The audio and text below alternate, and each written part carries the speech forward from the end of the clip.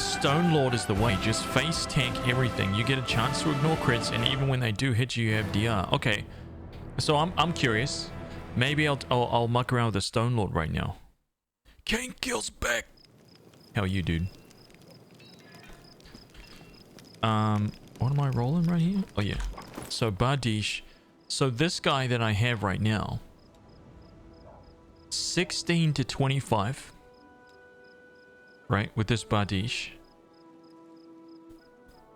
A crit on 19 to 20. That was a big deal for me. I know that it's probably potentially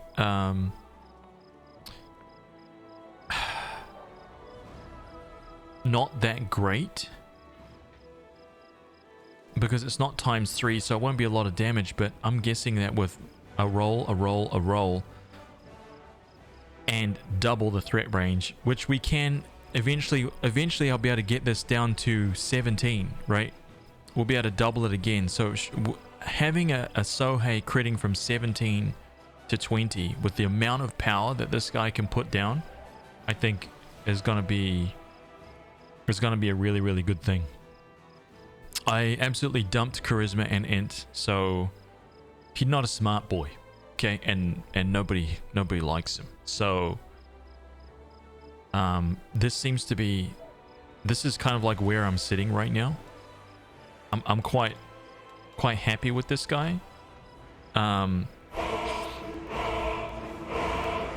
So you guys are saying, wait, which Pathfinder do you find better, Kingmaker or Wrath the Righteous? For me, they both play pretty much identically. But I like that this game has a lot more options. Yeah. What a chiseled lad. I see what you're doing, Musakan. I see you. Stop. Okay.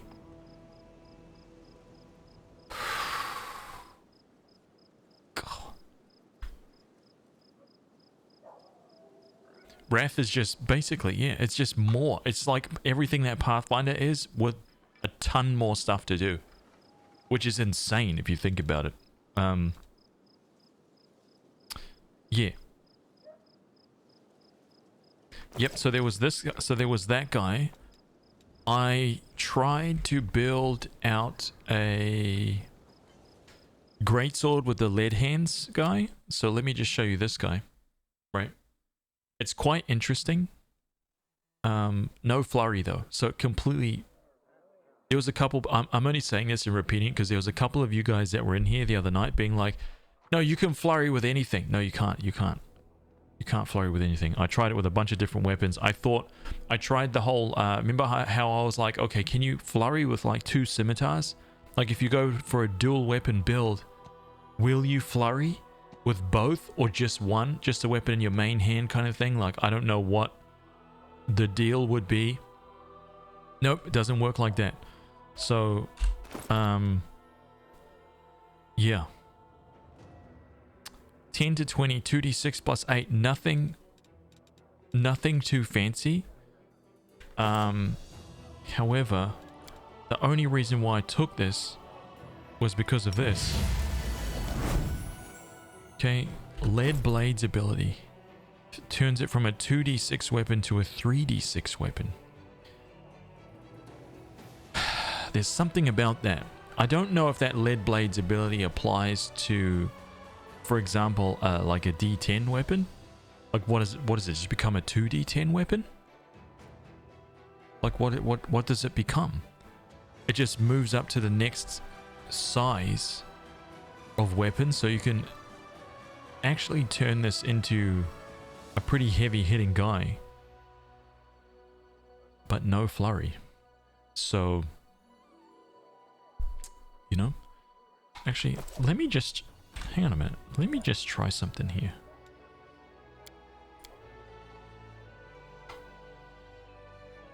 Let me just try something here. Let me just give him a great axe for 1 second, and just so I can learn. I'm pretty sure I've got one, right? Blocker. Yeah, here we go. So let me grab this. Let me just put this great axe in his hands. He's going to do bugger all damage with it, but it's okay. Okay, so he's doing 8 to 19. What I want to know is... So this thing is D12. If I use lead blades on this guy, what does it turn into? It turns into a 3d6 weapon. Oh. Okay, so it doesn't...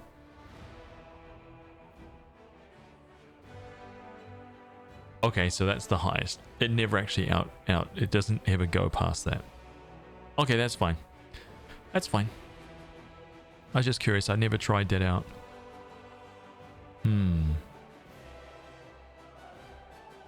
The lead blades? No, the lead blade skill just moves it up one size level. Right, a medium long sword that normally deals D8 goes instead to 2d6. One size category larger than they actually are. So I'm guessing 3d6 is the largest weapon. A D10 bastard sword medium sized weapon goes to a 2d8. Isn't that freaking cool? It's pretty cool. So there is that, which is cool, but the sad thing is it's only once per day. Right? That sucks. Really. If this was something that could be used, like constantly, that could be fun, but it's not. And it says here it can be used in automatic mode, but yeah. Why would you want that, like, on auto?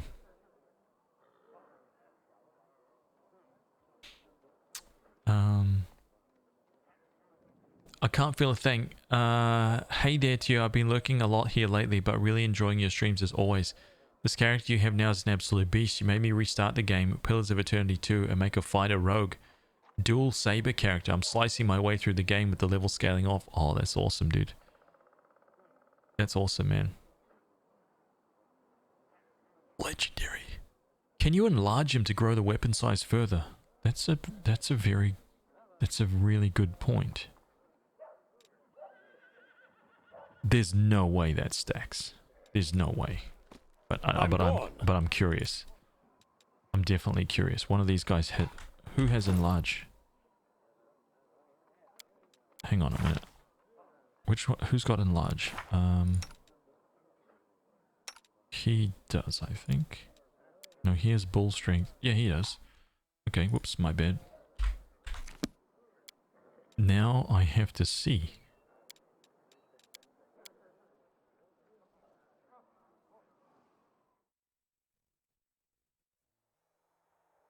Oh, damn it, but I've already used the lead blades. Let me just...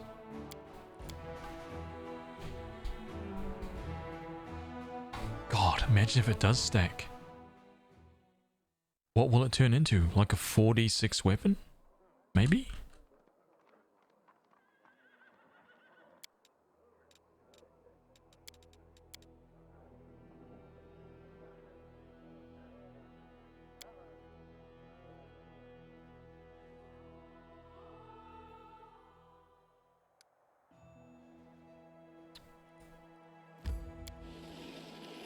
Let's go and have a look. Sorry guys, just testing right now. Right. Just doing some mucking around.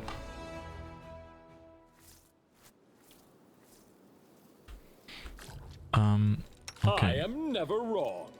That's right, you're never wrong. No reason to pause. Anybody tell you different, my dude.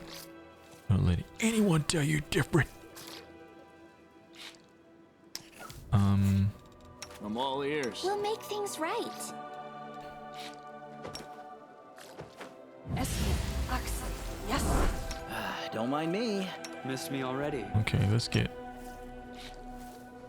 Unimosi travisi. Unimosi travisi. buff the shit out of him.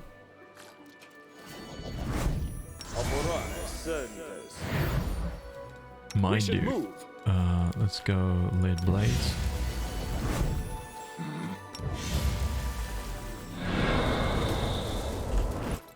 Okay, so... Yep, it went to 46. Oh my god!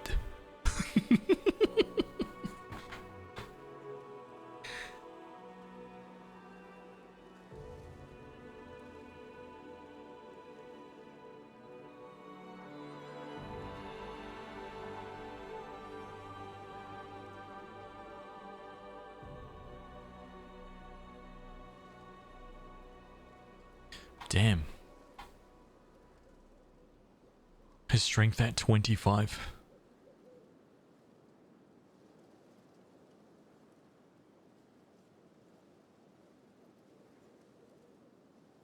His AC's got like he'll get hit a lot.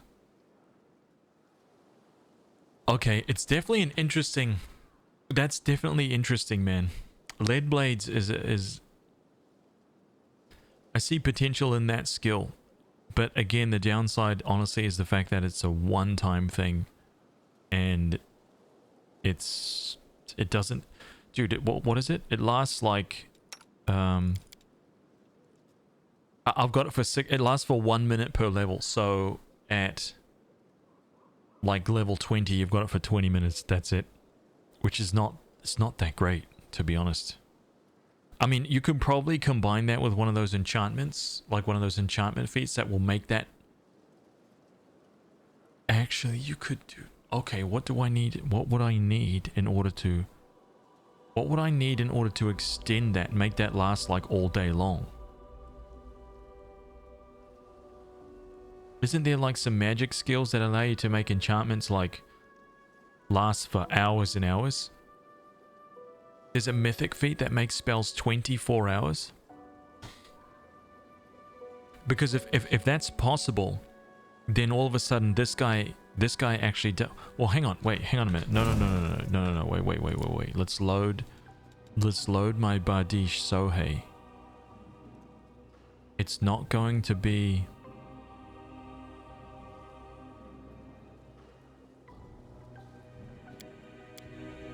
It's not going to... I don't have lead blades, which is fine, but I have to try something else here. Just thinking again. Theory crafting. Oh, wrong way, sorry. I'm pretty sure that this is the way I'm going with the Bardiche, man. I'm gone.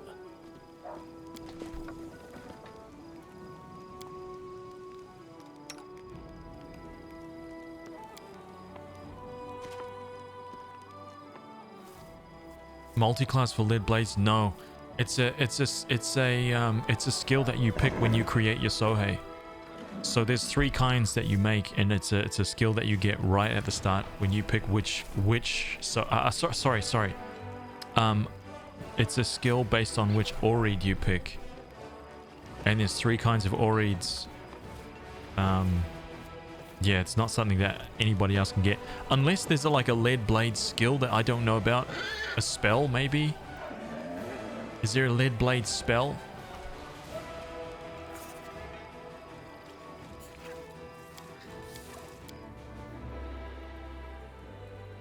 Meta magic only works on spells, not spell-like abilities. If it did... I imagine that could be a very, very game-breaking thing. Because... Well, I'm about to prove something right now.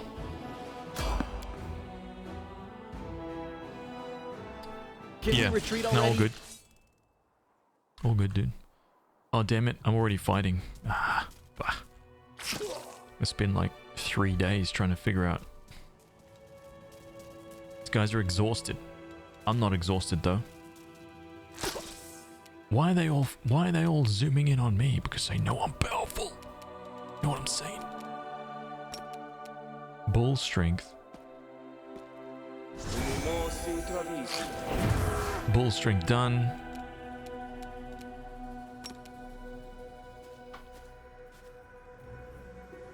Wow. Okay.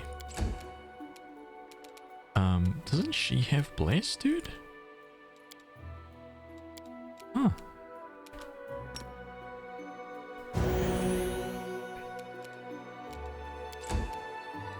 I'm just gonna chill. So it's my turn.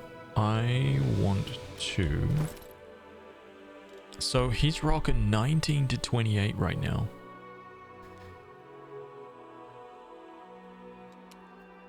Strength 24. He doesn't have the size boost. I want this enlarged person on him right now. Don't hold back! He just dropped a 47.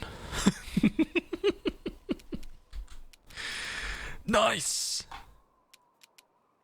Okay, let me see. He doesn't have any cleaves or anything like that, so I just can't even believe what this is going to be like in a couple levels from now. He also has I've given him unrelenting, so he is now at 21 to 30. Dude, that's such a terrible skill, man. So bad. Okay. Let's let these guys do their thing.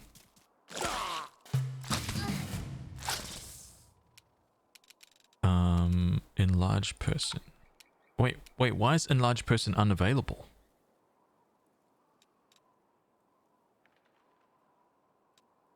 Why can I not cast enlarged person?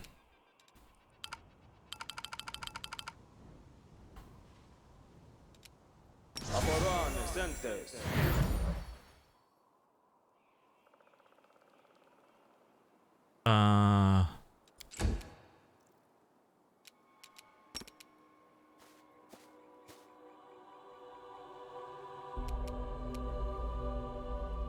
What?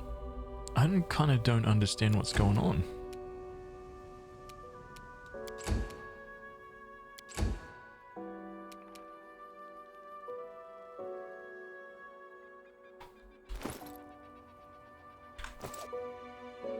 Strike! I am your end!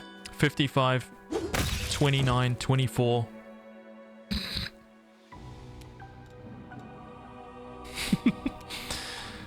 Not only that, but now he's doing 23 to 32.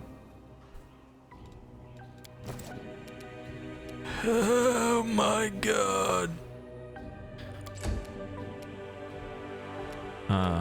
Horsey's dead. It's okay. It's in the name of science. Okay. Dude. Here we go. Now we actually get to. Now he's where we want him to be. Okay. Now he's actually what. Now he's the guy that we've been waiting for. Okay. Now he's finally reached it. Yes. Wait, did that fail? Failed. Okay.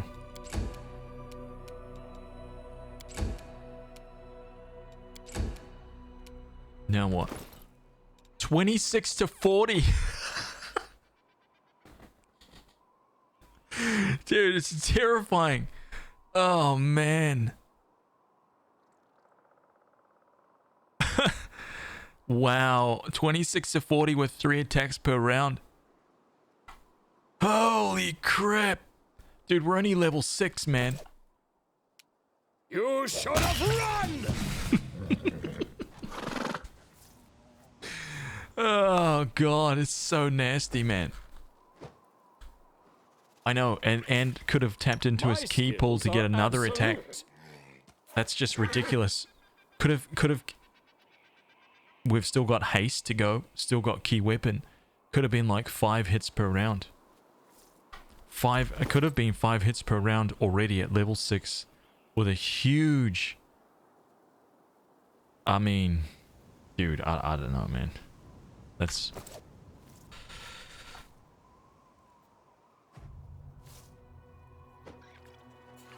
Lead Blades is a ranger spell. Wait, is it? Are we in trouble yet? Wait, so lead blades is actually, is it personal or can you cast on other people?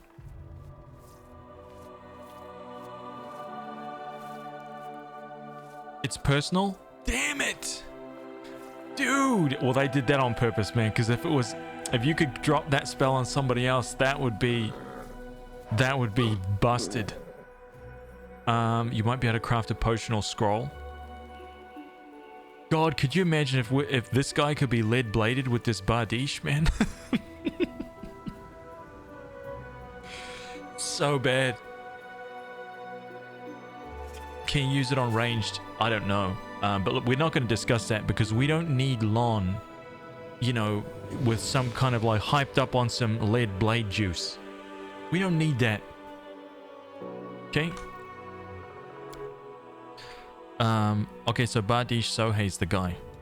This is where I'm at right now, I think.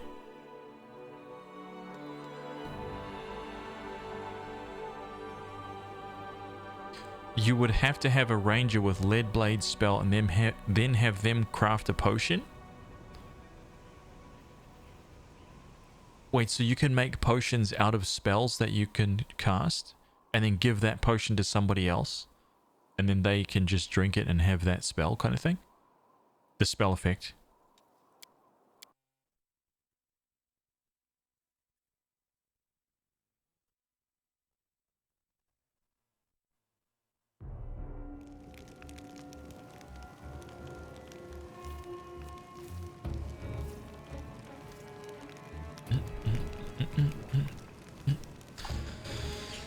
What happens if you enlarged a mounted character?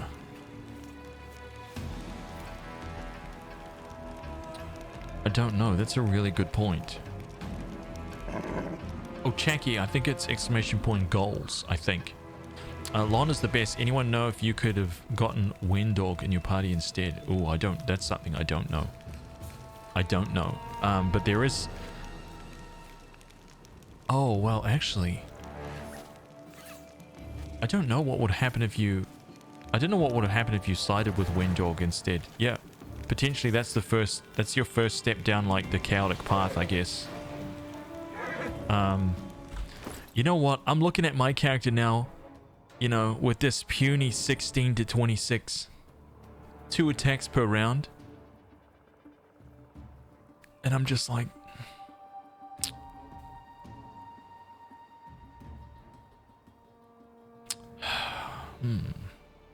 Okay. It's fine. It's fine. It's fine. Don't worry about it. It's okay. It's all good.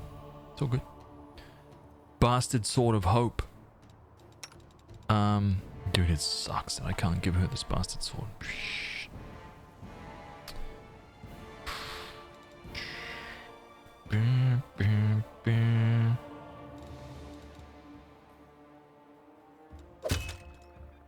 I did that yesterday. I tried that yesterday.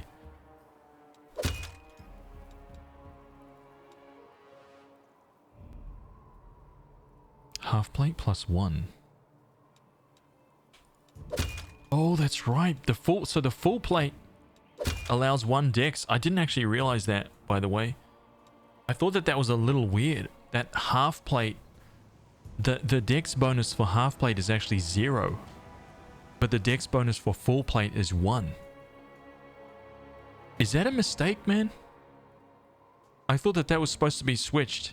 That doesn't seem right to me. But whatevs. You know, I'll take it.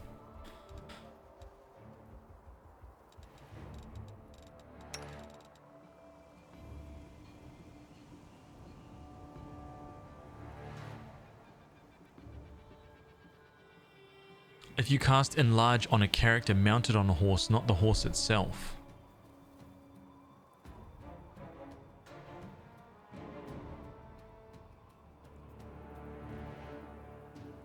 Don't know.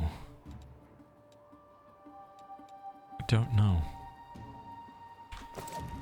This is my path. So what is this? Light Halo. Power attack. Why do I not have this massive amount of like... I'm not even fighting like defensively, dude.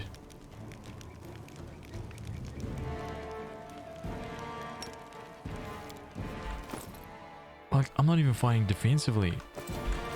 And my attack bonuses are so low.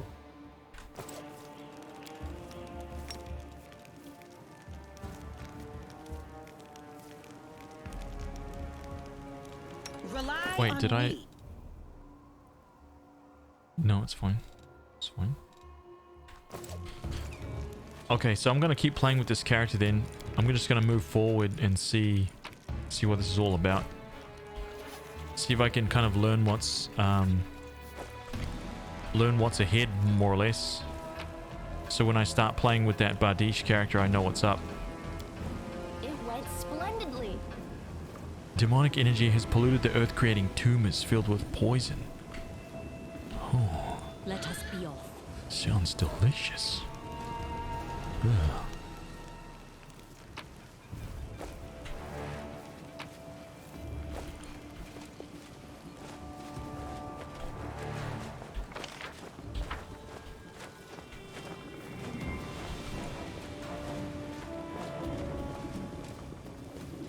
Oh really? I'm going in the cave?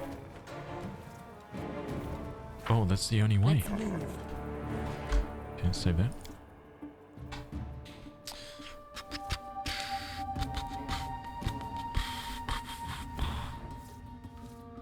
I stand ready. I'm so close to level set. Oh no, we actually just got level 7. What did I end up picking?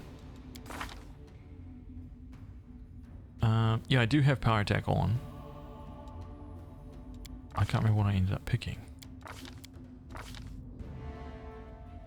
Cleaving finish. If you make a melee attack, your target drops to 0. As a result, you make another melee against your highest base attack bonus. Base attack bonus against another opponent within reach. 1 extra attack per round with this feat. Oh yes.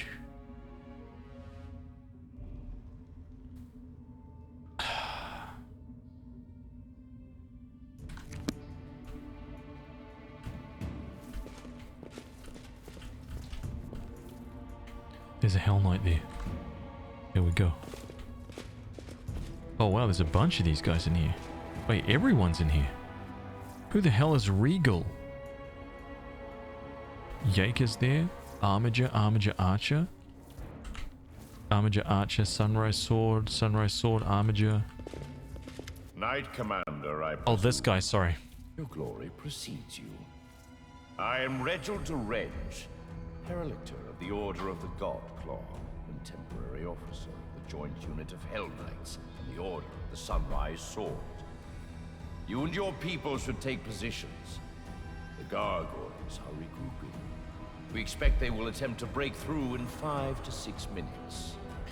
Yo, this guy, so for anybody that missed out, this guy, when we left off the other night, there was some wounded on stretchers, right? The priests were like, dude, we can't leave these people behind. We need to get them to safety. We gotta focus on them. And he was like, you're an idiot. We're all gonna die if we focus on this guy. And he literally killed them, murdered them right on the stretchers. Murdered all of them, all 4 of them, just killed them. In front of the priest. So, and he was like, problem solved. Let's get out of here.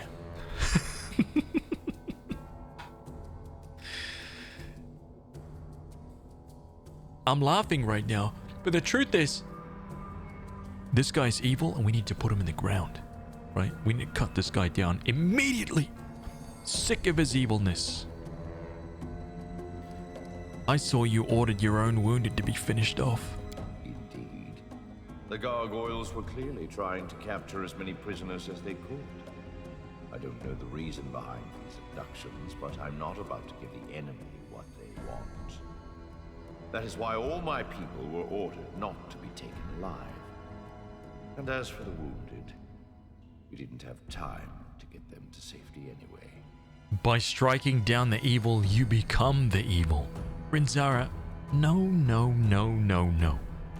By striking down the evil, you become the goodness. You can't convert evilness, man. We've seen how that goes. Time and time again. If they're evil, they're lost. Right? They're gone, dude. They're gone. Best just chop them down, right? Divide the spine. Can you hear yourself? For the sake of principle, in order not to give the enemy what they want, you killed your own wounded. Helpless subordinates. Why does anyone still follow you? Exactly. Exactly. Because we are Hell Knights. We know our duty. Only someone who's never been responsible for the lives of others could feel any outrage at this decision. The wounded couldn't be saved. What good would it do to anyone if the rest perished along with them? Lon, you better keep your trap shut, son. Right, say another word and you're gone. If you enlarge an unarmed character then equip 2 greatswords, would that work? Can you have like a dual... if the character was permanently enlarged, could they wield 2 greatswords? If they were a 2-weapon fighter? Could you imagine that? An enlarged 2-weapon fighter wielding 2 greatswords with lead blades. Oh my god. Did you really just give 2 flasks of water to the Knights of Sunrise Sword suffering from thirst and a sack to use as bandages? Jaeger rolls his eyes. I spared them the exact volume of resources I could sacrifice without risking my own people. However, the situation has developed, and I've already ordered they be given additional supplies. They are temporarily under my charge, and I can use their forces to rebuff the attack. They'll work for their water. Yo, this guy is so brutal. Regil raises his voice and speaks emphatically, ignoring a whisper coming from the group of Knights of Sunrise Sword. He seems to be reiterating his position for their benefit.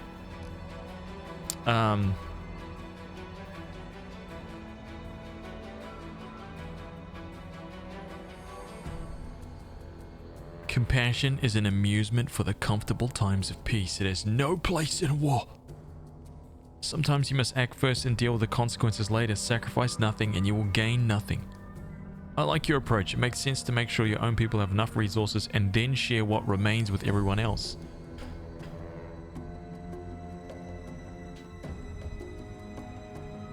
In a place like the World Wound, we all need to stick together, even if that means sacrificing something for a comrade.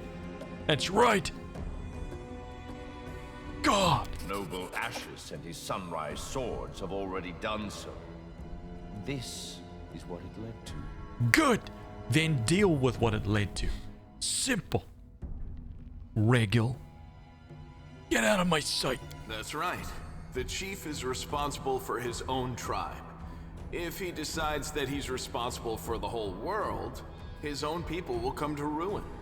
And if he wishes that someone else was responsible for his people, that means he's not fit to be chief.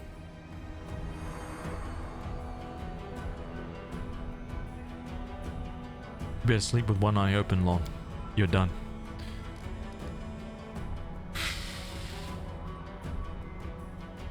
A joint unit? Forcibly joined. The leader of the Order of the Sunrise Sword was unable to get to safety, which is not surprising, considering his, shall we say, excessive scrupulousness and sluggishness. He talks very quiet. Given the extreme situation, I took command of his people. Just great. Paladins and Hell Knights all in the one troop. It's like catching the plague and the pox at the same time. Well, Jeff. Technically speaking, there isn't much in common between these events. While paladins may truly not be frequent members of Hell Knight orders, except for the Order of the God Claw, of course, the probability of contracting both plague and the pox is not all that low. One would simply have to engage in debauchery during an epidemic. Aw, Nenio, you're no fun. It's supposed to be good when different people unite. We're here for a common cause. But it still gives me the creeps for some reason. Hell Knights shouldn't be allowed to get their claws into our paladins. It's wrong.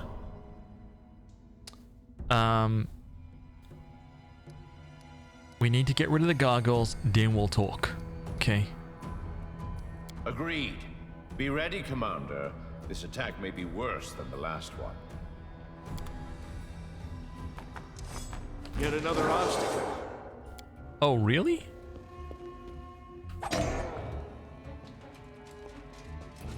Did Jaeger just run up and punch that guy for 1 damage?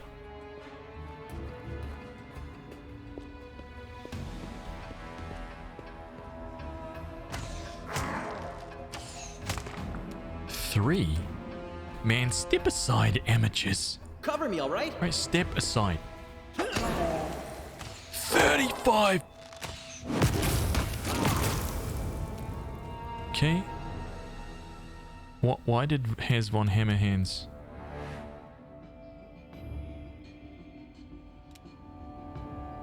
Wait, what just happened to me? Why do I have Smite Good on?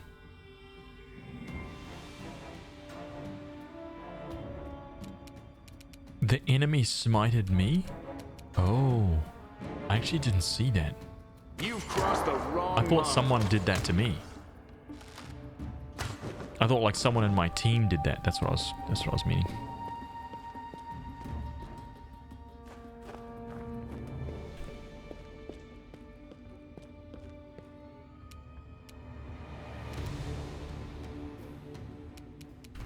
What's actually happening right now? Celia, you walk on up in there. Right.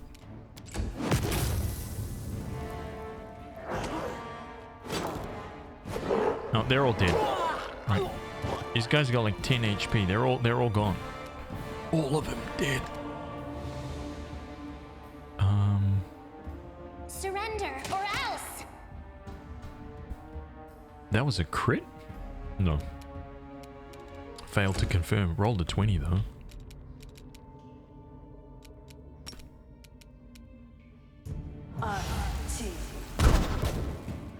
Oh man, I thought more than one would hit. Damn it. Hell Knight, let's see the damage. 12. Weak. Weak and pathetic. Here we go. Step aside.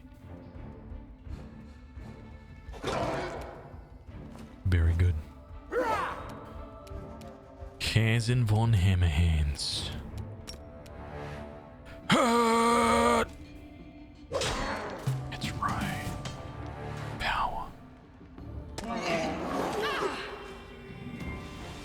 Wait, really? Oh no, she hit me.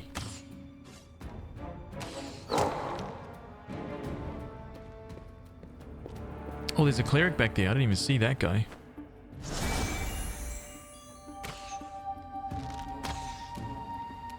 Pathetic. Stab you or zap you? Why not both?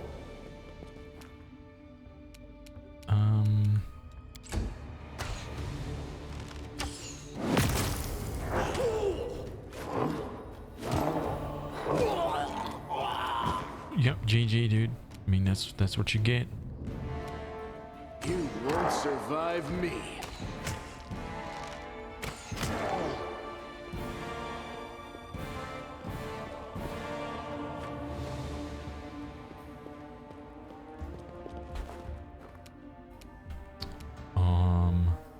Into the fray! 1, 2.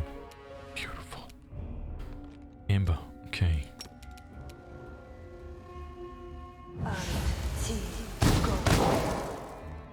Okay, I did bugger all. Bugger all, man.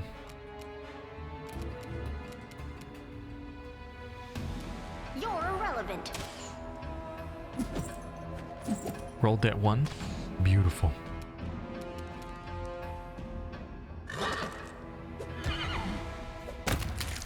Nice. Haz von Hammerhands. Here we go, my champ. Forwards! Us! Wait, that guy's within reach. Why did you not clap his cheeks? You have cleaving finish.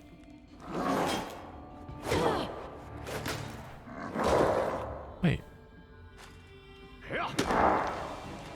Why did that not happen? Is this guy too far away?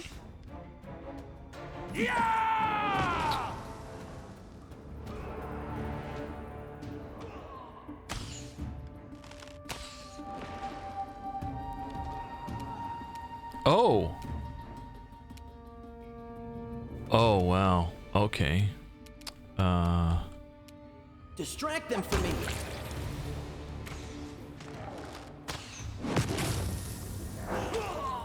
Yank is dead, but I don't really care. Right? That's what you get, dude. Should have thought about that first, you know? Endure this!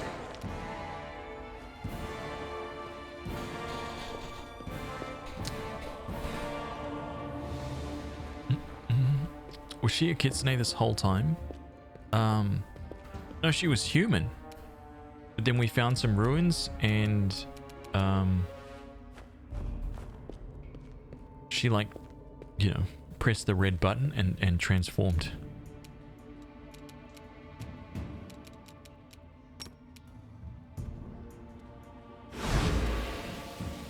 Damn it, failed.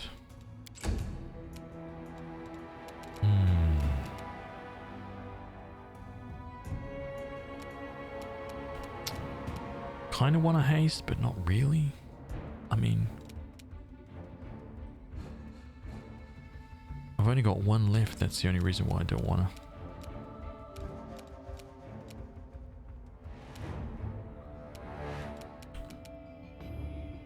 I'll remove this obstacle. Yep, okay.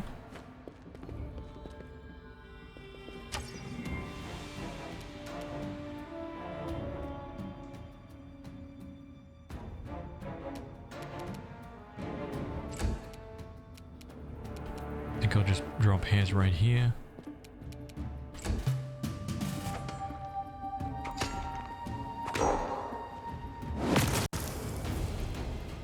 Oh, I knew it. So these guys came back around.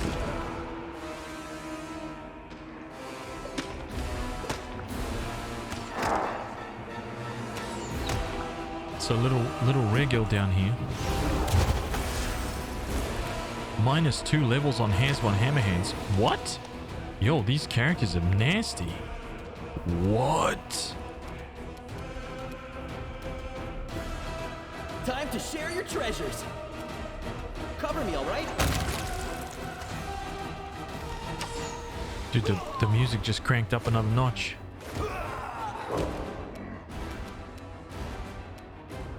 Make every strike count. Terrible.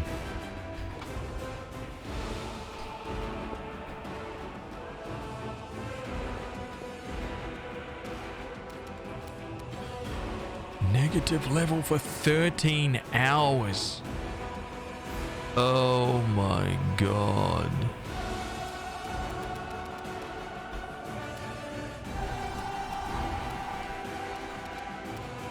Actually, I'm gonna bring her back here.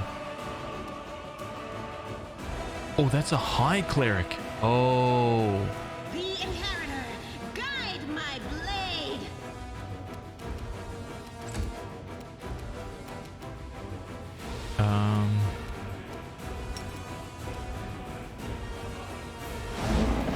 Ooh. Gone. Oh god. I can't lift my arm up. Too much pain. You should have listened to reason.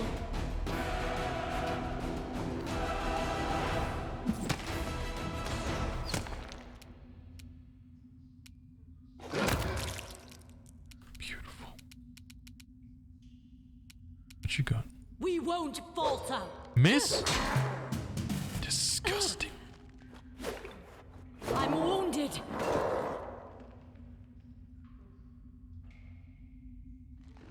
Wait a minute. What do we got here? There we go.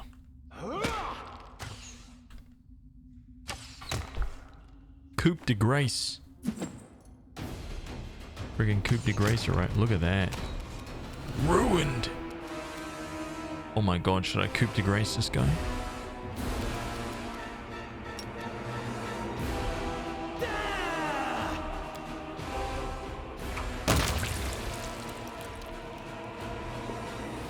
Only 23. Pathetic. See what I'm saying? Very You've crossed the wrong mongrel. weak.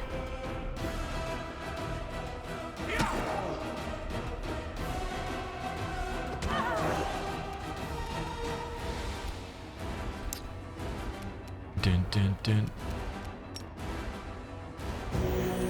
Nice. Big heals.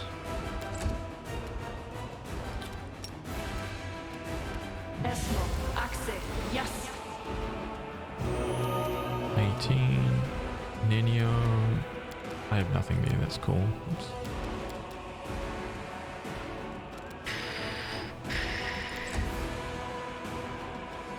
Okay, no more have come down, so maybe this is it.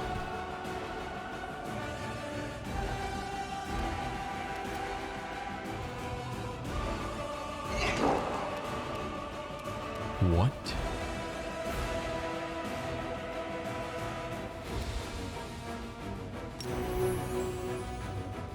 Heal.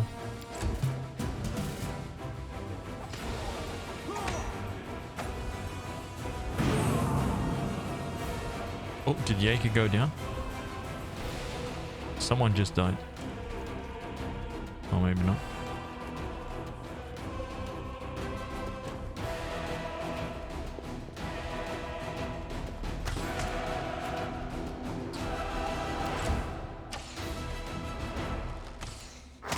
Okay, Long, come on, man. You won't survive me. Push through the cave, talk to Paralytic Regal.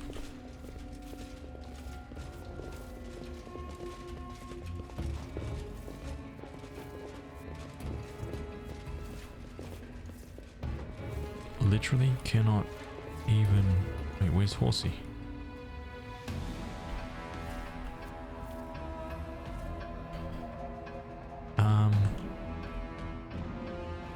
Ooh, the Gargoyle High Cleric. Oh, yes. Some kind of fancy helmet. What is it? Inspired Wisdom. Oh god, I'm level 5 right now. I wonder if my... Oh no, dude, because I need actually a full restoration. Dude, that sucks. Damn it, man.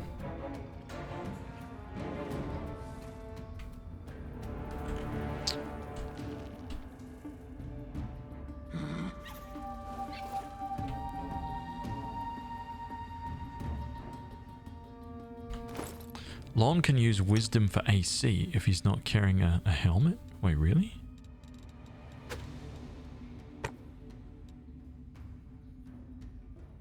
Interesting. I mean, but he doesn't need wisdom, right? I mean, wisdom. You know what I'm saying? Don't worry. Like, he doesn't need wisdom. I need wisdom.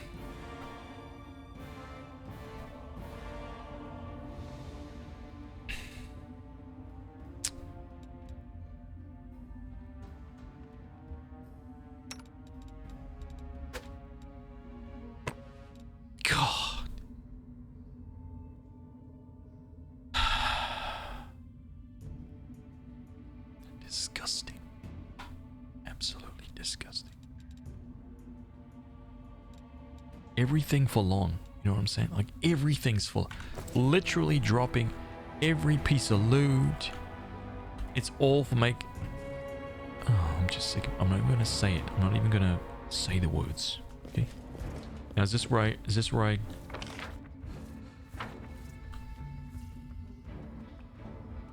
Do we really have to talk to this guy right now? Just saved him. You two check the area, mark any potential shelters that offer protection against aerial. Quartermaster, inventory the remnants of the camp. I want to make sure the gargoyles only abducted people and weren't interested in anything else. Send messages immediately to our scout squads and order them to return to camp. I need a full list of casualties, the sooner the better. Yo, he's organized! He turns to you and nods slightly. Commander, your arrival was well timed. Now we can finally talk. I'm quite interested in the events that occurred at the Grey Garrison. And I suppose you have questions for me as well. This guy's getting it done. I mean, this is the side of him I can appreciate. Right? I can appreciate it.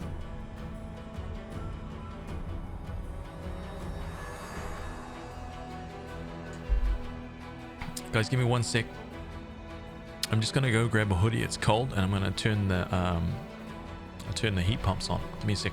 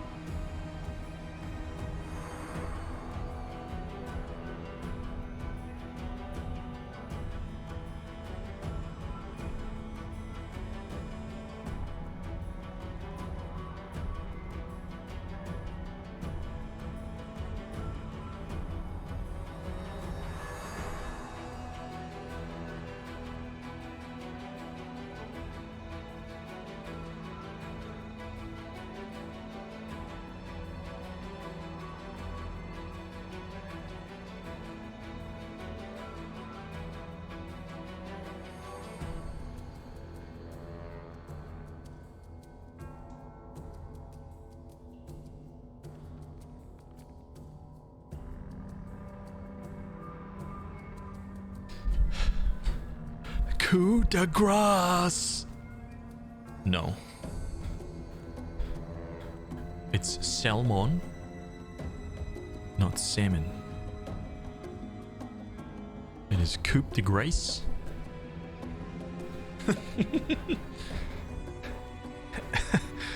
Every time I say that, critical hit. God.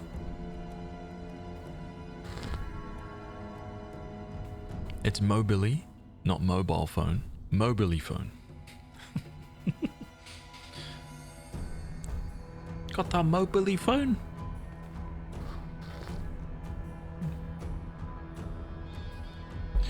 Oh man. Lasagne, that's right. Forget about lasagna, right? Lasagna. Lasagne. Is a hot drink moth free? It is, man. It is. I ripped that packet open, right? Tipped it in there. It's a caramel latte. Caramel's my favorite, by the way. Any caramel fans? I didn't know caramel was such a contested flavor, man. I thought everybody liked caramel, dude. Right? Not caramel, right? Forget that. Right? I don't know who invented that abomination. Caramel. Caramel, right? Caramel. God.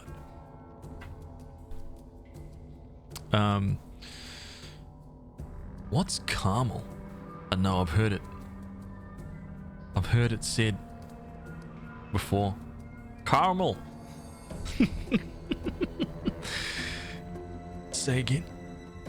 A new legend is born. What's that? Chaotic Peaches. 92. Look at those smooth emotes. Legend. I was about to say. I was about to call you caramel peaches. Oh man, so bad. Chaotic Peaches. Thank you. I really appreciate that brand new tier 1 sub. This is for you. Okay, this is for you. Step into the armory. Little gift. Level 1. Iron Dagger. Look at that right there. Look at that right there. Beautiful. Some iron daggers just for you. Okay. Thank you. I appreciate that. Caramel Peaches sound good, right? Sounds pretty good, right? Caramel. What? I have a sister-in-law who dislikes caramel very. I know. See, this is what I'm saying. It's not just like a. I don't really, not really caramel. It's like, no, I hate caramel. I don't really. It's not really like a. It's not really like a hateable flavor. Like, I can understand someone hates licorice because it's got this real like someone hates coriander. Like, I get it. Someone hates like celery. Like, I understand. It's this real pungent flavor. But caramel? What? I don't know, man. Right? Yuck! Licorice! Caramel is just vanilla and sweet flavor. What the hell? Rinsara, man, you need to see a doctor.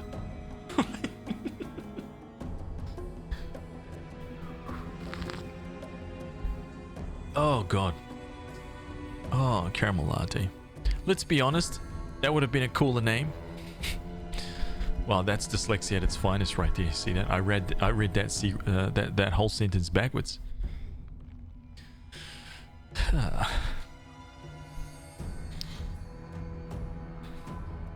Doc Holiday, you got a hazelnut latte? Good. Hazelnut lattes are good. Hate Nutella though. Hate it. Okay. Nutella has a very hateable flavor. Right? Disgusting.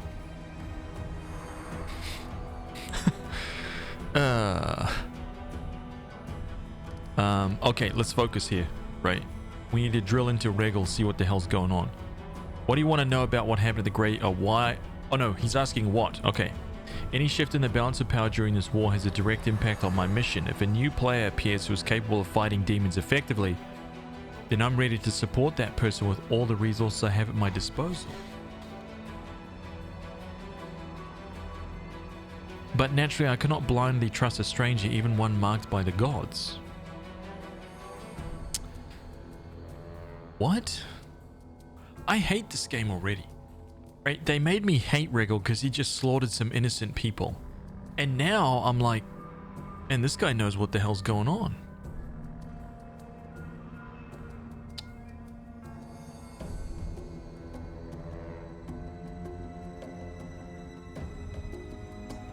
The gods blessed me with an incredible gift, and Queen Galfrey put me at the helm of the crusade, but that's not enough for you, is it?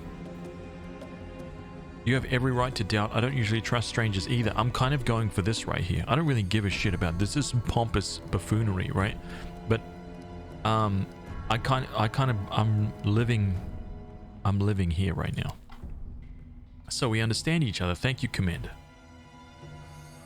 Is there anything you'd like to know before we move on to more serious issues? What if I want to join the ranks of the Hell Knights? That ain't happening, right? I'm a champion of justice and righteousness and goodness.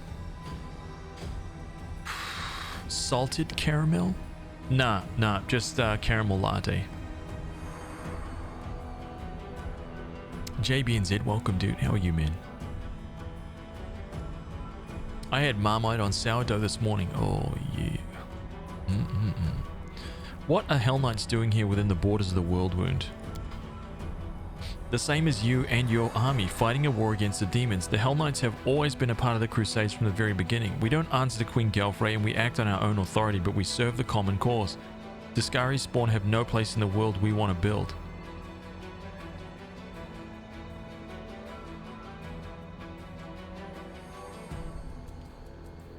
Okay, this is a serious question right now. I know that there's a lot of RPG fans in the chat right now. Right? Billions of you guys. How come, now this is, I know that this is going to blow a lot of your minds. How come when you're playing an RPG and you're moving your way through it and you're meeting all these characters and you're like, yo, badass, this guy looks cool, this guy looks cool. How come, right?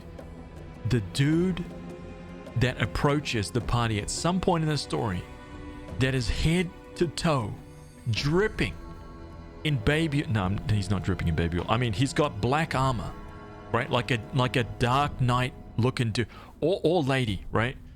They literally, they walk in and they are wearing dark stuff, black armor, some dark evil knight, some kind of like crazy assassin, something, but it's like black armor from head to toe. How come those designs are always cooler? Why? They're cooler every time. They always have the most badass looking shit, man. And they're always the evil guy. Why is that? How come I can't have that cool shit but be the good guy? Every game.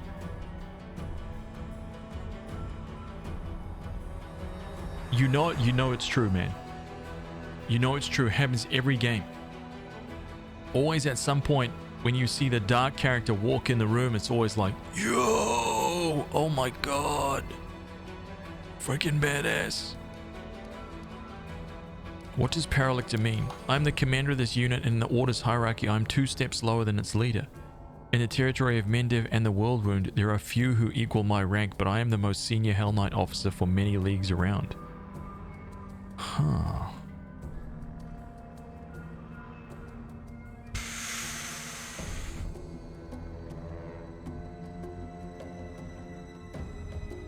Comes with a territory. Goody Two Shoes only gets pink fluffy pillows. No, I disagree with that. Xenos prompts, wait, is a example from Final Fantasy 14 of that. I don't know who Xenos is, but I guarantee you if I looked him up right now, I'd be like, exactly.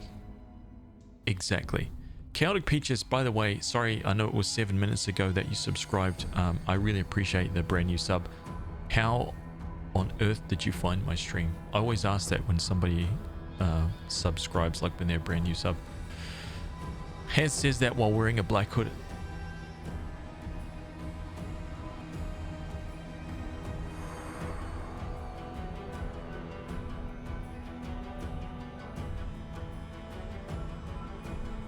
That is a very good point. I never like walk on the stream dressed all in white with a halo, angel wings on my back, do I? I'm literally wearing black every day. Does that make me cool? Or is that just a sign of my darkness? Am I actually an evil villain, masquerading as a warrior of light on the stream? A new legend is born. HazVsLeg, HazVs and HazVs3, Just saying. HazVsBlush. Just saying, dude. Prime example. It is the fate of the good to be absolutely boring. Geronimus, okay, Geronimus, do you play these games evil, man?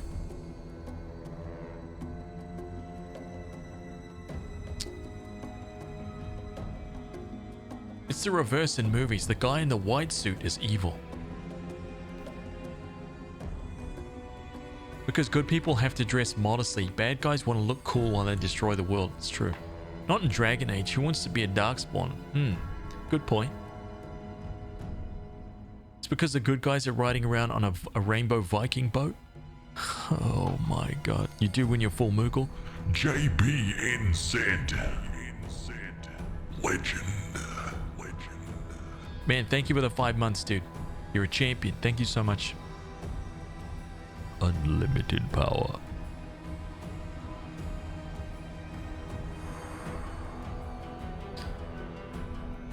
I'm not gonna lie, yesterday while I was testing out Skyrim, I was teleporting around and I teleported to a bridge. And there was a chicken on it. And I ruthlessly slaughtered that chicken, right, with my axe. It was just on the bridge by himself in the middle of nowhere. And I was like, you have no right to be here. And I brought my axe down on that chicken. Yes! Right? And then I felt sad because I was thinking about Outcast Chicken.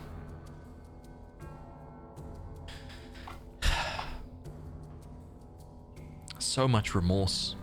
But the truth is though, right? The truth is though, is that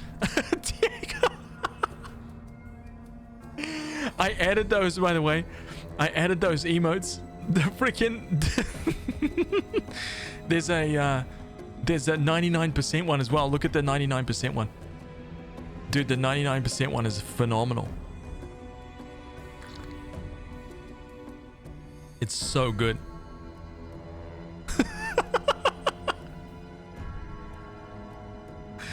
Oh, brilliant. How many of you guys were here for the 99%? Do you guys even know where that came from? I bet you guys don't even know where that... You guys are too young for that. Man. You guys don't even know where that came from.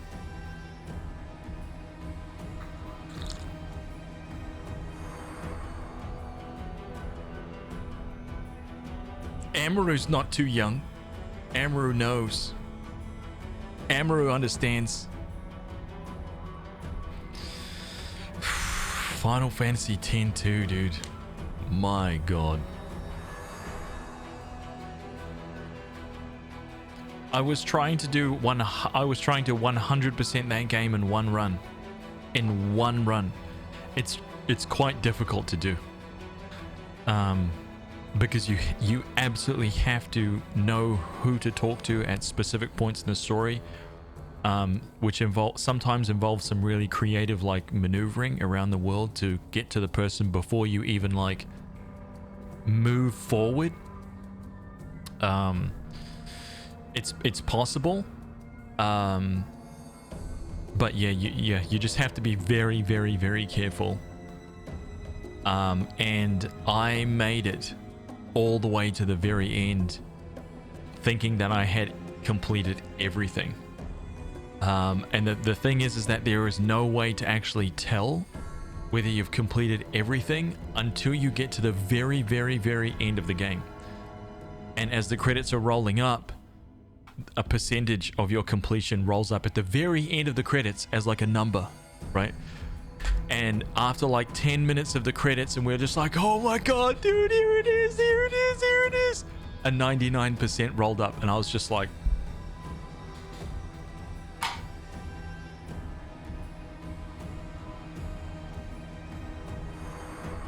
I just died, man. I literally died. I was like, cannot believe what's happened right now. I literally, it was like 90 hours of gaming, right? And I ended up at 99%. Yeah, it was horrible, literally horrible, so bad. Look at you guys laughing like.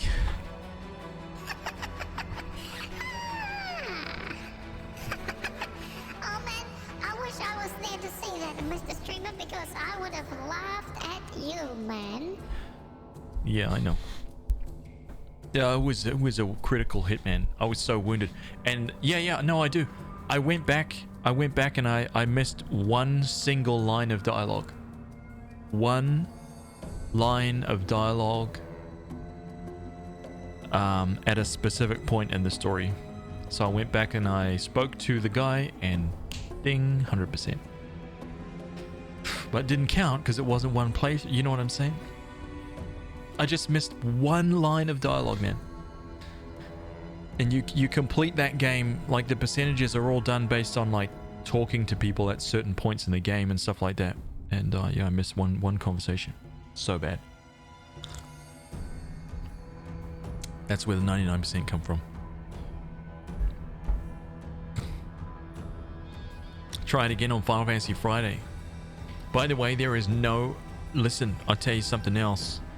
I have the guide for Final Fantasy 10-2. I've got the physical guide. I had two of the best guides, the most well-known guides on the internet, right? On GameFAQs, and another one. So I was multitasking through three guides, man, to get 100%, to ensure that I got 100%. And let me tell you, some of you guys will remember, but this is a fact. And I showed you guys on the stream. 3 guides all say 3 different things. And some of them even have disclaimers at the start of the guide being like, my guide is the only one that will give you 100%. It's not. Trust me. They won't. They will not give you 100%. And in fact, if you follow one guide, you will not get 100%. You'll probably end up with something like 97. You won't get it, man. None of them will actually get you 100, but they will legit be like, this is the only, if you stick to this, you'll get it. No, you won't, man. God, can you remember it? It was so bad. So bad. Anyway, enough gas bagging, okay? We're off track now. This is your fault, not my fault. We are not done talking about your atrocities, Regal. Attack, I will rid the world of you and the world will thank me. I am so close to choosing this option. I want to kill him because he's evil. Right? He's lawful evil. This guy's a bad guy.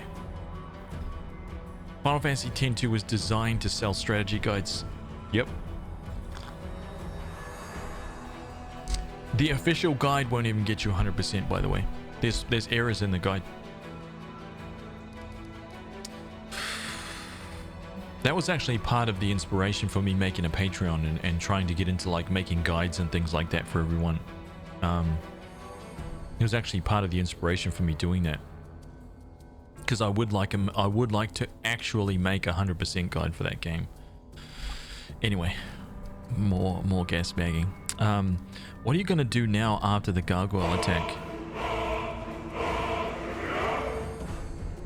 Pendragon 1111, welcome.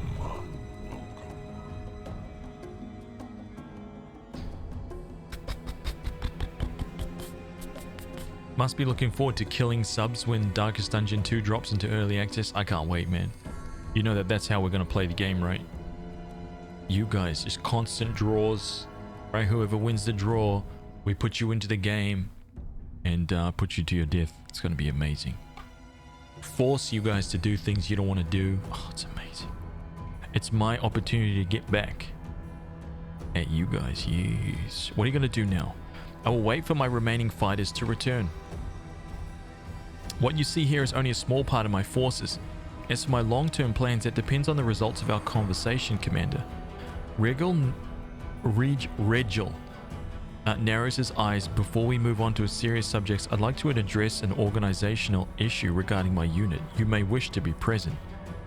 Jaeger steps forward and salutes with a clenched fist to his chest. Paralector, permission to report. During the first gargoyle attack, I determined it necessary to leave my post. I swam over the river, found the commander's army, and asked him to provide assistance.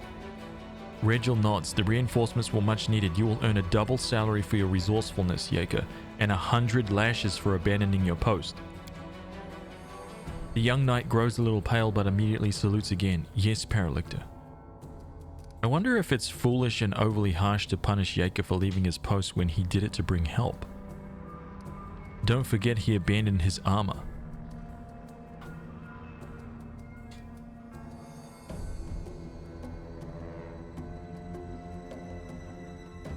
Damn.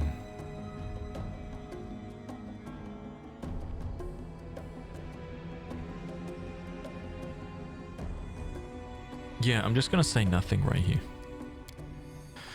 Regil, who watched you closely throughout the entire conversation, nods to himself. Now for a more delicate issue. You, Commander, were interested in our dispute with the Knights of the Order of the Sunrise Sword, correct? Their forces in Canabra suffered great losses in the demon attacks, and now their leader has perished and his troops are in trouble. They are reeling with no command structure. Their order will hardly be able to be recovered from the losses they've suffered. Okay. These fighters aren't the finest material I've worked with, but if I assume formal command over them, I'll be able to reforge them into weapons of reasonable quality. One or two might even become true Hell Knights. The rest will be put to good use as well. Put to good use? Do you really think these people will follow you after how you've treated them? What does this have to do with me?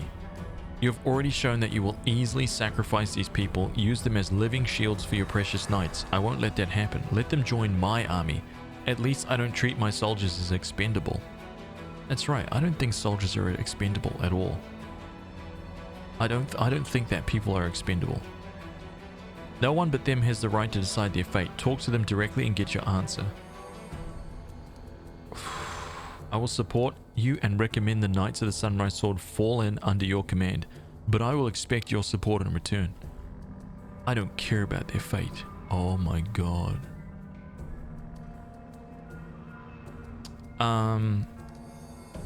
Do you really think these people will follow you after how you've treated them? I'm going to ask him this.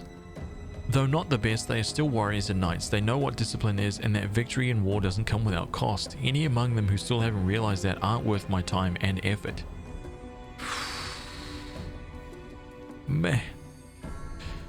I find it just hard to vibe with that, man. I just can't do it, dude. It's too difficult for me to get on that level, you know?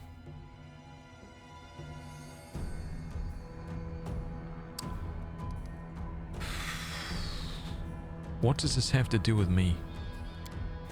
A spark flashes in Regil's pale yellow eyes. I suppose, Commander, that for leagues around, from Canabras to Dresden, from Dresden to the cursed city of Ease at the heart of the world wound, all of this pertains to you in one way or another. You were the catalyst that shifted an age-old balance of power, whether you meant it or not. Your own future and much more depends on the decision you make here and now, even the ones that seem insignificant.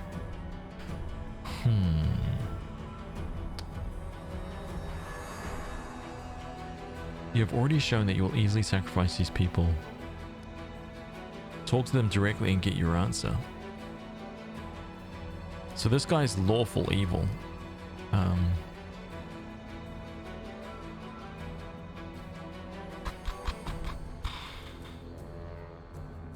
I think I'm going to choose good.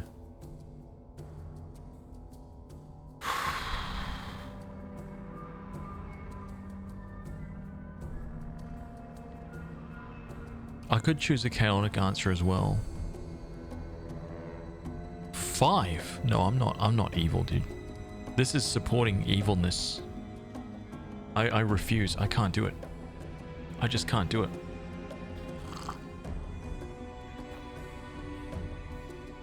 No one but them has the right to decide their fate. Yeah, I'm gonna choose chaotic. Regil looks at the warriors in white and yellow shifting cheerlessly from one foot to the other. Initiates of the Sunrise Sword, your leader is dead. The Order has suffered serious losses and will not be able to recover. You may return to Mendiv to join another Crusader Order and hope that they don't meet the same fate as the Sunrise Sword. Or you may remain under my command. I will not promise that it will be easy, or that our war making will be constricted by our principles. What I can promise is this: under my command, you will never again feel like helpless mice in the talons of a ravenous raptor. Does that mean we've worked off the precious resource you spent on us? The water, medicine, and bandages? Yells one of the knights in the white and yellow. I wouldn't make such an offer if I thought you were useless garbage.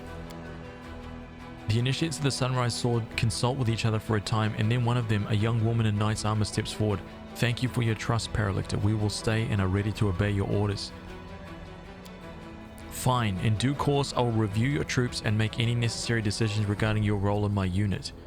Regil turns to you. And now, Commander, for the most important issue, cooperation between our forces. We do have a common enemy and a common battlefield. Court. Look at those smooth emotes. Legend.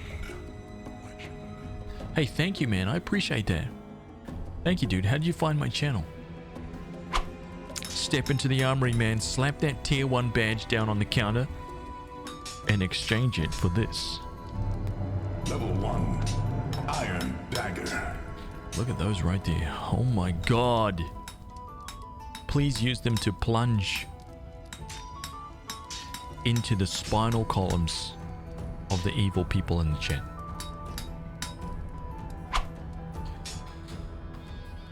Thank you, dude. I appreciate that a lot. Thanks so much. Never thought I'd see an evil gnome. Really? There's something weird about a gnome knight. What would the purpose be to become like, to be some kind of like tiny humanoid knight character? Just an AC boost? Like casting reduced person on a knight, like reducing him down to become like literally minuscule.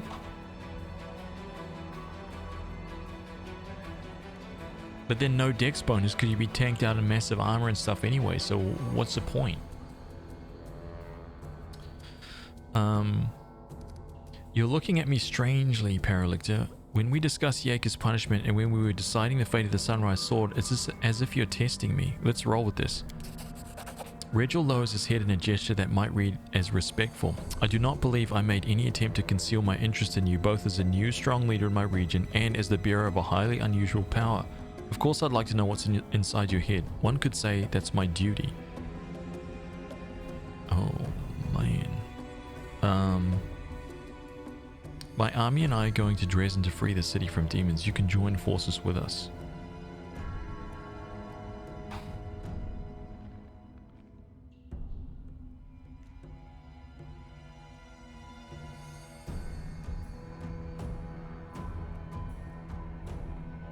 Here it is.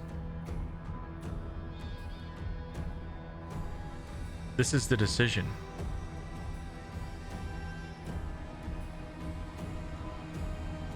Dude, he's so good at organizing stuff, though.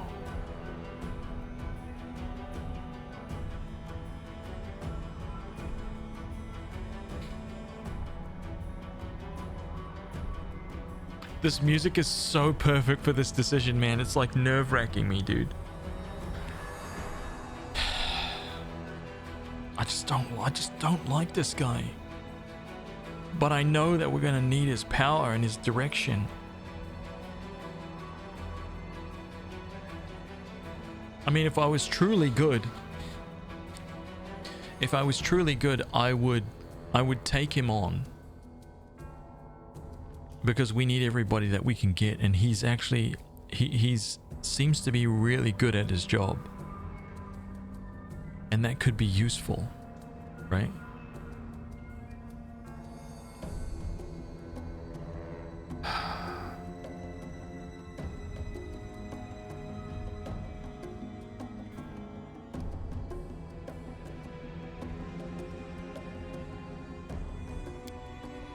Regil rubs his chin pensively. Dresden, an ambitious goal, but most reasonable. Imagine how such a victory would rally all the separate bands of today's Crusaders under one banner. And we certainly need a base of operations inside the World Wound. So how come... See, this is what I'm saying.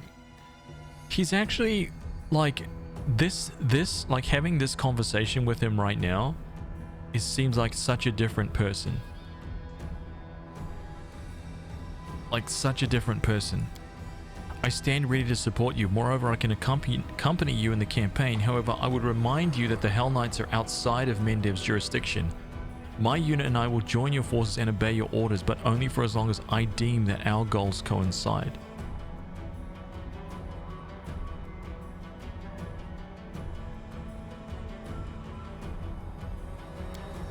I like his eyes. They're still bright. Neither the darkness nor the paleness has taken them, for now.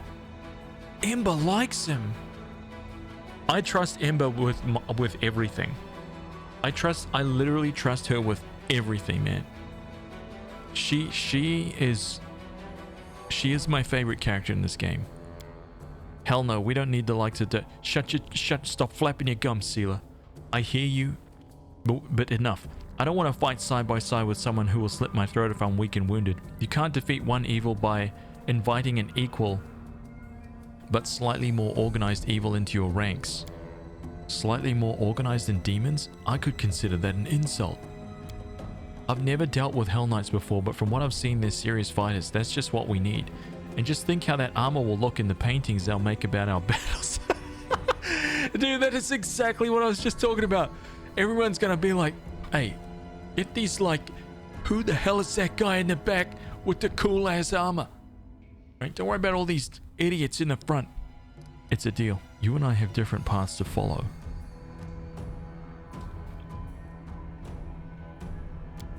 Yes, Commander. My forces and Regil Derange are at your disposal.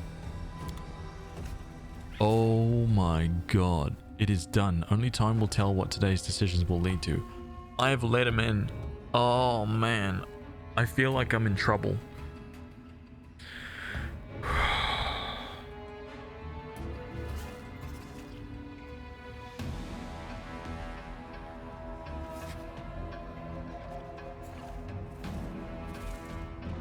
Oh god. Sealer is my tank now. What is he? Do I kick Sealer out and replace Sealer with this guy? I'm tempted. I'm tempted. If he's actually a really good tank, I'm very tempted to do it. But if he's not a good tank, and the crappy thing is that I can't see it right here. Like, I can't go into his thingy, you know? Where is he? Oh, he's gone. He's gone. Okay, well, I'll hook up with him. I'll hook up with him back at camp.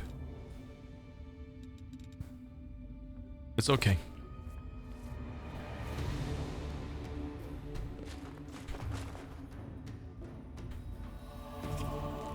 Okay, so what's down here then? This is my kind of work. A skeleton of a man wearing armor from the time of the First Crusade. It's holding the skeleton of a child with strange proportions and animal paws instead of its right arm and leg. Oh, this was like a... Oh, this is one of Lon's peeps, dude. Ring of Protection +2. Yo, nice. I will take that real quick. AC 30. I mean, it's stacking up fast. Would be funny if the next time Haz's party rests there's only Reggie and Haz left, no further explanation, just a trail of blood. No. No. That doesn't sound good. Come on. Sunrise Sword Crusader. Wait, there's somebody down here. We're still alive.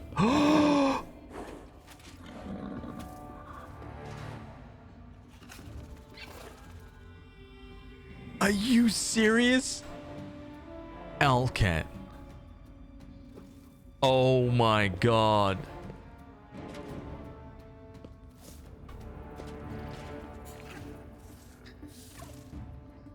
That is so good, man. I love that. That's so great. It's literally him too. Look at his armor and everything. Man, this is what I love about video games, right? Like, this is why video games are so brilliant, man. You can have a game that literally does something that resonates with everyone, regardless of whether you even play the game or not. And then other games just take that thing and they hide that Easter egg literally somewhere in their game. It's just so good, man. It's brilliant. I love it. He's like the only person down here as well. One more time. Freaking love it.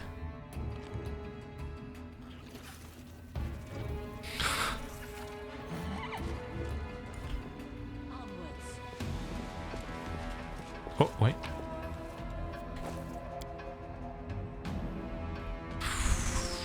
Jace, how are you, man?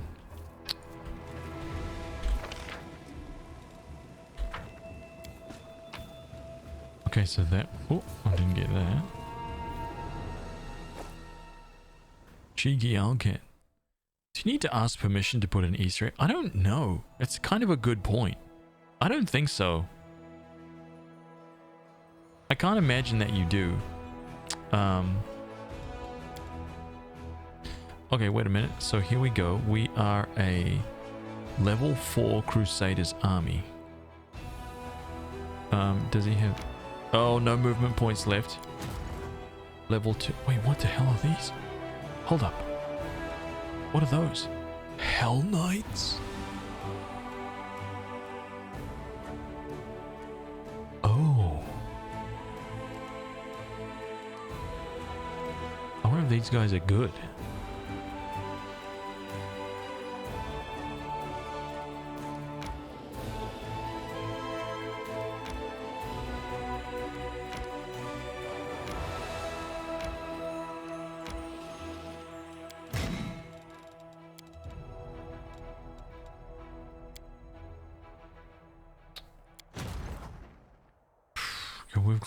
We've cleared literally everything here, but we need to go down this way.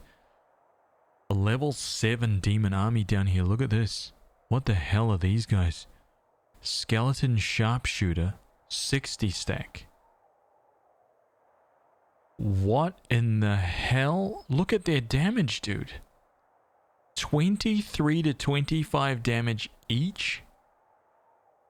What? Nope. No. No. Not at all. Skeleton champions, 15 to 17.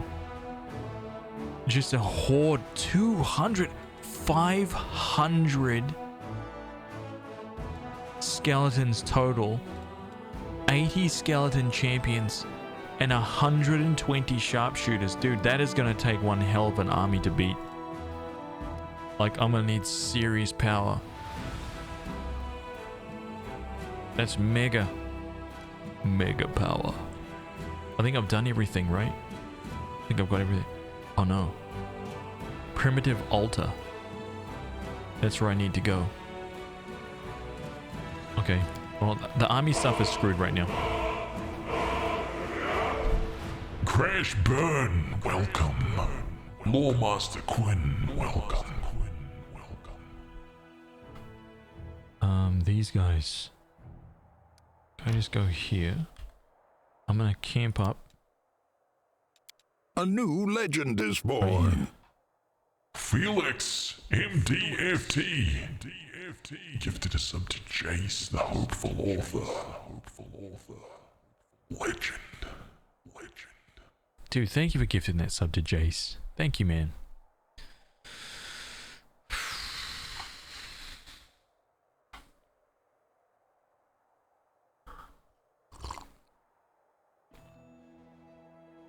Thank you, dude. Can we change this out? Fish on a stick.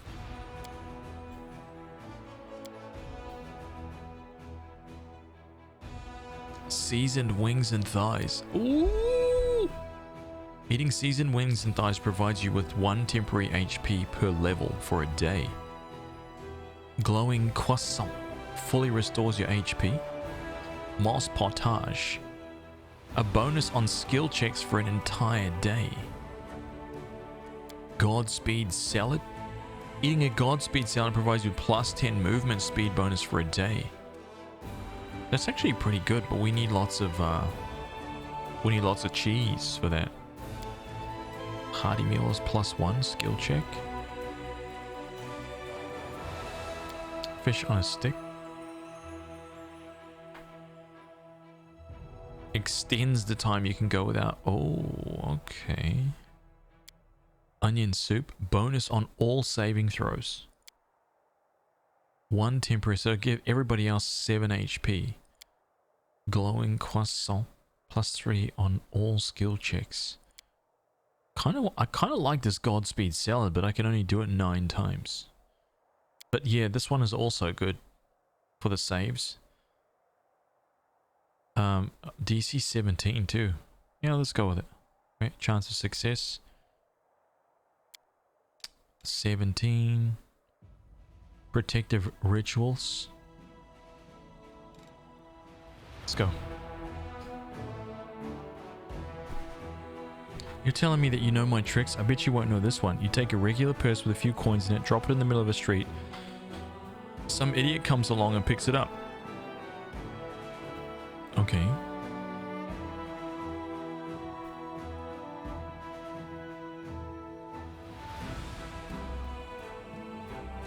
There's no way to like skip these and make them go faster either.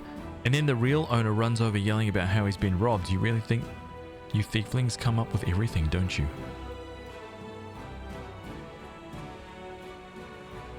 Sela's showing her dark side. She's like, I used to do that. I literally used to do that myself. Failed to weaken the impact of the corruption. You only needed to roll a 6, man. Literally a 6 on a d20. Failed. You wound me.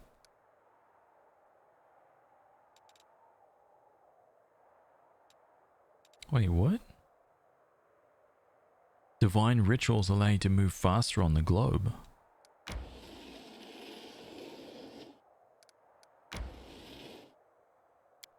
We take that.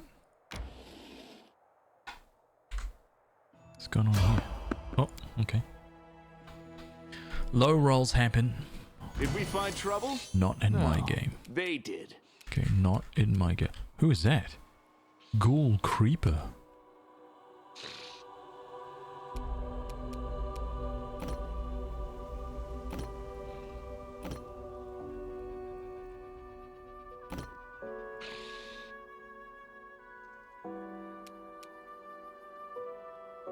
Is it literally just this one guy? Strike with all your might. We can do it. Stab you or zap you. Why not both?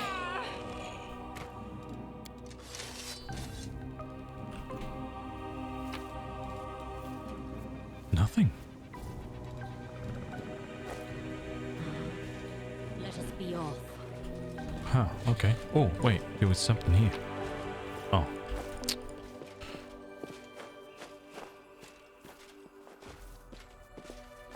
Let's move.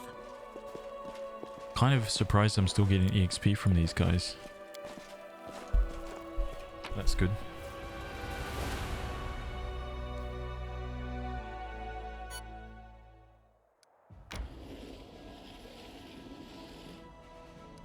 Oh, that's it. Oh man, I've actually cleared everything out, so it's time to go up this way. I've finally cleared everything. Okay. Yep, let's go back to camp. Yeah. See what he's got for me.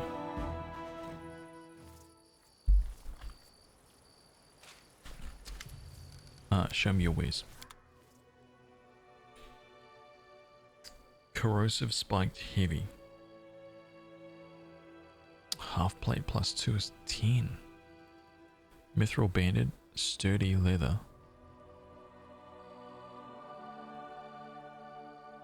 8 max dex 3. Heavy though. It's very good. 10 max dex 0. This is a 10 armor as well, which is insane. Okay, sell that, sell that. Sell this half plate. Don't want to sell that.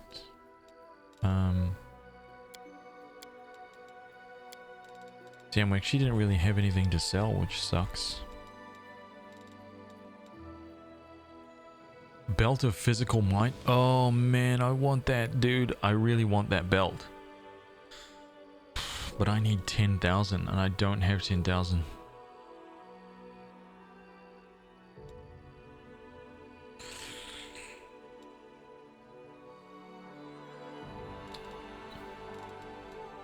I mean, I could sell this hide barding.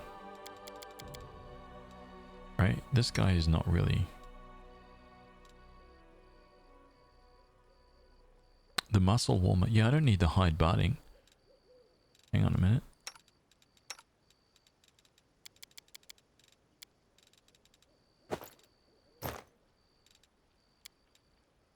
Oh god, still don't have enough.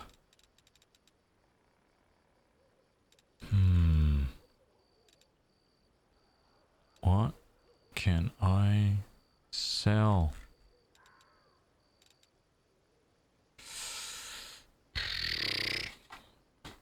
Do you use the scrolls at all? Not really now, just because haven't come across any like difficult battles or anything. Not yet, but I know that I will end up using them. Or at least reaching for them. And I just basically collect them so I can scribe them and stuff like that. I mean, that's 40 inflict light wounds though. Right? We don't really need that, do we?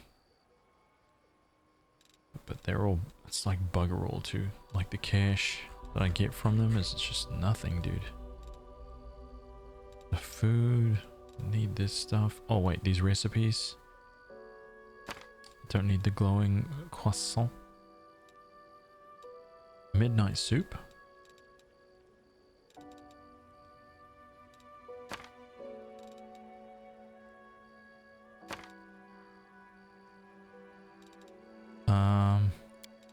Dude, no, I still need like $1,000. I can't do it. I don't have the stuff. Wait, what about Alchemist's Fire? How much of that stuff do I have? 52. Oh, you can't sell it for very much. Damn it, man. 200 bucks. I would literally be emptying out so many of my potions to make it. Do I need forks, dude? Do I need these? I don't think so.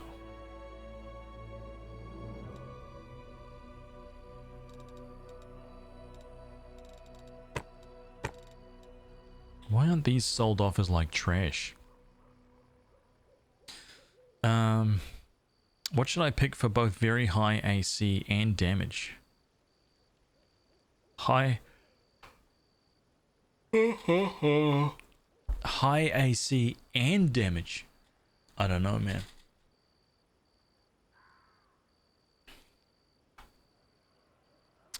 You think it's your dinner time, boy? Hmm? No way. Yeah, no, I'm not gonna make it. I'm not gonna make it. Wait, actually, what weapons does he have? Oh, he just have Jackal. Okay.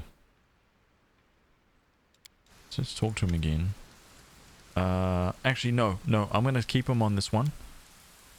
Because I want enough cash to buy that belt. I gotta buy that belt. Oh my god, look at him.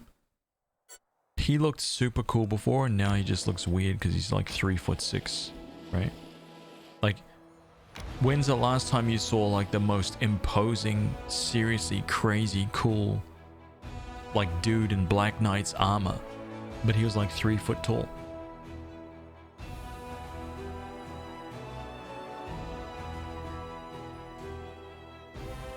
Like, we've never seen that.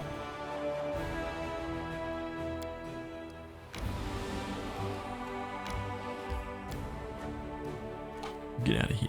Get out of here. You can't go under there, boy. Go on. Can't go under there. Oh.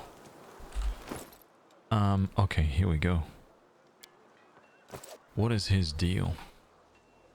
He's a fighter, Armiger 5, Hell Knight 2.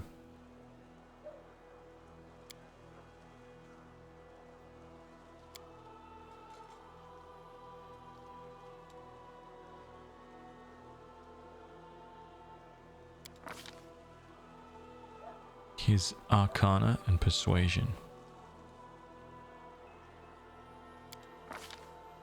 Improved 2-weapon fighting. That's what he took? Second attack with your offhand, albeit at a -5 penalty. Interesting.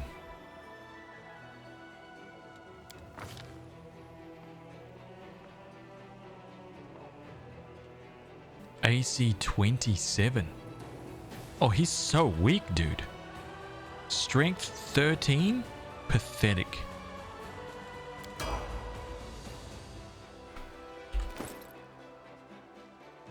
Wait, where is my guys? Mythic. Oh my god, Mythic level 1. What is he gonna have? Oh wait, I don't control this.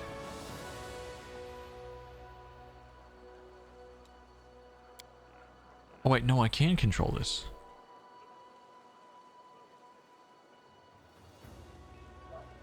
Unstoppable. But if he's going to be my tank, then I need something else.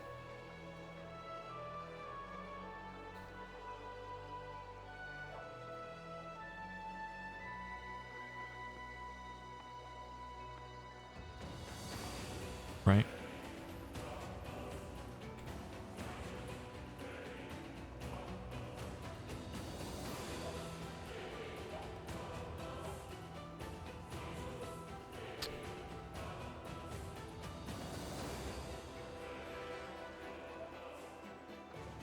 Ever ready.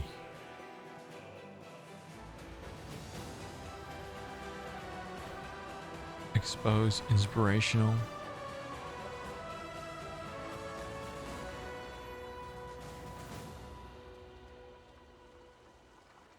Inspirational leader. Once per day when your HP drops low, you become unkillable for 2 rounds. You become immune to damage that would make you unconscious.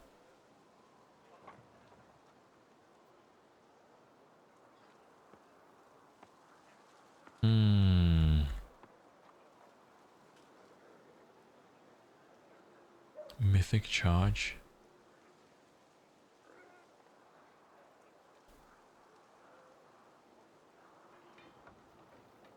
Dude, I don't know what to select for this guy. I'm guessing he's just gonna go with Unrelenting, especially if he's at this front.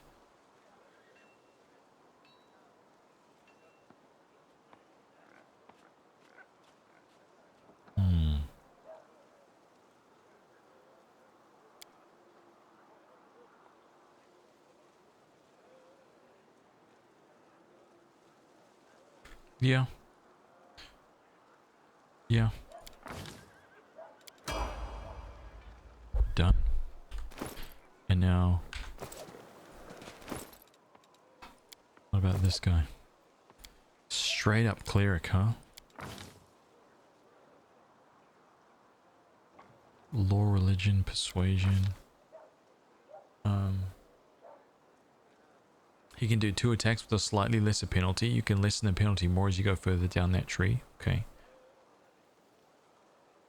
Conjuration, spell focus. Really?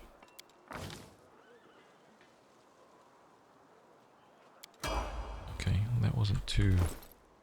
I wonder how come sometimes I go into this screen and it doesn't actually show all of my characters. Level 7 Oracle. He took point blank shot. I mean, that's okay. He actually has a really good crossbow right now. But damn.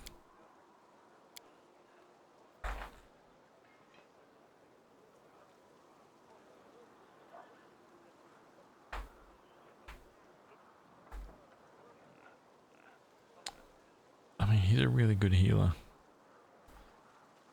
Oh, I'll just let it go. Combat healer. Whenever you cast a cure spell, you can cast it as a swift action as if using the quicken spell by expending 2 spell slots. This does not increase the level of the spell. You can use this ability once per day at 7th and 1 additional time per day for every 4 levels beyond the 7th. Okay. Maneuver mastery. Weapon mastery. Wait. You gain weapon focus at 8th level. You gain improved crit. At 12th, you gain greater weapon focus. You do not need to meet the prerequisites to receive these feats. Oh. Warsight. Whenever you roll for initiative, you can reroll twice and take either result. Spirit boost. Whenever your healing spells heal a target up to its maximum, any excess point persists for 1 round per level as temporary HP. Skill at arms. Maneuver mastery. Lifelink. Enhanced cures. Based on your oracle level limit, not the limit based on a spell. For an example, an 11th level oracle of life with this revelation may cast cure light wounds to heal d8 plus 11 instead of the normal d8 plus 5. Oh, that's pretty cool. I'll make him an even better healer. Battle cry. As a standard action, you can unleash an inspiring battle cry. All allies within 100 feet who hear your cry gain 1 morale bonus on attack, skills, saving throws for a number of rounds equal to your charisma modifier. At the 10th level, this bonus increases to +2. You can use this ability once per day plus 1 additional time per day at 5th level and for every 5 levels thereafter. That is pretty good. Battle cry is actually really good. It's a morale bonus. What is that? The same as heroism? It's like a party-wide heroism.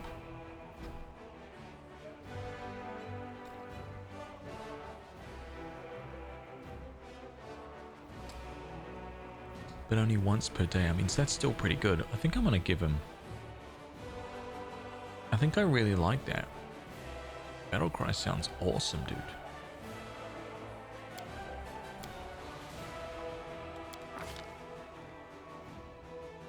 Unbreakable Heart. Yeah, I'm okay with that, actually.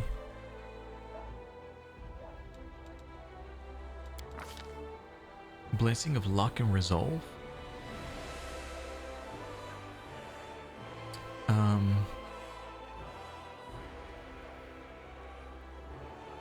Align Weapon, Eagle Splendor, Effortless Armor, Moral's Wisdom, Protection from Alignment, Communal.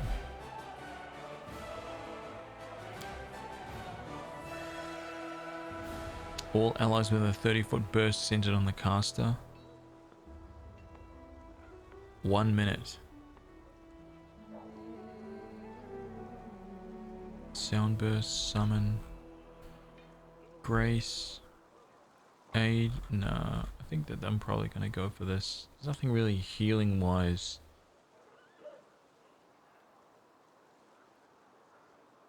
Grace.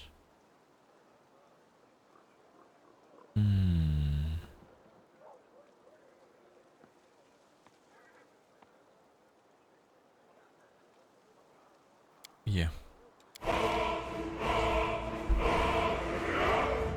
Sturm, good morning, dude. Magic Ender. Magic Ender. Welcome. Welcome. Resist energy communal. Let's turn that off. Hang on a minute. Animate dead. Archon's aura. Bestow. Contagion. No. Dispel. Protection from energy. Resist energy communal. 10 minutes. Okay, that's pretty good. Searing light. No. Okay. Camellia. Shaman. 2 points. So this and yeah.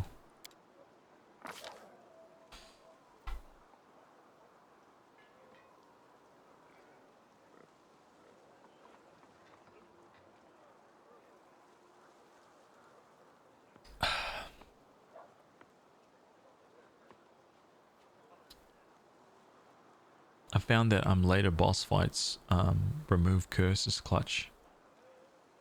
Something to consider, I guess. Fencing grace. The hell? Your dashing style and fluid fencing forms allow you to use agility rather than brute force to fell your foes.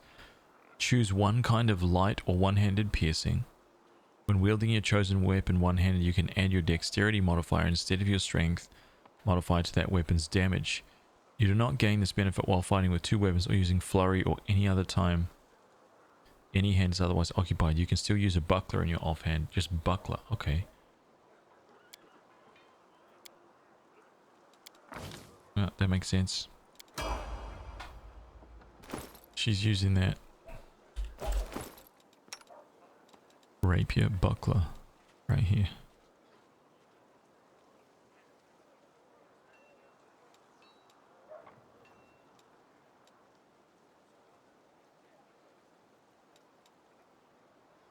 Yeah, whatever's acting like some kind of big shot. Huh? Biggest shot. Dude, look at this guy.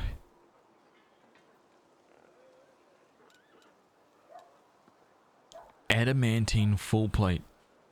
Oh my god. Hey, Regal. Can you just, hey man. Can you take that armor off 1 sec? Just let me try it on. I just want to see. Okay? Thank you, dude. Thank you very much. Let's just take a little look-see here, yeah? Oh, he can't wear it.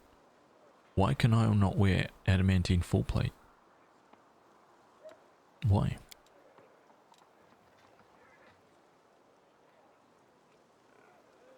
I can't steal his armor? The hell? Ah. I just wanted to look, man. Just wanted to look, see.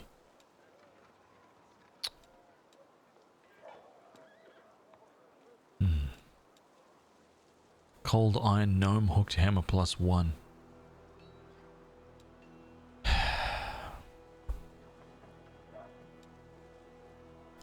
Wait, what? He's where?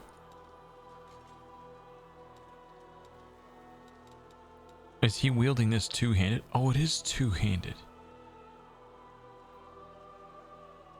Why does he get... He's wielding it two-handed, but he has 2-weapon fighting, so he gets 2 attacks with it? What? I don't understand.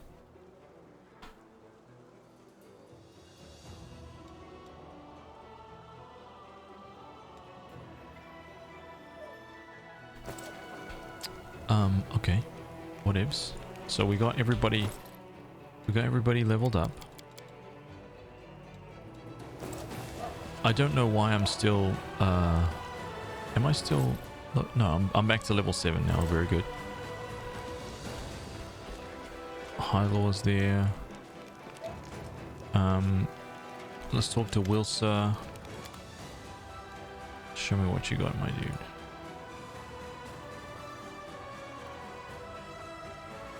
Nothing? Okay.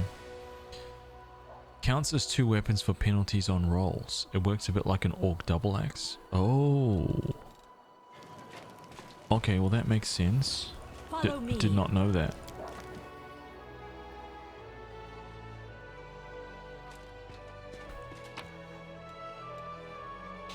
Okay, I'm putting that away. Putting that away. There we go. Look at that. We are good. I think I have another little, like, gnome hooked hammer, no? Do I not? This one? Is this the one? No, that's a light hammer. Oh, look, I have decimation. The decimation bardiche already. Whenever this +1 cold iron bardiche confirms a crit, it deals an additional 1 damage to constitution. Ooh. This one? No, that's a heavy pick.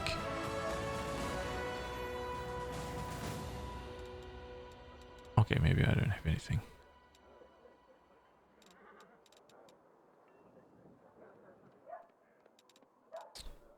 Here's the sickle. No.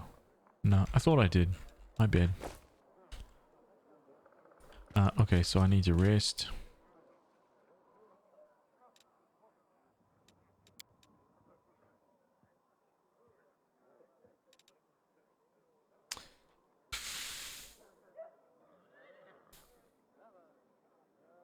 I know, Tyrant. I know, man. I could sell some of that stuff, but I'm like a dragon hoarding all of this stuff. I can't imagine what you're actually like deep down. If someone cracked open your golden shell and left you to fend for yourself in the world, what would happen, Count? I do not know, but it would be amusing to swap places with you for a day. What do you say, Lon? How would it feel to inhabit my golden shell in a world of plots, prejudice, and high expectations? Dude, yeah.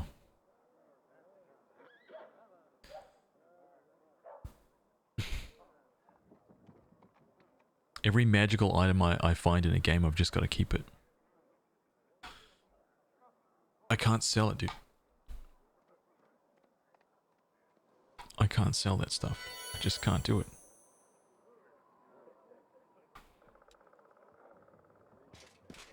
March on.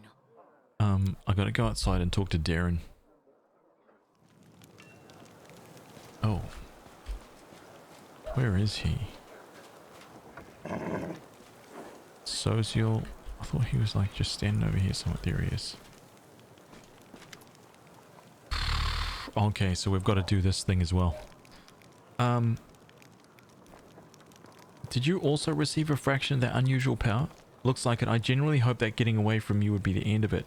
If your gift truly did come from Iomide, then giving me a smidgen of that power was a very subtle joke on her part. I had no idea that our divine lightbringer of Mendev even had a sense of humor. Don't get me started on my many acts of sacrilege against her. That obscene engraving, the truth about the test of the Starstone, is the lamest one, or tamest one by far.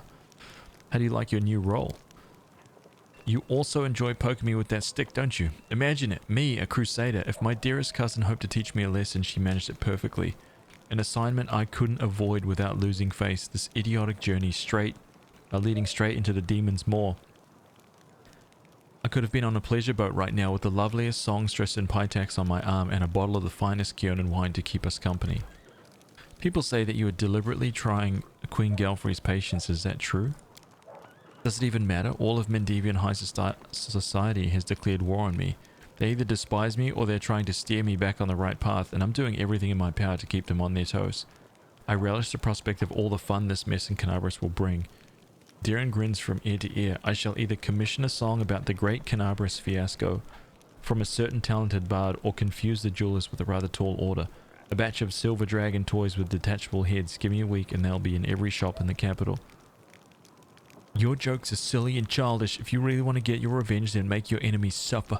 Well, you should make sure it's really easy to rip their wings off your dragon trinket as well. Kids are gonna love it. Oh my god.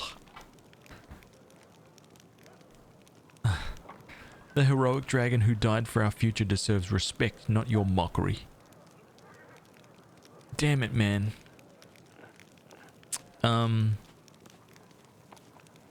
Rip the wings off the dragon as well. Ah.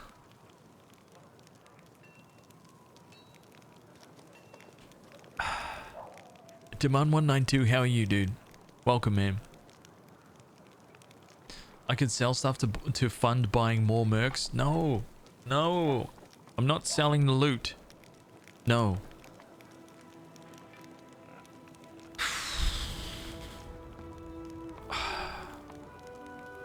You're really annoyed at Finian, the talking weapon. He's broken. I fought a group of ghosts yesterday. I don't even know why I'm yawning, man. I'm literally drinking a latte. And couldn't attack them at all with Finian, even though he has ghost touch. Is he really broken?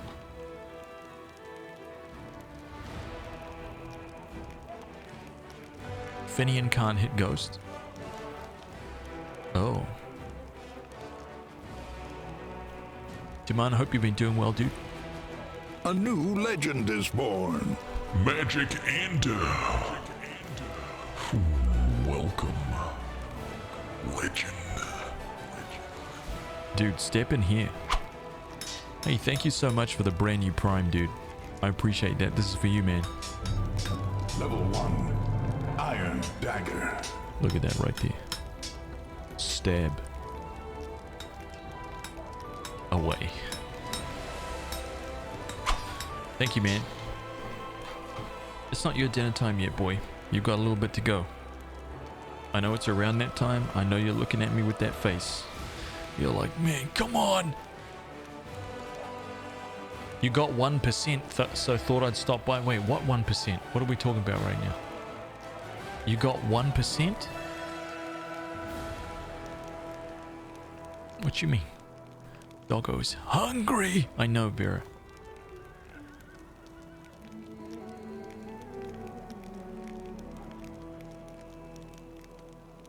Oh, phone battery.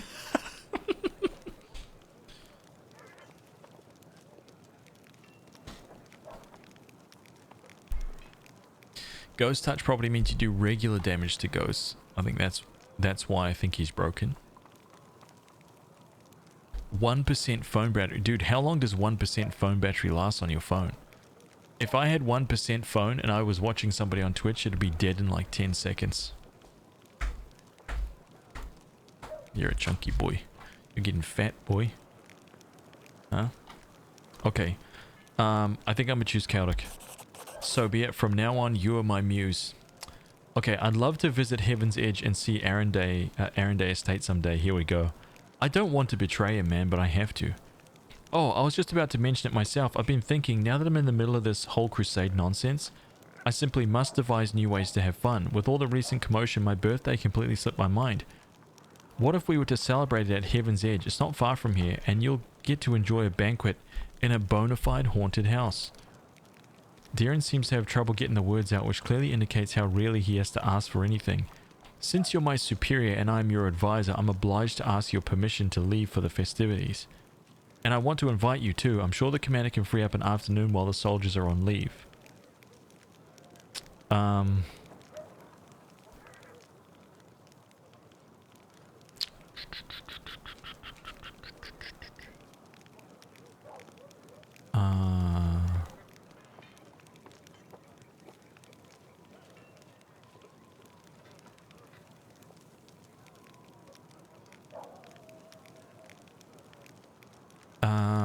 I have the worst time with keeping my phone charged. I think the port is a problem. Yeah, dude. Yeah. My phone's at like 3 years now. 3 or 4 years now. The battery is, it's getting there.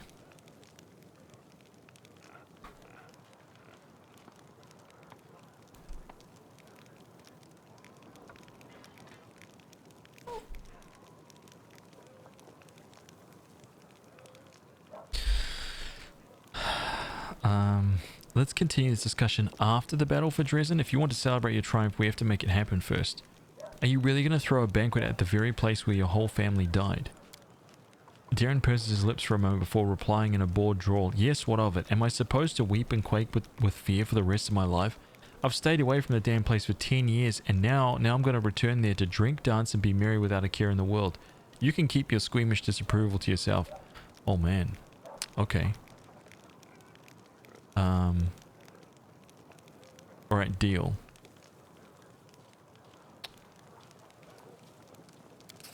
Perfect. You'll have a ball. I'll make sure of it. Something flickers in Darren's... Oh, man. Crap. Okay, so... While the world burns, the sight of numerous gruesome deaths... Okay. So this is I got the invitation.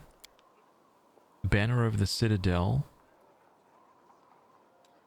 So, oh man, I'm getting there. I'm actually getting there. We're making gains right now. Onwards. Where is old mate? Where is where is he hanging out right now? Here he is. He's across here. High Law. Where's Regal? There he is. Let us be. Wow, look at this. Okay, so this is where I need to talk with Regal a little bit.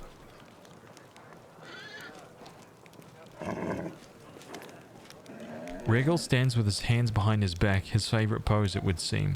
He seems submerged in thought, but gathers himself immediately as you approach. His pale yellow eyes examine you inquisitively. Knight Commander, it is good you found me. I found time to meet me. There is a matter of some urgency I must discuss with you. It was incredibly interesting, the power you and your companions received during the fight at the Grey Garrison. And now my interest is being gratified. The power your companions received has passed on to me as well. It manifested after my usual evening reckoning. That is so cool how they work that into this game. Like, it makes sense.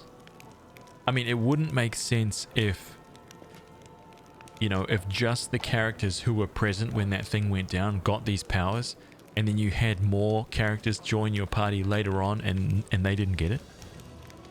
Right? Or if it did, but it was never explained. It's cool how they work this in.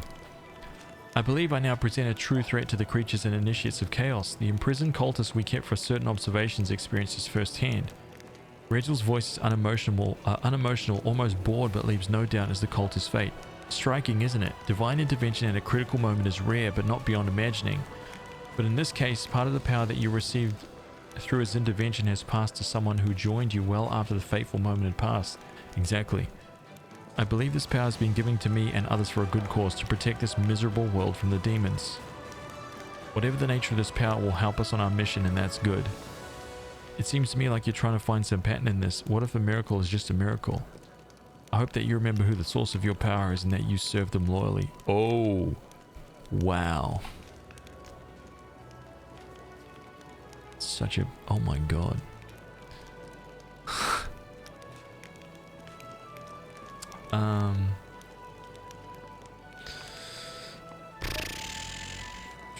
I don't have any problem keeping the phone charged. It might be because I don't own one due to I'm 100% at home, so I use Messenger or the house phone. House phone? Dude, I have not had a house phone. I think the last time I actually had a landline in my house was probably like 10 years ago. 8 years ago, minimum 8 years ago. I've not had a phone for so long, man.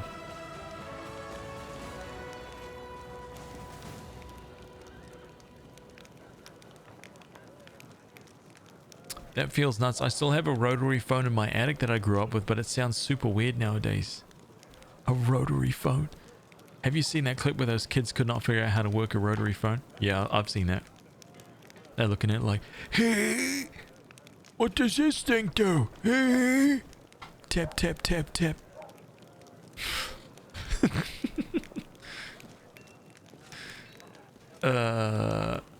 The evil track has the best lines. They have some really good lines.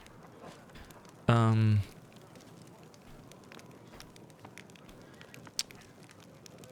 think I'm just going to say this. Whatever the nature of this power will help us in our mission, and that's good. Sensible pragmatism. One must always be pragmatic. In any case, this is shallow philosophizing. You must have some questions for me. I do. I ask you a few questions about yourself. Of course. What brought you to Mendev? The demonic threat, of course, and the glaring inefficiency of the local command. I do not know if you're aware of this, but the Hell Knights owe their existence to the Demon Lords to a certain extent. Our first order appeared in the response to Sifkesh's cultists and Cheliax. The chaos they wreaked could not fail to breed strict opposition. Those first Hell Knights were able to burn out the pestilence and crush the cult once and for all. I see no reason for the Hell Knights of today to not do the same to the tentacles the world wound is spreading. Without question, the task is far more difficult than anything we've ever encountered, but it must be done to preserve world order. All the more so given that Queen Galfrey and her commanders are apparently not up to the task. What did you just say to me, Rachel? Eh? What the hell did you just say? Better watch your mouth. Right? I'm the boss here. This is my world. The motives you list sound rather impersonal. Don't you have any other reasons for joining the crusade? Impersonality is a fine quality for a Hell Knight, and for the rest of the world as well. Personal motives, strong emotions, they are weaknesses that your enemy will use against you. I'm an effective officer with years of service. The demonic invasion of Galarian obviously demands the most qualified response. That is why I am here. It's simple. Dude, he... Oh my god. You're rather skeptical about Queen Galfrey. If my memory doesn't fail me, the current crusade is called the Fifth Crusade. And with all of the support of the Church of Iomide and multiple other allies provided to Galfrey, no progress has been made in resolving the crisis at the World Wound. The best they could manage was to create a chain of ward stones, and even they turned out to be inadequate. I suppose that should be reason enough for my skepticism. I mean, can't argue his logic. Forgive me for asking a personal question, but your hair is going grey and your skin is rather pale. It's the bleaching, right? Oh, this is from... Okay, let's ask this. Let's see how he reacts to this. Of course it's the bleaching. Okay. That's it. It's just like, yep. So? Are you doing anything to fight it?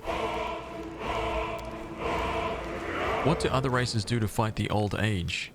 Rigel allows himself a brief smirk. I know what made you ask this question. My kin have earned a certain reputation for their vain attempts to stave off the inevitable. Luckily for the rest of the world, not all gnomes are prepared to spread chaos with their reckless escapades. There are some among us who accept the natural order of things. The bleaching has no effect on my ability to carry out my duties, and therefore it has no, how should I put it, personal meaning to me. Interesting. Do you have any family or friends? I've never wondered at the fate of the former, and never had interest in the latter.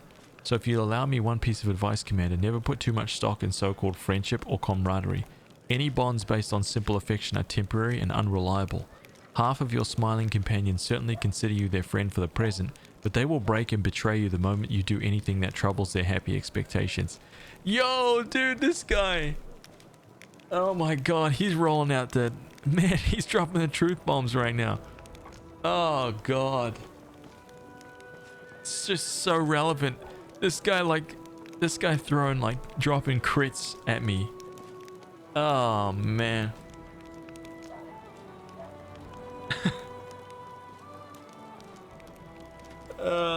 Dude. I've definitely had this. I know this is 100%. It sounds so bad, but this is 100%. Like, I've had people 100% in my life be like friends, and then for me to make a decision because it's who I am, and for them to immediately just be like, boom, I'm out. Like, just gone. Like, gone in a second. And I'm just like, wow, dude, like years of friendship, man, disappeared because of like one decision. One decision, by the way, that was a very, very good decision. Man, dropped like a stone. Place greater value on respect based on rational evaluation of your companion's merits. I deeply respected my mentor who trained me to join the ranks of the Hell Knights. I respected her so much that I killed her with my own hands when I discovered that she betrayed the Order's ideals and was intending to leave our ranks. It would have been more proper to inform the command and wait for the former trial, but on the other hand, that would have injured the morale of our young recruits. They should not see manifestations of weakness in our seasoned knights. Oh my god. Wow, this guy, man, he's hardcore. You have openly shown your distrust of the Crusader command. Why then have you decided to join me? Do not misread my behavior as a distrust of you personally. Like every Hell Knight, I watch everyone closely, searching for signs of weakness and sin. Everyone, including myself, Regil speaks the last word pointedly. Indeed, Regil Derenge is first on my list of suspects. I observe him daily, marking every fault, every hesitation, every weakness, and I prepare the proper punishment. So it has been and will be. Dude, this guy. Wow, man. It is terrible. As for your second question, I suppose we may be useful to each other. You and your army are a new power in the Crusade. I rate all the old powers as quite ineffective. I've yet to rate you on your own efforts, but early indications are positive. That means you may count on my help for now. And what will happen if your assessment changes? I will inform you of this, as well as any measures I intend to take. Be aware that I treat my allies more strictly than my enemies. This is a sign of respect. Yo, this guy is all over the show.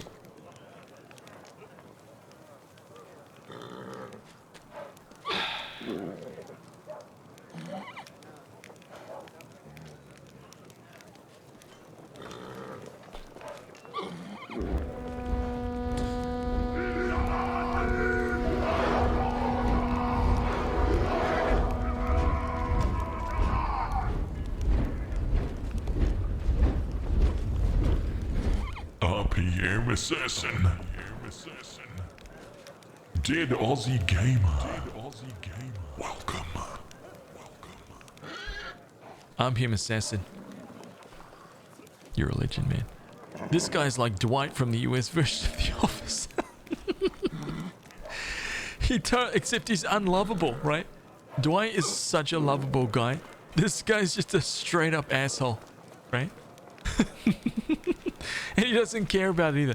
Like, Dwight's got such a likable... He's such a likable guy, man. A new legend is born. He is so likable, man.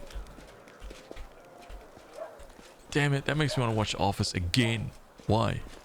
Oh my god, look at that. Dead Aussie Gamer. Legend. Dude, step into the armory, man. This is for you, man. Level 1. Iron Dagger. Look at that right there. That's for you, dude. I appreciate it. And that's been like the 5th new person in my stream tonight. What the hell's going on? Where are all you guys coming from? How did you find this? I appreciate that. Thank you, man. Oh, wait, hang on a minute. So, does she have anything new to say because of her newfound... Here we go. So, you're a kitsune. Tosses you a skeptical look, stating the obvious does you no credit. Jeez, how does it feel to suddenly remember that you belong to another race? It is slightly unusual, no more than that. Knowing this fact will not help me write the encyclopedia. Therefore, it is useless. Therefore, I was right to forget it. And to forestall your next question, no. For now, I'm not planning to forget that I'm kitsune. Sorry about that. Audio malfunction. My abilities can help you, my loyal follower. In your fight against... Who are we fighting again? Right, the demons. See how much I appreciate your assistance, girl? You know what?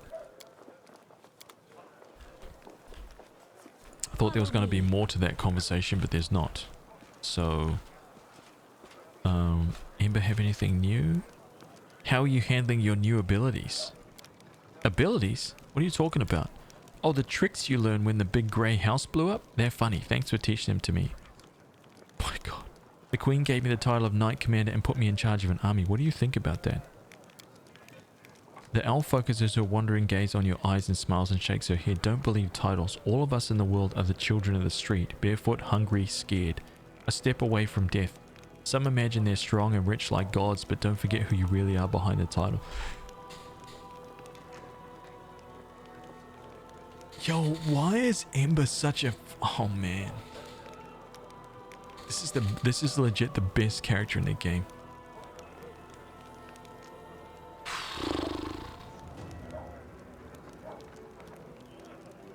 I just love her. She's the greatest, man.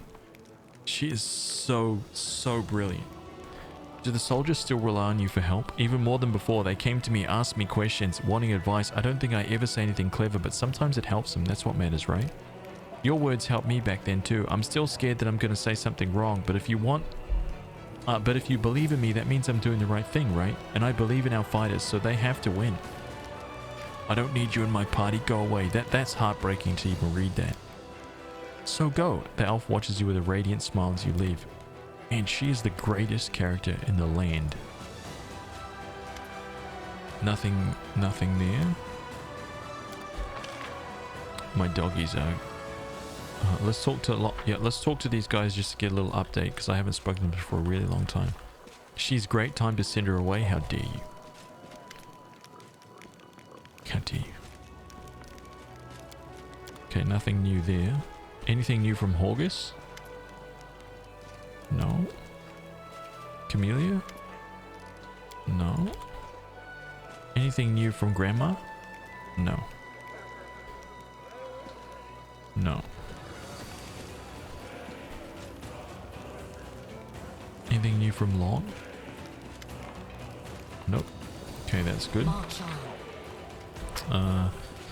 I bet there's going to be something new from Seela, and she's going to have a bit of a whinge about the Hell Knights.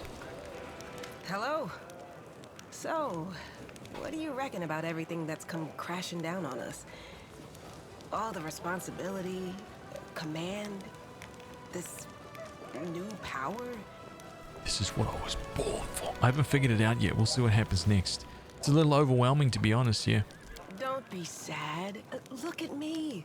I'm sitting here worrying over my troubles, but you have it much worse than all of us put together. That's why I just said it was overwhelming. What are you I'm still frightened by what happened in the Grey Garrison. Were we really chosen? By Iomade herself? You know, back when I was a snot-nosed kid who just started down the path to becoming a paladin, I imagined once or twice that I was going to do something heroic. The lights would shine down on me, the trumpets would sing, I'd hear the voice of the goddess, or at least her herald, you know? I'd be informed that I had been chosen for a great cause. But that's the point where my imagination always failed me. Somehow, it really happened. Without all the trumpets or the herald or even anyone explaining what I had to do. Though it's clear as day, my place is here, in this demon-ridden wound. Quite a lovely war going on, in fact. Endless, I hear. I'm gonna need some time to wrap my head around this. Spare me an hour and I'll crawl into some dark corner and whine about my hard lot. What can I tell you? I cry easily. You're out of the team, Seela. Okay. Sorry to break it to you. Amber once again with the actual facts, unlike emo gnome boy.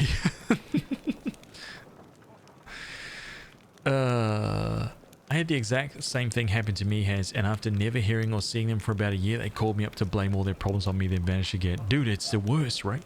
It's the worst, man. Especially if they come back to you once they, like, you've succeeded at something or you've achieved something great, right?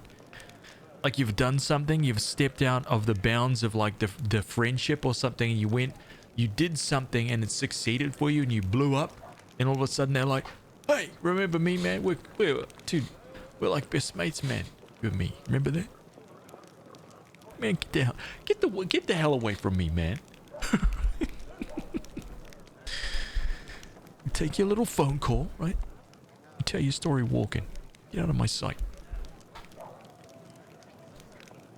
I love Ember's quest lines, so good. Yeah. You want to run the tabletop version? Oh man, I apparently the tabletop version of this is a lot more complicated, right? Like there's so much more stuff going on than what is actually even in this game. That's what I've heard anyway. With all like the kingdom management side of things and armies and all that kind of stuff.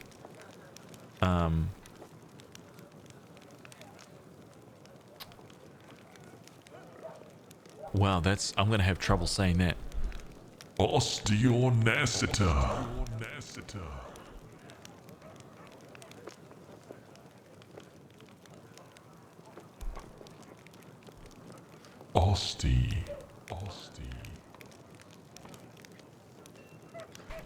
Zymithios. Welcome. I did my best. That's a tricky name, man. Osteonacida.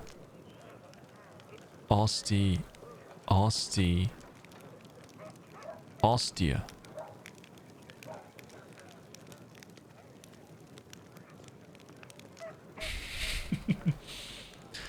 It's as good as that. Hey, Mr. Streamer Man, it's easy, dude. It's osteonacida.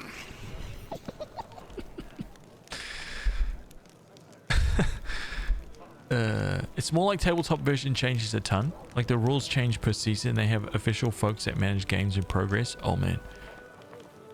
Tabletop Pathfinder, you can use guns. I'm out. I'm out. I'm out. I don't want guns in my D&D games. I don't want any guns, any rocket launchers, pistols, rifles, M16s. I don't want anything, right? I want swords. Get him out of here. No. No. God, that would break it. That would break it for me.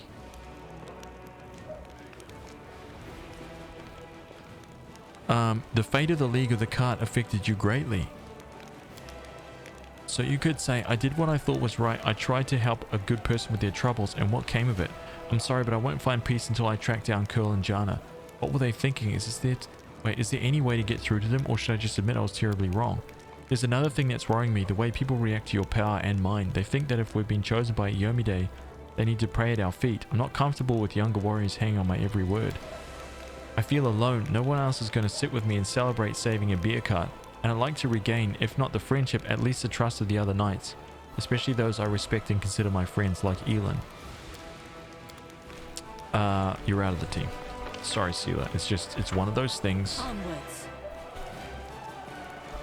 We've already spoken to Darren. Soziel got anything new?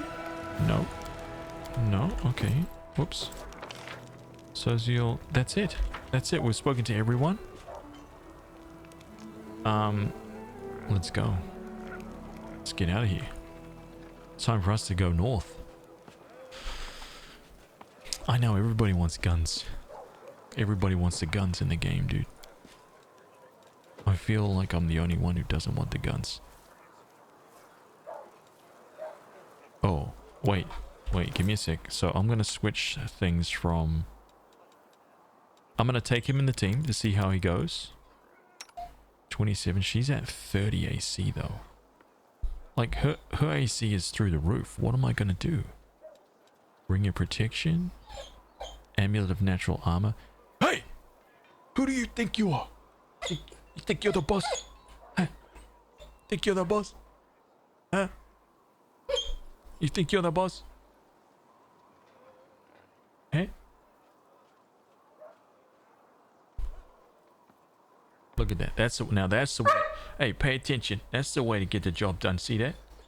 Nice and quiet and being a schmoozer.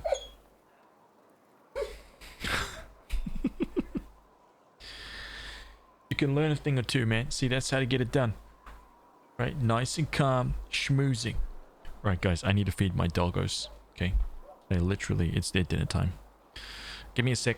I'll be back in like a couple minutes, okay? Here, you guys can watch some goofy clips for a second.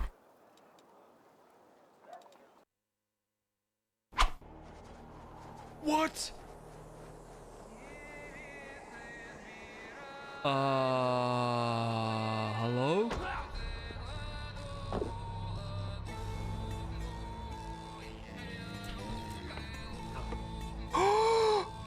What the hell just happened? Let's throw a hole. Let's throw like a hole, like just like helicopter them around.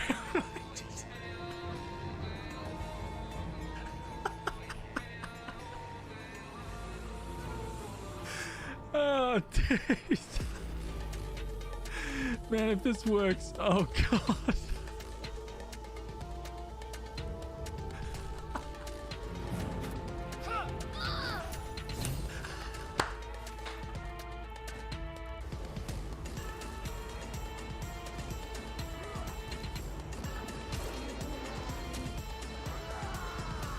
Yes! Dude, put the work in! Come on, dude, just get past this. You'll become a legend. You'll become a legend if you win this battle.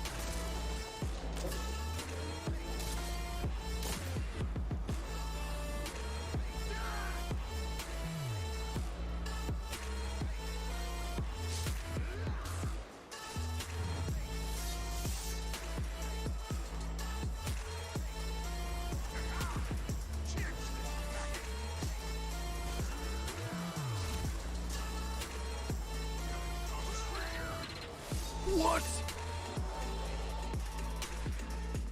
I mean, like RPGs, listen man, RPGs are about immersion.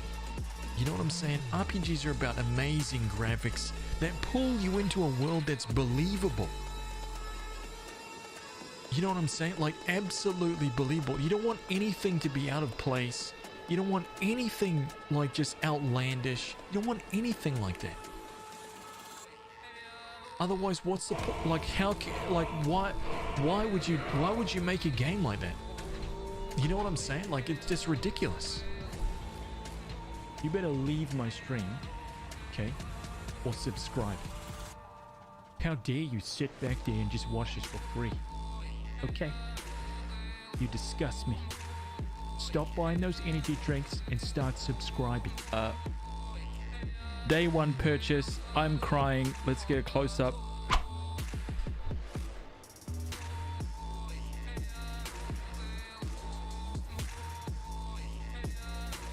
Okay, I just needed to see it.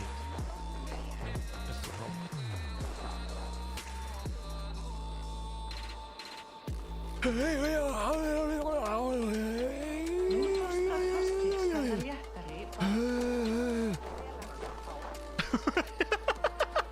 It's kind of, yeah, I remember that. I remember that, man.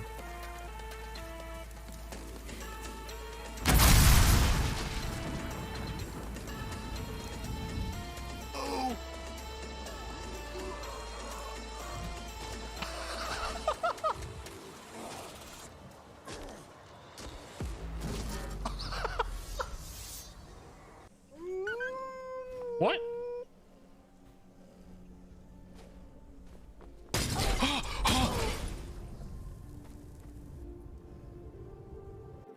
Okay, Executioner's house.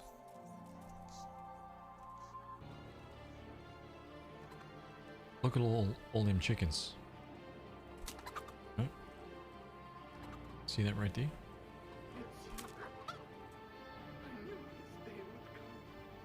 What's the execute? Did you see that? Did you just see what he did?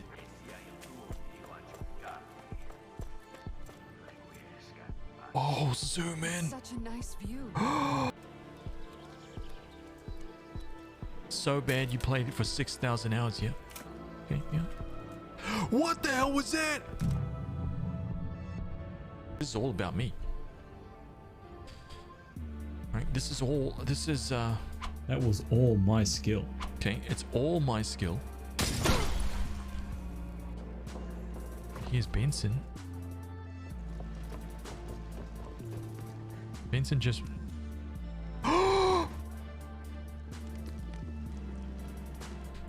Please, you must find a way to get down there and finish what I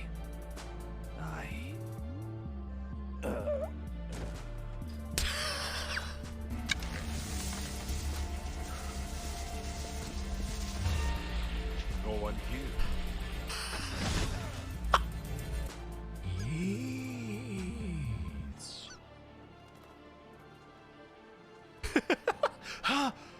Nah, he's okay. He's okay.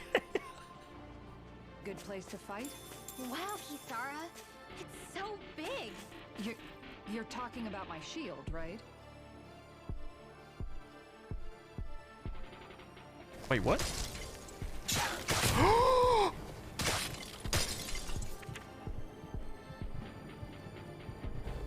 Oh my god. Nope. Nope. Oh my god. Oh no no no no no no. Oh.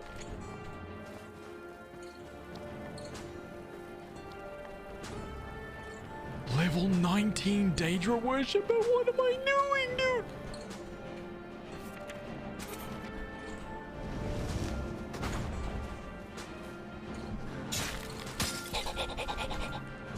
I'm getting stopped right there. What? Who is this guy? Dude, I'm in the middle of... I'm getting... I'm gonna die. Then you are worth more to me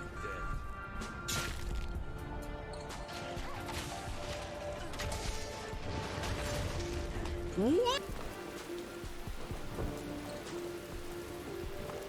Like everything is modded. All these little waterfalls, like everything.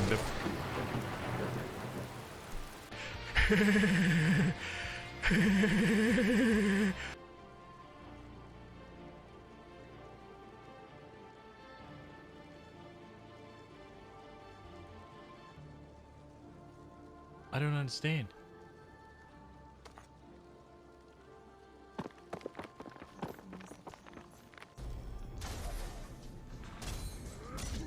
Yo, what? Dude, that Olog just popped up out of nowhere. Doesn't look like he has help.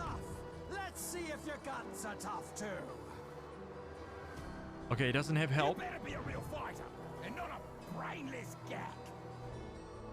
Horza! I'll snap your bones. Oh, damn it!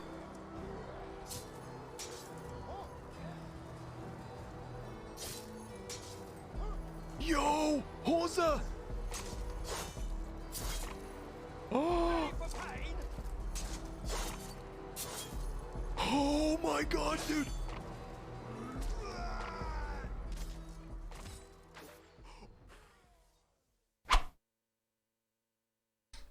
Sorry about that.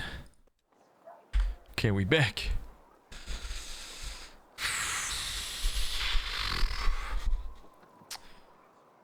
Legendary Orc, I know, man. Those were freaking good times, dude. Those Orc battles. Thinking about going back there, right? Doing those again, maybe. Have some like subscriber only stream Orc battles. Right, just to really get the blood pumping through all the non-subs again. Right? Get them to coming into the chat. Oh man, I'm so disappointed in you, Mr. Streamer. I've followed your channel for like 19 years, man. And, you know, man, I just, come on, man. Why are you making a sub-only stream, man? You're just trying to make money, man.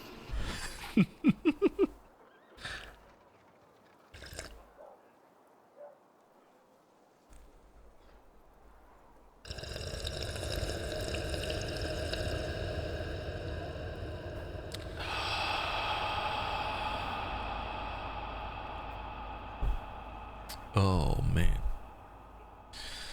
Okay. Yep. Ring of Protection +1. The Amulet of Natural Armor, I could give that to him. Right? I've got to switch it out. Where is he? Here. 28 AC.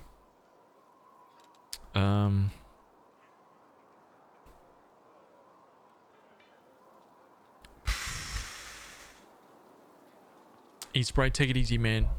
Thank you, dude. Azazel Reborn. Yeah, absolutely, man. Ask away, dude. Gun Monk with Flurry of Blows. No. I would never play it. Never play it. Never play it in a million years. No, no, no, no, no, no, no.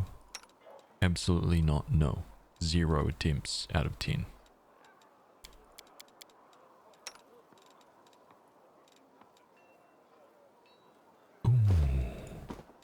Cloak of Resistance. Let's give that to old mate here. Look at that.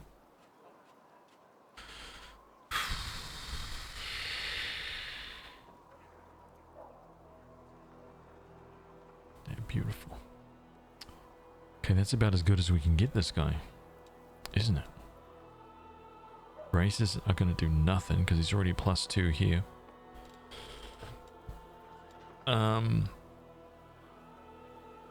We're going to take a lot more damage, I know that.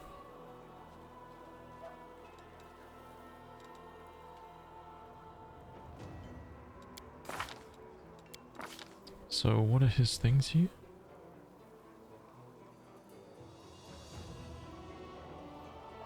What's Godclaw? Flail? Wait, what is this guy good in? Weapon training, double weapons.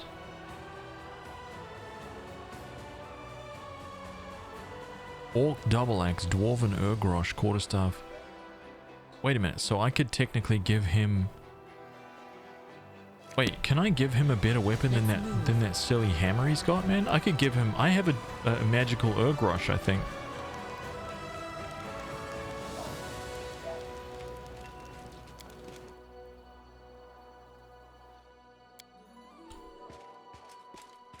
Don't I have a better one?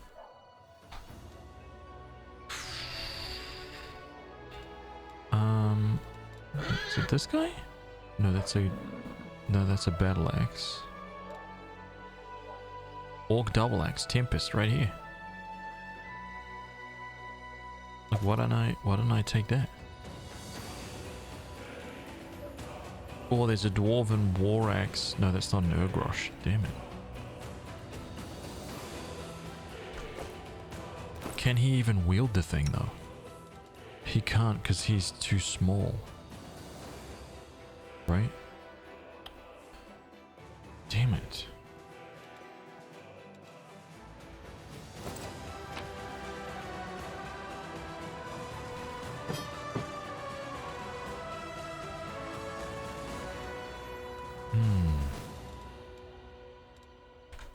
Okay, that's fine.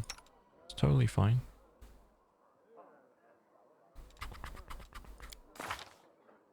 So maybe I just have to go with that. Fighting defensively. He's got unrelenting. Fighter's finesse.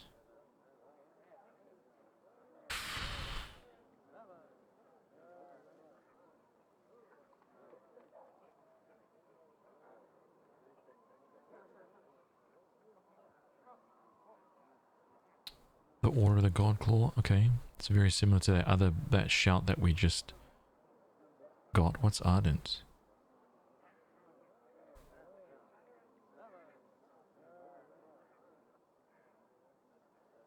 Chilaxian Diabolus adds knowledge arcana to the list of plus 4 dodge bonus to AC against devils. Wow.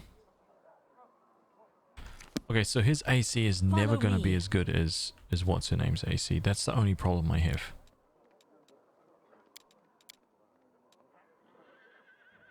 So we'll see how this goes, I guess. Let's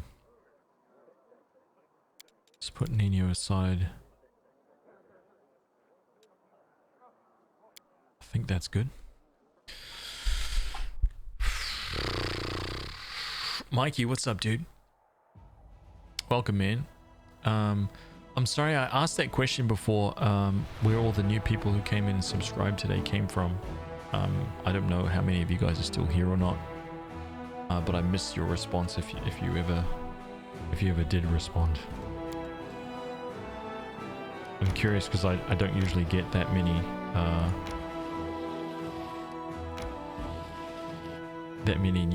brand new subs. A sorcerer, what exactly does deity does for a sorcerer? Can you explain this? Actually, there's probably somebody in the chat that can explain that way better than me, because I do not play magic characters. I just don't play magic characters, so I'm the least experienced with anything magic related, honestly.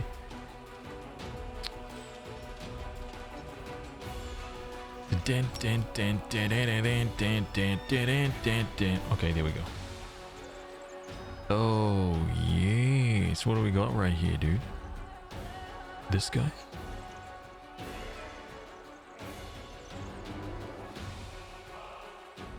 Dun, dun, bum, bum. Dun, dun, dun, bum, bum. Wait, who are these? Remorix.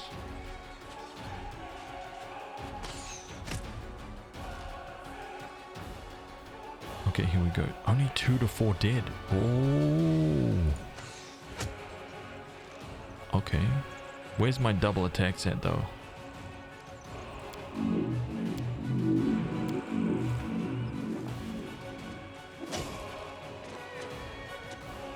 Wow, they actually do quite a lot. Is there anything bad about that? No? Come on, we need some double attacks here. Wait, are we not buffed? Oh, it's for 1 round. Damn it, man. Oh, crap. That sucks a lot.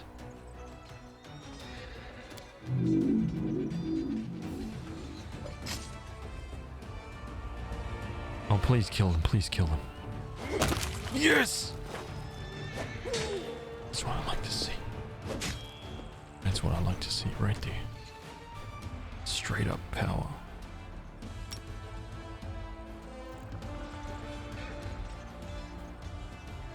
I'm just going for straight power.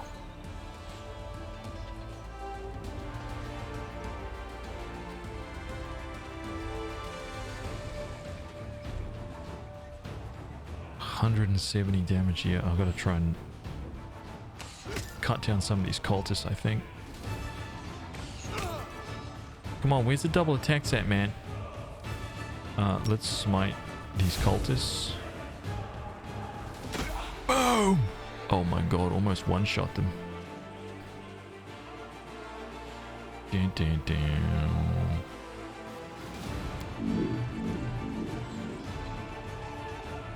Come on, dude, you can do it. Damn it! Okay, that put those guys out of commission big time. Oh.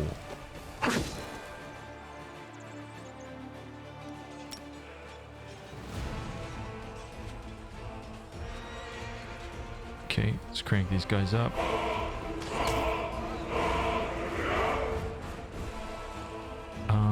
1 to 2 on those guys, 4 on those guys. So, absolute death here.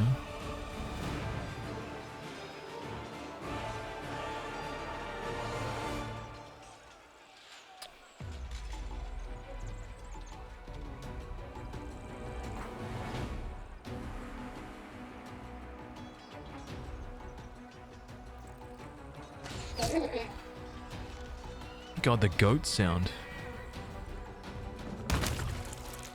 Crushed.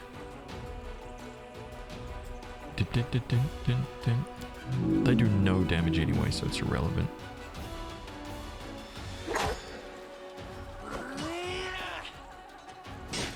Oh, they killed the cleric. Oh man, that's a really good skill. Dun, dun.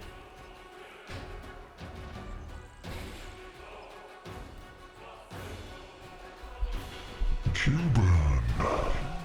Corton. Welcome.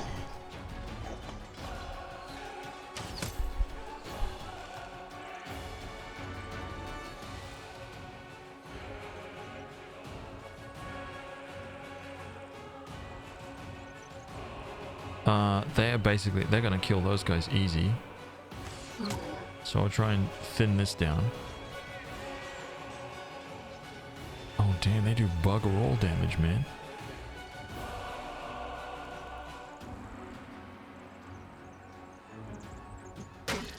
Two, nice.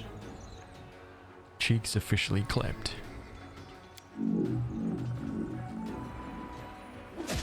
Damn it, man.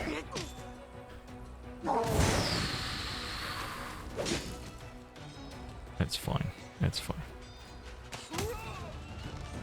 That's totally fine.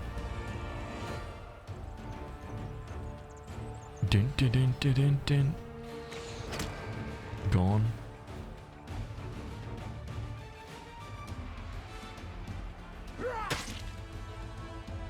Oh man, our first double attack in the fight so far.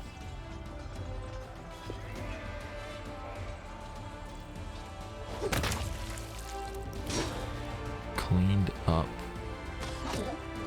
Okay, now I could have dropped that thing down.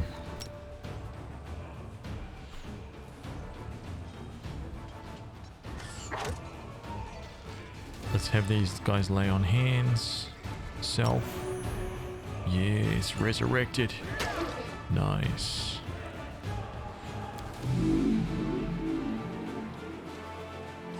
Oh. Okay, we got 1 back, we got 3 back, we got 4 back, and 10. Everybody healed. Beautiful. Just beautiful. Okay, hang on a minute. Deity doesn't really matter for sorcerers, or I gotta read that. Just pick whatever you think is cool. The deity's preferred weapon also doesn't matter unless you're a specific divine class. The Peachy Vessel, hello by the way. Sorcerers are born with magic ability, and so they choose a bloodline which gives them a set amount of spells to choose from. Wizards learn spells from scrolls and are intelligence based usually, as sorcerers are usually charisma based. That's right. There is special conversation options as far as I've seen. For the vast majority of classes, deity is just a flavor, so picking Nethys as a god does not make a character good at using. Oh, that definitely is not the thing. No, the favored weapon, as far as sorcerer goes, like the god's favored weapon is gonna do nothing. I know that much.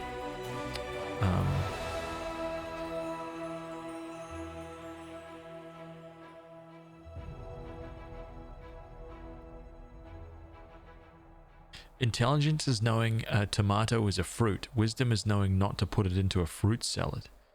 Whereas charisma is being able to sell a tomato-based fruit salad.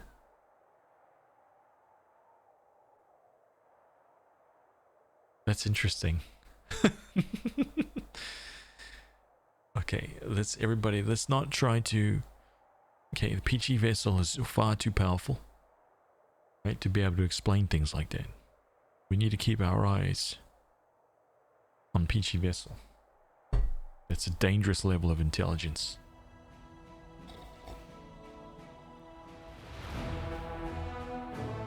I do recommend, even if something is a dump stat, having at the very least 10 in it, because negatives are not fun to have. Oh, you would hate my character. You would hate the character that I'm about to roll. Man, it's gonna have like 5 charisma and like 7 intelligence. Negatived to the maximum. Why? So I can have a strength of 20 at the start, you know. So I can be an absolute god. Okay, wait a minute. After the battle, one of the soldiers noticed a half-effaced inscription on a nearby stone. What remained of the engraving led the Crusaders to a secluded cave where they found a stash of miscellaneous relics that somehow selflessly devoted clerics had managed to rescue from fallen Dresden. They also discovered a flask of sanctified oil and boxes of reagents for rituals and sacred masses. It would appear the brave priests hid their sacred artifact in one final attempt to save them from demonic threat, materials, energy. That's it. You came all this way. Oh man. I don't have anywhere near the level of thingies.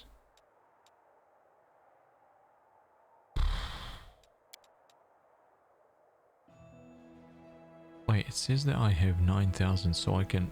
Oh, I can buy... Wait, I can buy gold for money. How can I buy diamonds, though?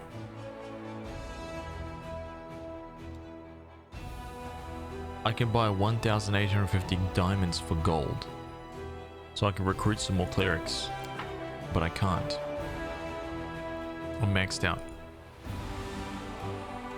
Okay, so I can't do anything. I can't do anything. I'm done. My armies have cleaned up this part of the map. We're all sorted here, right? There's nothing I can do, literally. So I guess we're going up, man. Random encounter. There's somebody on the road.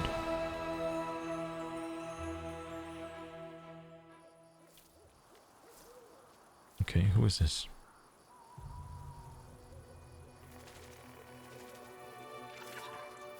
Is this like Baldur's Gate? If you have low enough intelligence, you can't speak? I actually doubt that's in the game. But I don't know. It'll just make certain saves really, really bad for you. Like, if you decide to like literally dump a stat, there is always going to be enemies in the game that will be your, like, without question, ultimate weakness. So, just know that when you come up against those kinds of enemies, that character who is literally a god 99% of the time, every other time, will probably get destroyed. Probably, without some epic rolls. Oh, what was that? What was that? That just came sneaking around there. I saw you. Can we retreat already? Oh, Babel. Oh, crappy.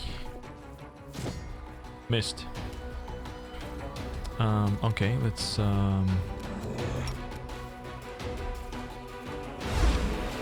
damn it.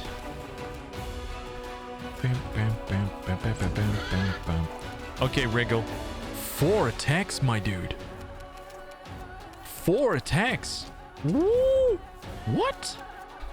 Hang on a minute. What the hell? 13, 8, 13, and 8.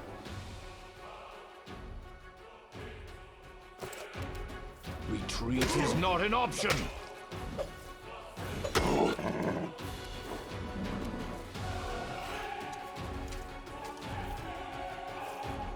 Okay. Okay. I see you, dude. I see what you're trying to do. I appreciate it. Endure this!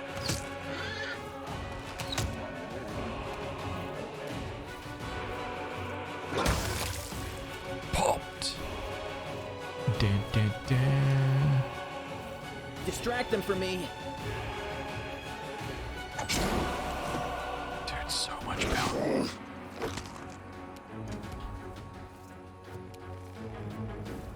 Out of my sight. Not gonna waste. Oh, he crit for 10. That's kind of a really bad crit, but it's fine. I'm okay with it.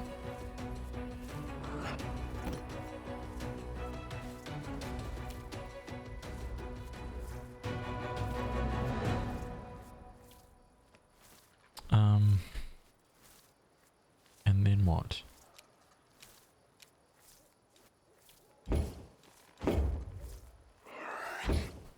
Oh, I didn't realize I could shrink that down like that. That's actually quite cool.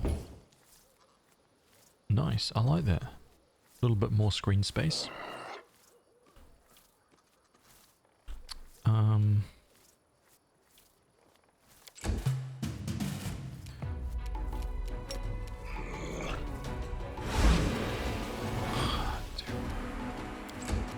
So close. Kneel before me. Dude, he is not messing with that, is he? Make every strike count. The hell is this guy? Long spear? Doubt is the heart's greatest challenge. 2 long spears. Let's see what this is. Note written in neat handwriting. Okay, here we go. Come to my camp if you want to talk. I have much to share with you. A friend. Drawn on the back of the note is a map with cross lines marking a spot. New location discovered. Inconspicuous camp. Wait, what's going on here? Why is Lon at the front? How did this happen? This is... What the... What is going... Okay, this is how this works. Pay attention.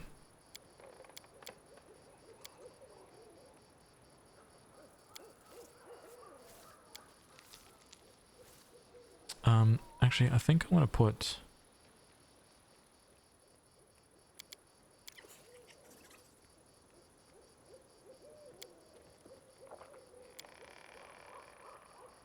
Look at that.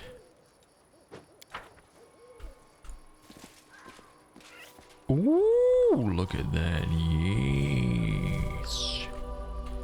Yes. That is skill. Oh, there's nothing else. Just a couple of babals guarding that note. Nothing else? Onwards. Damn, okay.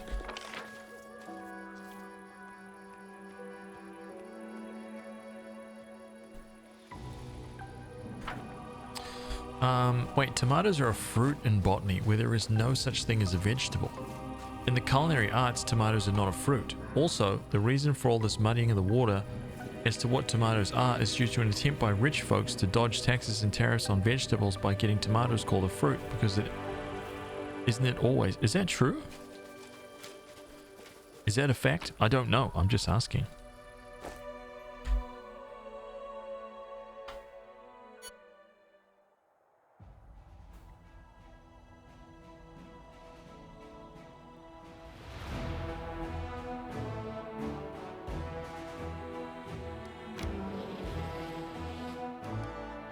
Here we go, into new frontiers. Oh man, we're heading into the unknown right now. Do you want to enter this location? Wait, hang on a minute. Oh. Leper's Smile, do you want to enter? Of course we want to enter.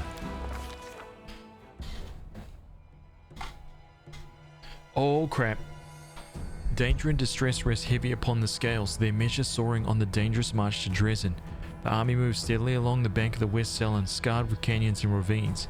Suddenly, a group of scouts returns, and Nevia, the leader of the group, makes two urgent signs to the soldiers: wait and quiet. She dashes through the ranks to the commander, who awaits a report.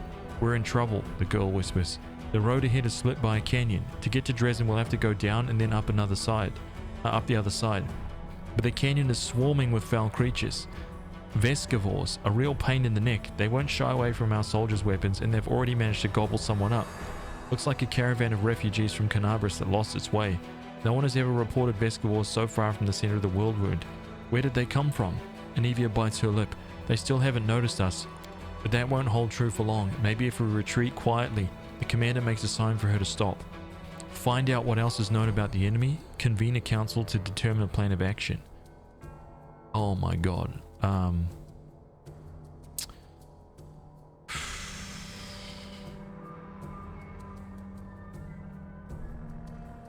You've been waiting for this, Yielding Thought? Find out what else is known about this enemy. The nasty little critters, they can ruin your gear and drive you nuts with their buzzing. They have a queen, the mother of the whole swarm. She's a right horror, but if we kill her, the bulk of the swarm will scatter and we'll take care of the rest of them somehow. After hearing a scout's report, the commander prepares to convene a council to determine a plan of action.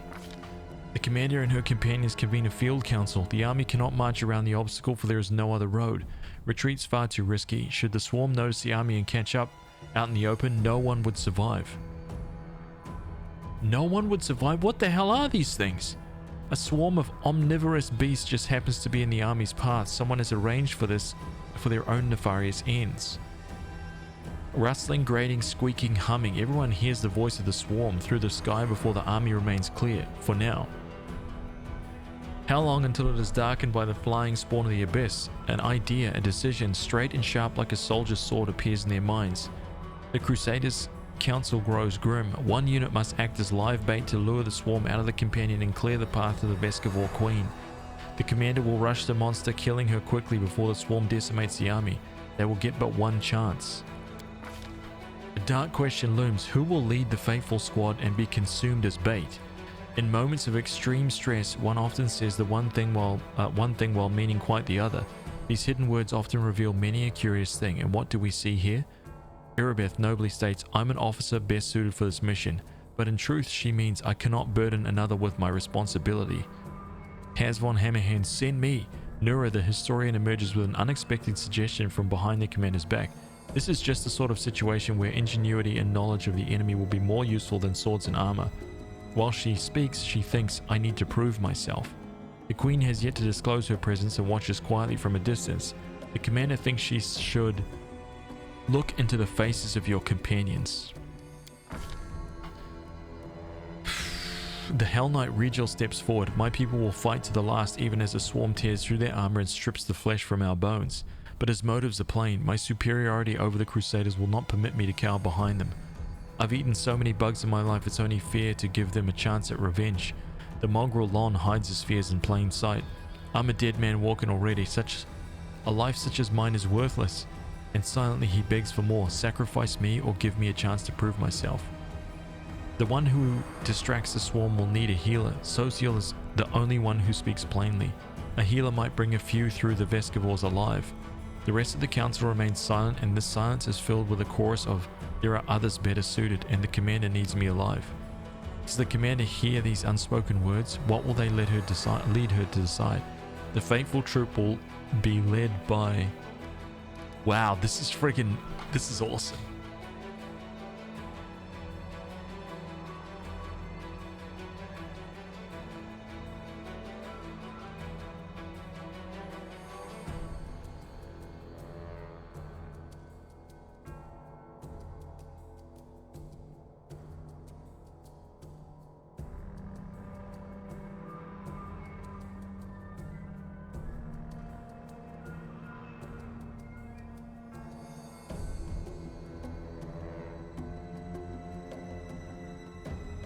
Someone's about to die.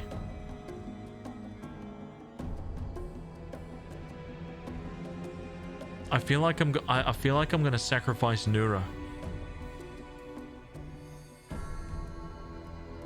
Nura's not even on my team. Neither is Irabeth.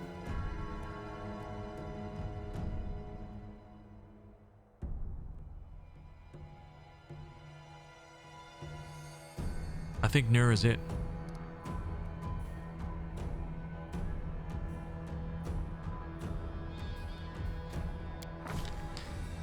The commander and her party disappear among the rocks, preparing to slip down into the canyon while the swarm is distracted by their bait. A light-tipped Anivia shows the way. A tight-lipped Anivia shows the way. Behind them, a light-tipped... Behind them, the final preparations are being made. Here's what we'll do. Nura instructs her soldiers. We'll approach the precipice, stomping and banging our swords against our shields. We'll get the swarm's attention as quickly as possible. Passion burns in her eyes and her lips curve into a smile of satisfaction. The soldiers tread fearfully down the road towards the dark edge of the canyon ahead. The rift that yawns open before them rasps, rattles in thousands upon thousands of voices. Vescivores gather up below, but the sky is open above them and the flying creatures might rise up and attack at any moment. The soldiers soon find the first body, the mangled corpse of a refugee from Canabris. A few strangled Vescivores wriggle inside the dead man's gaping chest. Tiny larvae and greenish shells, all shuffling legs and hinging jaws. They don't seem menacing at all. But then the rasping noise stops for a moment and a high vibrating note pierces the air with new force. A blur of blackish green cloud rises above the canyon. The swarm has taken the bait. The time to act has come. The leader of this faithful squad shouts that they shall scatter, fight to the bitter end. I would say scatter. Wait, I don't actually know if this means run away or if it just means like break up the swarm, you know? What is this? Nothing. I'm gonna say scatter, not just stand there and die, right? Nura, swift and fleet, is splendid at the chase, dodging from place to place, diving into inconspicuous cracks between the stones. She gracefully avoids the Vescivores, but her soldiers are not as nimble, and their armor naught but a burden. The whispering, screeching song of the extra plane of Vescivores clouds the mind and foils any escape from the creature's jaws. The warriors fall one by one, screaming in pain, while their friends scattered across the area are too far away to aid them. Cries of agony rise up from the rocks, filling the soldiers' hearts with horror. The rasping, mumbling, and buzzing of the swarm paralyze the soldiers' will. Poisonous mandibles cut through the armor and bone. The swarm could scour an entire city from the face of Golarion. These modest forces present no obstacle. No matter what strategy the mortals chose, it is impossible to resist the eternal hunger of the abyss. Vescivores are its embodiment, no malevolent mind or terrible monster, but a million of half-sentient creatures who know no goal but destruction. An effective weapon for those prepared to trade fertile soil for wasteland. A chance yet remains for the commander to save her people at least some portion. What will the leader decide? Wait, what?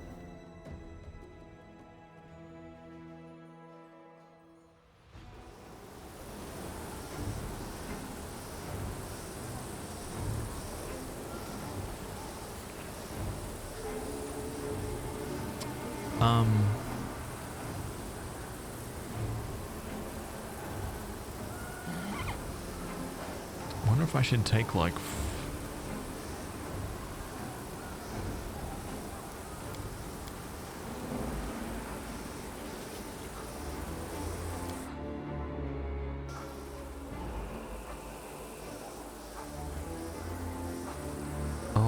god, this place is disgusting. Right? I mean, they didn't look bad. Like, what the hell? They're just like mosquitoes, dude. Like, what happened to those soldiers? Are they weak? Like, we're not going to be beaten by a couple of mosquitoes. You know what I'm saying?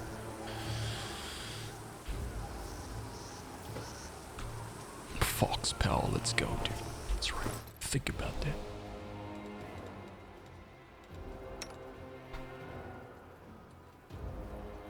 Okay, think about it. Anything new? Yes. Okay, she's mage armored. 6 hours. War must end. Yes. Oh, I'm just gonna Yes. put this on everyone, Yes. even if it's doing nothing. Yes.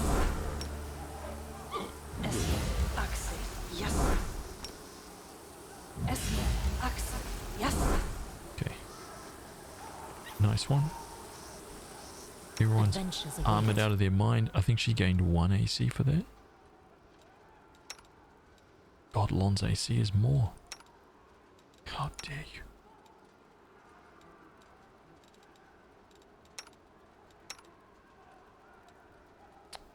Okay. And You are my favorite aide. I've got 2 hastes, which is fine. I don't think that there's any other big buffs I can do.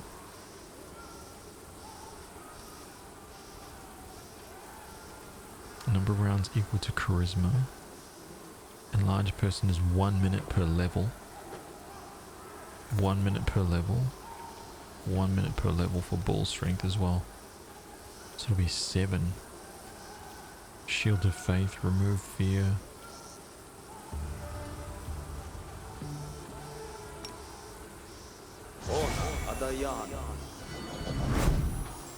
Just cast that.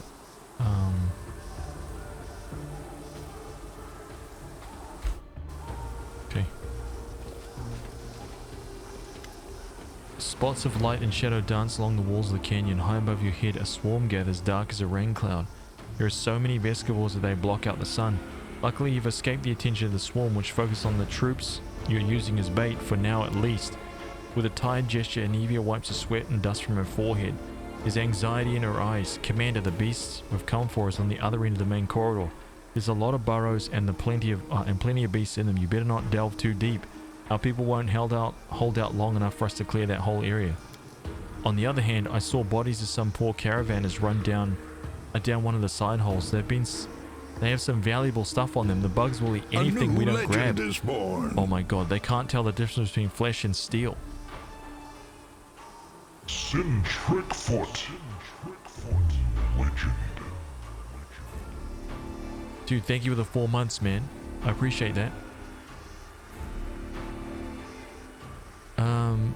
Did you manage to find out where these beasts come from? I'm not sure, but there are clear signs of a ritual closer to the queen bug's lair, and they're fresh. Maybe someone summoned the scum specially for us. The demon Phil figured out that we're never going to let Canabras go. Too bad we don't have a magical specialist who could figure out what those runes mean. The words magical specialist bring Nino out of her reverie. Huh? What? I'm a specialist. I'll get to the bottom of this. What happened?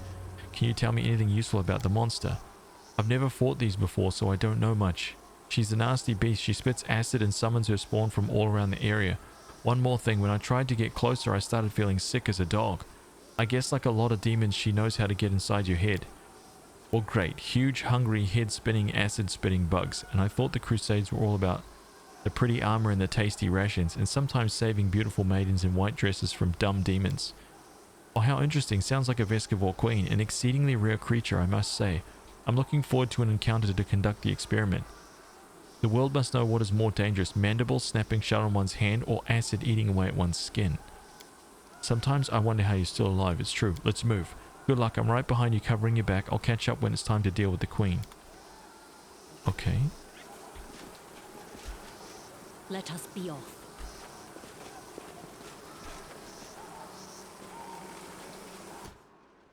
Vescivore Swarm. This one's mine. I won't let you hurt my friends. Here we go. Let's see what this is about. You've crossed the wrong mongrel. Okay, seems easy to be honest. Right? No big deal whatsoever. None. Not even the slightest big deal.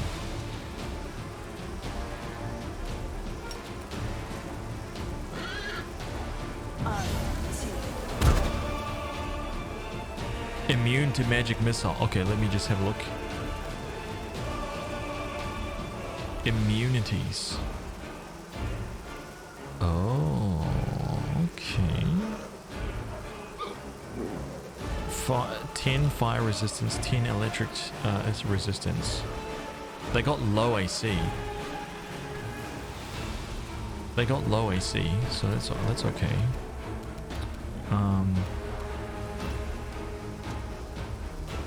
Oh, you know what? I messed up. There's no way that works, right?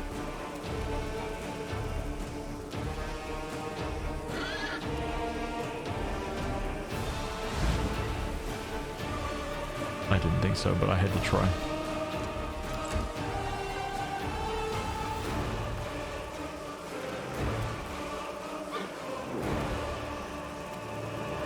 I don't quite know what just happened. It didn't even look like they attacked. What? What just...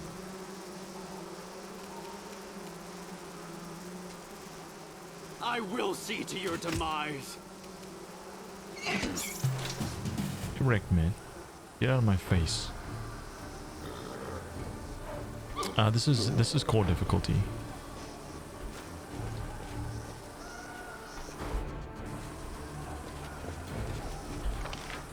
It said that I can't clear out the whole area, but I don't know what that means.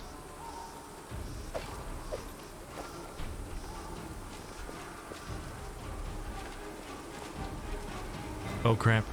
Vescavar Royal Guard. Okay, so now we're actually starting to discuss the idea. Make you feel better. Could we step on their toes as well?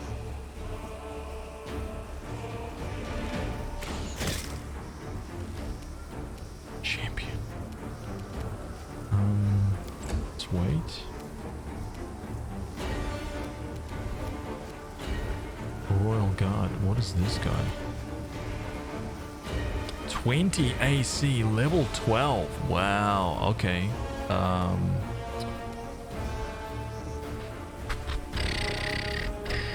Precision. Oh man, I'm rolling high right now. Hell yeah, dude. This game's easy. You know what I'm saying? Basic. No problem for us, man. What is my dude's AC? His AC is 20, not...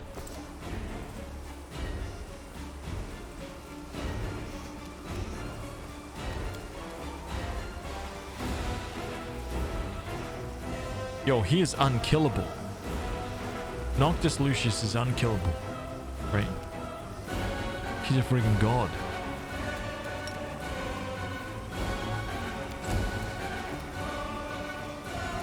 Mind over muscle.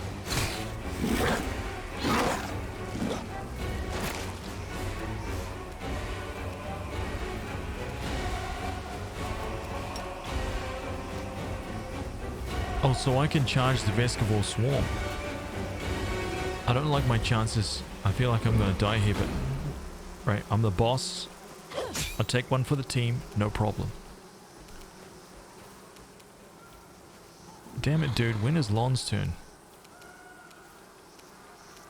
Right, we need someone with skill. I'll make short work of this.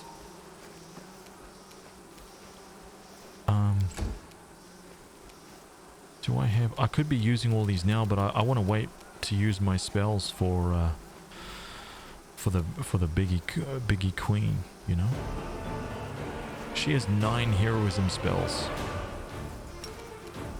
Wait, what is this? 10 minutes per level? I don't even know why I haven't used this already. That makes no sense.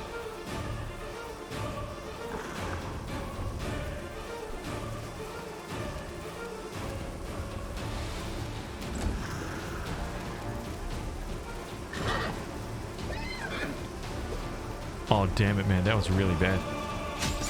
Oh my god. Well, I mean, I don't need...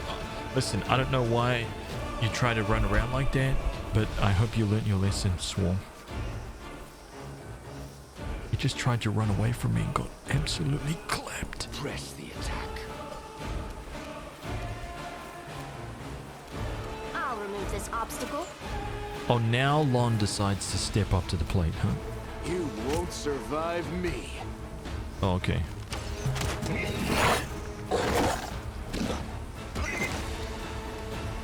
Yo, how did that happen? Oh my god, come on. That's right. That's what it's all about right there.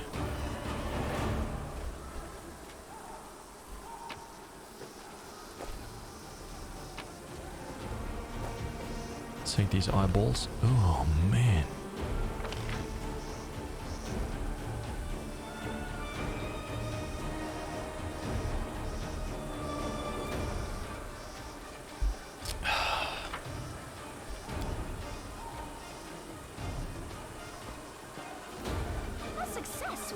Demonic bug slime. Poisonous not only to everything alive, but also the land itself. What? Wait, what was that sound? Why is somebody dying like that? I just heard someone die. Let's move. I don't know where I'm supposed to be going, man.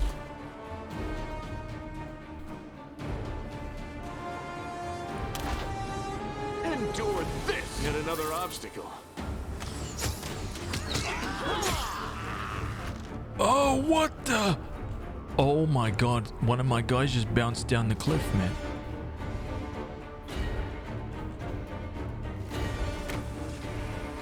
Oh, my dudes are falling from the top, man. What is that?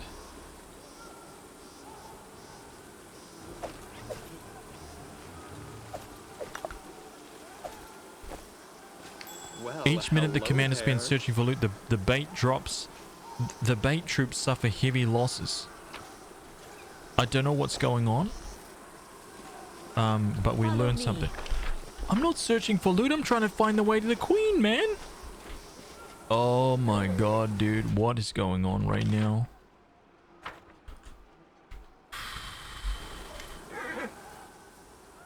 The bottom of the canyon is split by a narrow crevasse. About one stride across at its widest. It's easy enough to jump over or in places even step across. The obstacle doesn't seem a problem or even particularly notable, but as you draw closer you hear a terrible droning sound coming from in this crevice. It seems to be howling as if it's alive. Look into it. Perception. Succeeded at perception check. You stare into the darkness of the void, trying to make out where the strange sound is coming from. Not all at once, but your eyes pick out the contours of a body in the darkness. Someone small, perhaps a gnome, halfling, or a child, rolled up into a ball at the bottom of the chasm under a stone ledge. He's crouched down, his head to his knees, and he's hugging his legs tightly. It appears to be one of the caravanners caught by the swarm. He's crying aloud, one continuous tone, and it strengthens as it echoes through the crevice, building into something truly haunting. All howl and no wolf, it would seem. Call out to the crying man. Athletics 20. Try to help the caravana get out.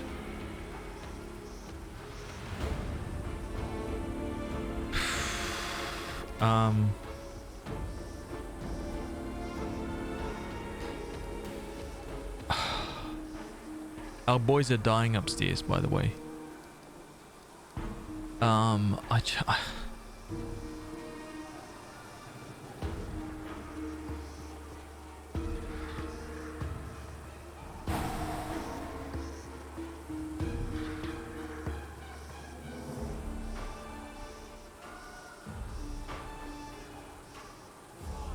I feel like this is fruitless. Call out. Answering your voice, the caravan looks up. It's a young halfling. The light coming from above reveals a pale, wounded face. Vescivores still wriggle in the poor fellow's eye sockets. What? A moment later, the halfling drops his head again and continues to cry. He hasn't the strength to do more. He has Vescivores inside of his eyeballs. We can't abandon him. He's still alive and the living must be saved. If only I had a rope, I'd pull him out in no time. Let's go for it, Lon. Succeeded! Not without effort, you manage to clamber down to the bottom of the crevice, tie the halfling with a rope, pull him up. He doesn't resist, but he's little help either, dangling helplessly like a puppet. The Vescivores inhabiting his eye sockets seem to have eaten their fill, and you easily pull them out and crush them. Their victim sits on the ground and continues to cry, and the sound begins attracting unwanted attention. You hear the humming of disturbed Vescivores above. A mass of them separates from the main swarm of flies towards you. I will fight. Oh my god, dude.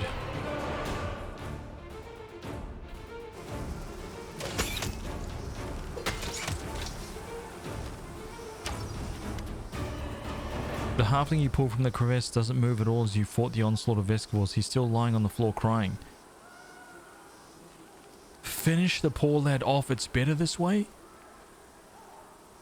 Oh my god. Heal the poor lad. I'll heal you and come back for you later. The magic can heal the caravanner's wounds, but not his mind. For now, there's nothing more you can do for him. He seems scarcely aware of your help, and his crying and shrieking continues. A moment later, you hear another scream from overhead. Leaning precariously over the ledge of this crevasse, oh my god. One of your men falls to the bottom and dies on the rocks. The other soldiers now serving as bait are up there desperately fighting for their lives and yours. Oh my god. Dude, which way do I go? I don't want my guys to keep dying, dude. Is that her? Is this a queen? This is her. This is her, dude. This is how we get. This is where it all happens, man. We're gonna get the job done right now, easily. Too late for apologies. Step into this, right? Always be ready for the worst.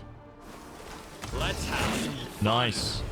Lon, get it in there. Come on, man. Where's the rest of the attack? Wait, what just happened? I didn't do that. What? Dude, I swear I didn't do that. I didn't do that. Oh my god.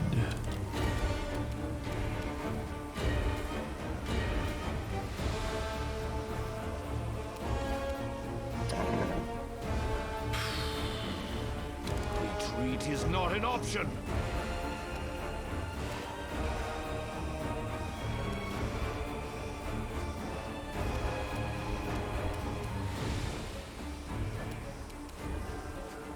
Level 18 outsider.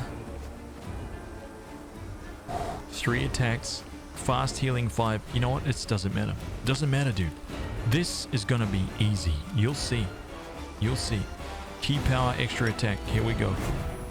Make every strike count. Wait, why did he only get 1 shot? I actually don't even understand that.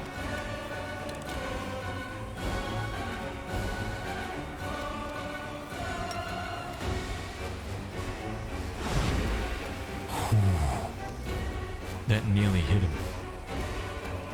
Is she immune? 25 spell resistance.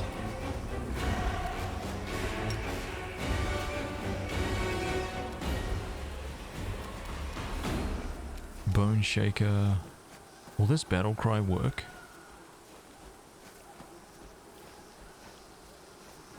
Will they be... Are they inside there?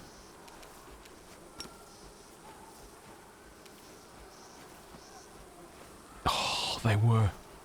No effect for the battle cry. That's a little weird. I'm gonna lie.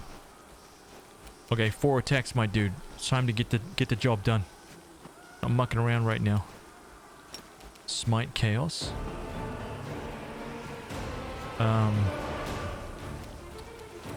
Kneel before me. 1, 2, 3. Oh my god! Holy crap, dude, that did so much damage. 20 and 20. What the hell's going on there?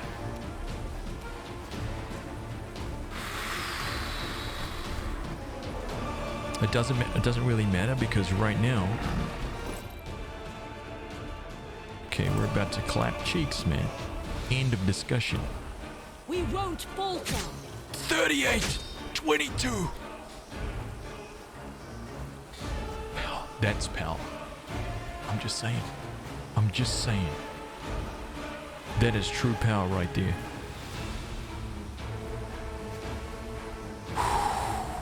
Massive damage. Miss. Hit. Miss. You know what? That's patheticness. Key power, extra attack. Free action, dude.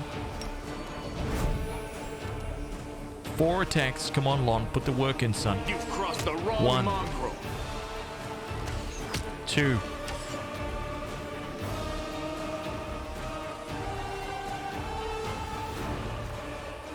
Lon, pathetic. Haz, legendary.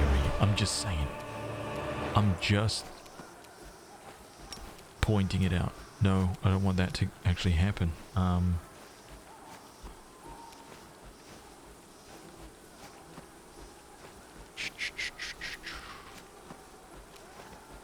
This would be so good if it worked.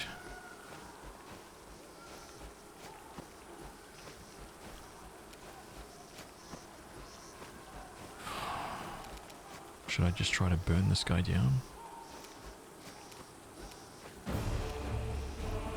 15, 16. Bone Shaker. Bone Shaker could do a lot.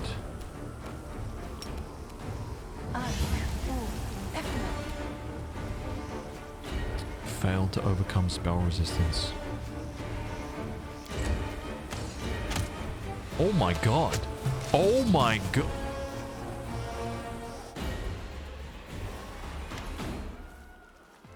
Unleashing her last shriek, the Swarm Queen slumps to the ground. Immediately, as if by magic, the distant sounds of battle begin to subside. Several small beasts sit on their mother's body, sinking their mandibles into it. The canyon drowns in the waves of scent, a sweet soporific with a hint of bite, like the crackle in the air before a storm. Lon looks askance at the queen's carcass. The mongrels in the caves under Canavras could eat that, I guess. Anivia approaches the Swarm Queen's body. Her face clearly expresses a desire to kick the dead beast, but she refrains.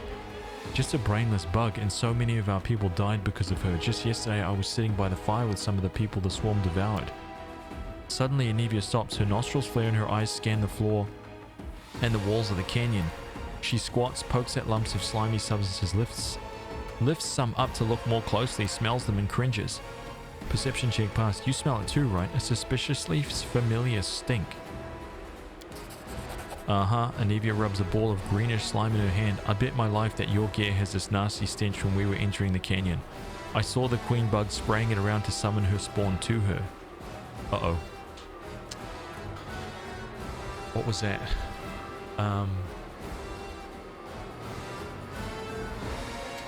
Oh, sorry, I know what it was. Okay, gain 75 EXP.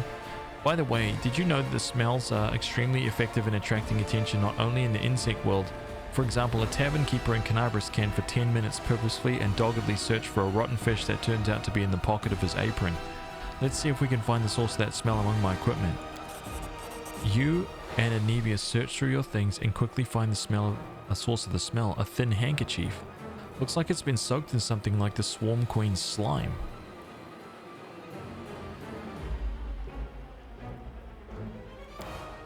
I'll be damned. When the queen was spraying the sweet-smelling goop around, the swarm flew to it like flies to jam.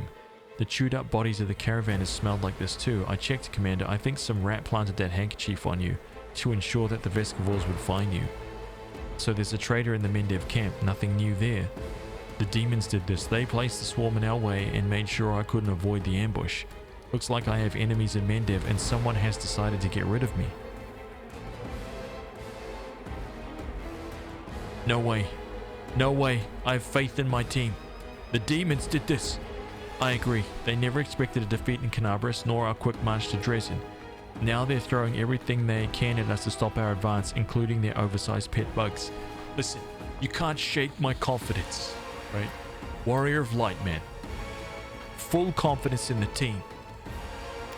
Anyway, we need to keep our eyes open. That handkerchief could have been planted here by magic, but take it from a professional paranoiac. I think we've got a rat in our camp. Oh, okay. Why you got to do me like that, anyway? In Canavras, we squashed the cultists time and time again. But they were like maggots in a dead hog. Some could have infiltrated our forces too. We have to keep our eyes open on the guard up. It's time we got back to our people. I say we destroy the queen's body, I've heard the little bugs who eat the flesh of their mother can be reborn as swarm queens themselves. That's kind of the last thing we need, right? Get rid of the body. Burn the body, but gather as much of the queen slime as you can. Keep it a secret from the troops, and Dresden will send in a suicide unit. Wait for the demons to gather their forces, and then bring in the Vescivores. We'll return this gift to those who would destroy us with it. Wow.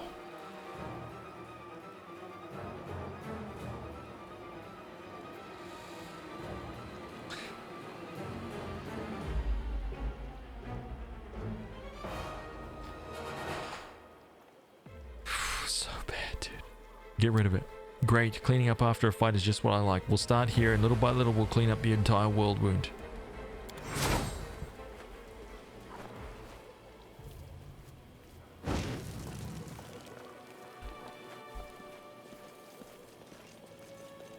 Yep. Biological terrorism.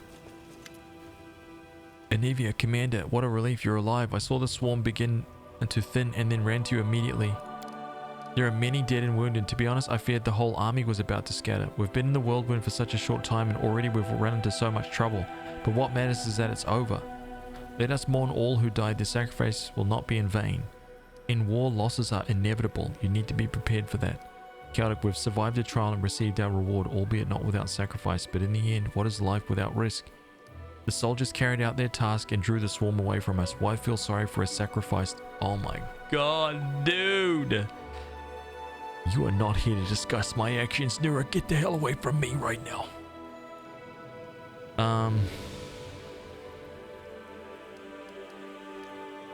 I need to start picking some lawful actions, man. Otherwise, I'm gonna like bust out of my lawful. I'm gonna become like not a paladin anymore.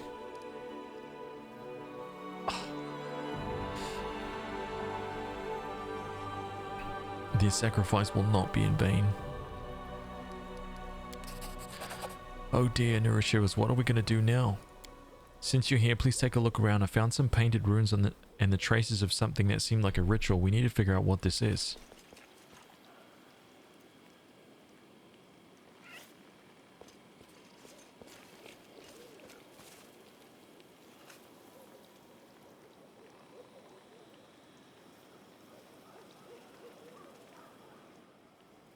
Easily done. Nura leans over the magical symbols painted on the stone. I'm no mage, unfortunately, but I'm in the habit of thoroughly documenting all descriptions of rituals and symbols from magic books, especially demonic ones. Someone very recently opened a portal to the abyss here and summoned someone. It's not difficult to figure out who they summoned. She's lying dead right there. What? I can guess who carried out the ritual. Handwriting is unique even when it comes to runes. I examined the Grey Garrison after your success, documenting everything I found for Queen Galfrey.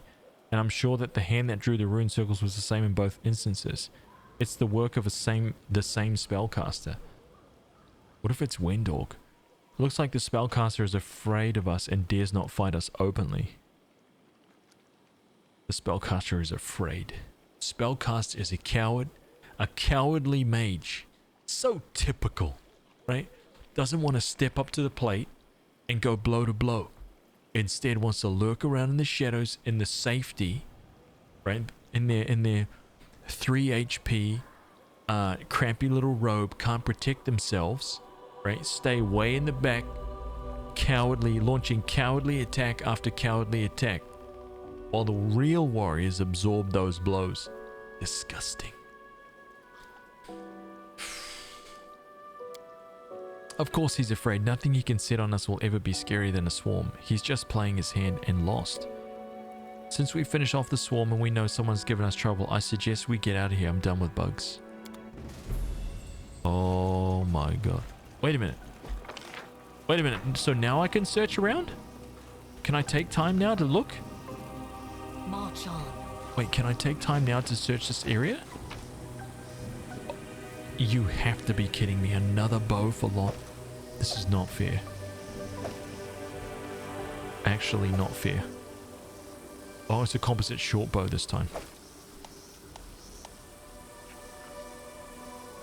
What is it? What is it?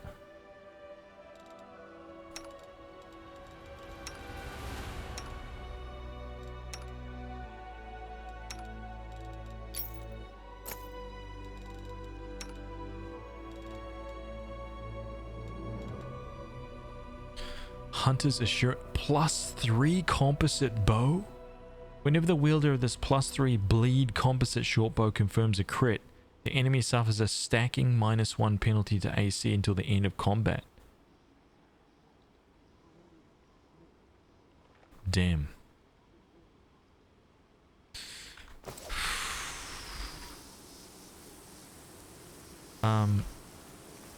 Onwards. Okay, so I have a question. Can I just spend a ton of time down here, or my boys all dying up there?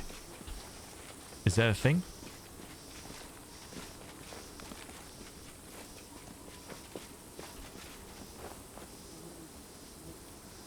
I tire of waiting. Yes? Esmo, Axe, yes. Esmo, Axe, yes.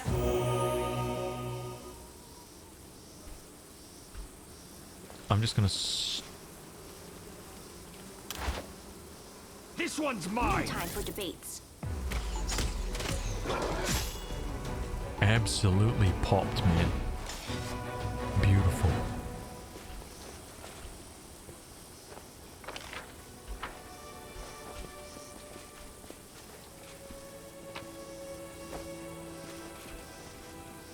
Oh, this does not look good.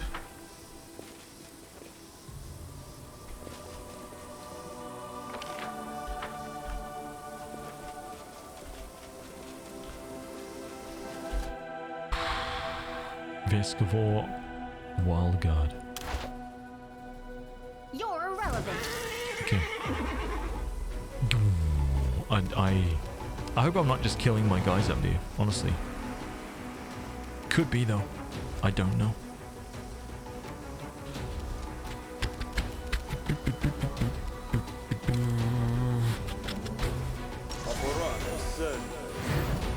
Forane Center.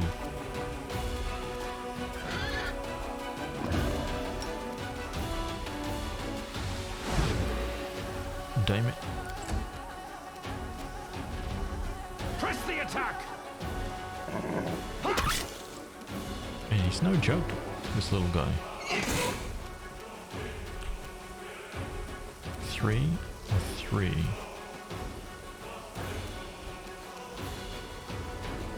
You won't survive me. Damn it, dude. Almost killed him.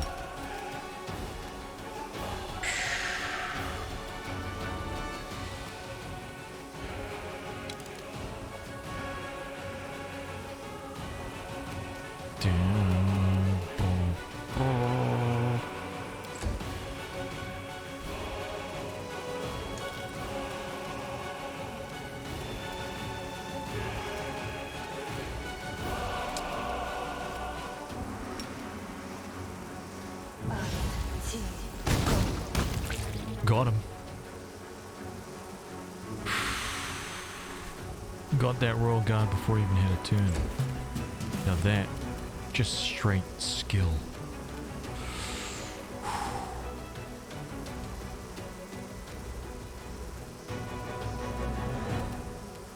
Out of my sight. Actually did damage. Didn't expect.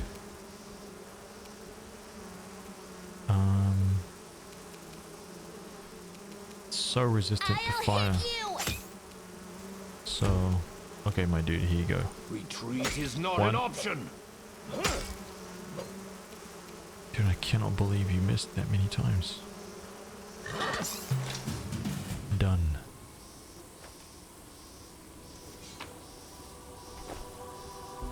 Okay, so now I can... Acid has ruined this caravanner's gear. The slime on the wall of the canyon emits a sweet smell with a sharp hint of freshness like the air before a storm. The insects are swarming over part of the wall. Oh, disgusting. This is an amazing environment, this place.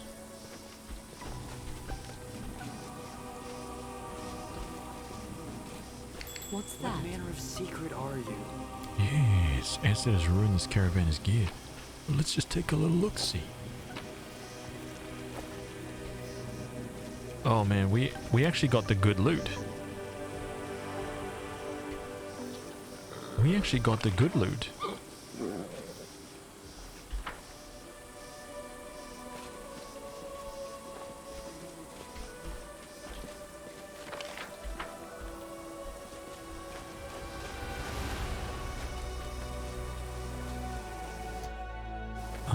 Let's go this. Mind over muscle. We will be victorious.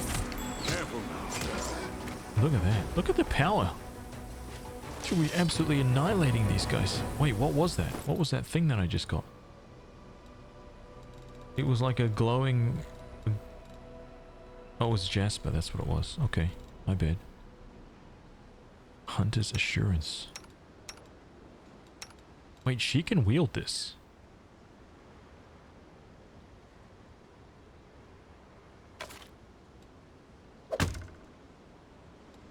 Why would I not wield that?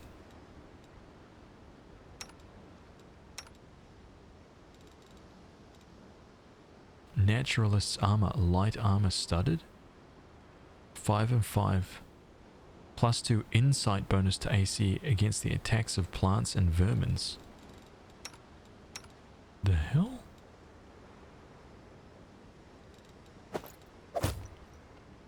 AC 20. 22. 28. She can't wear it. He can't wear it. She can, but Dex is 0, so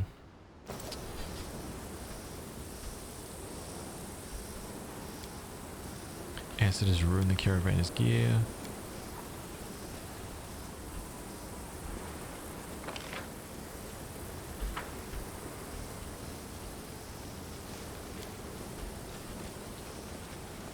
Nothing there.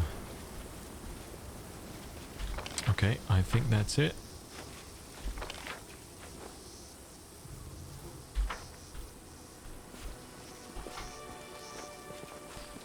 Let us be off.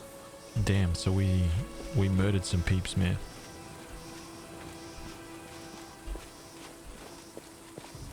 Where's our guy?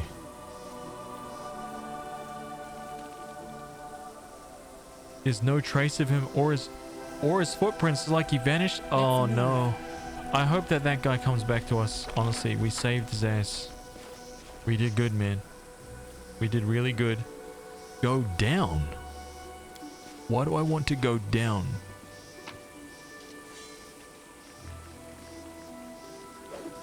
Why do I want to go down?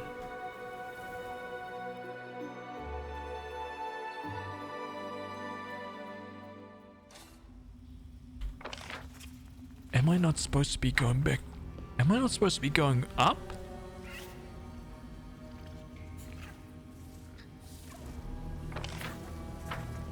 Oh my god, I don't know if I'm supposed to be here.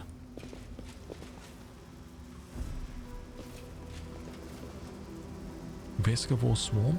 You won't stop us. Did we find trouble? No, they did. That's right.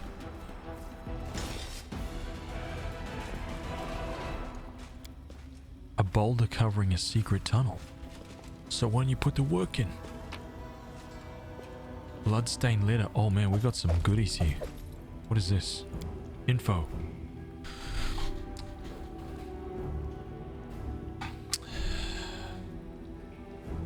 What means the exclamation point on some chest items that you wear? Oh, it means that a certain one of my items, either the spell effect that I'm under or one of the other AC bonuses is conflicting. Or it's not being able to be used at its fullest, for example. Like if you have two things that have a natural armor bonus and one is 2 and the other's 3, the one that's 2 is completely useless. So it gives you like a little tick to be like, hey, like come on, you know. There's a letter on one side of the paper and then on the other a hastily drawn map of the dungeons with a mark in one spot. To anyone who can help us.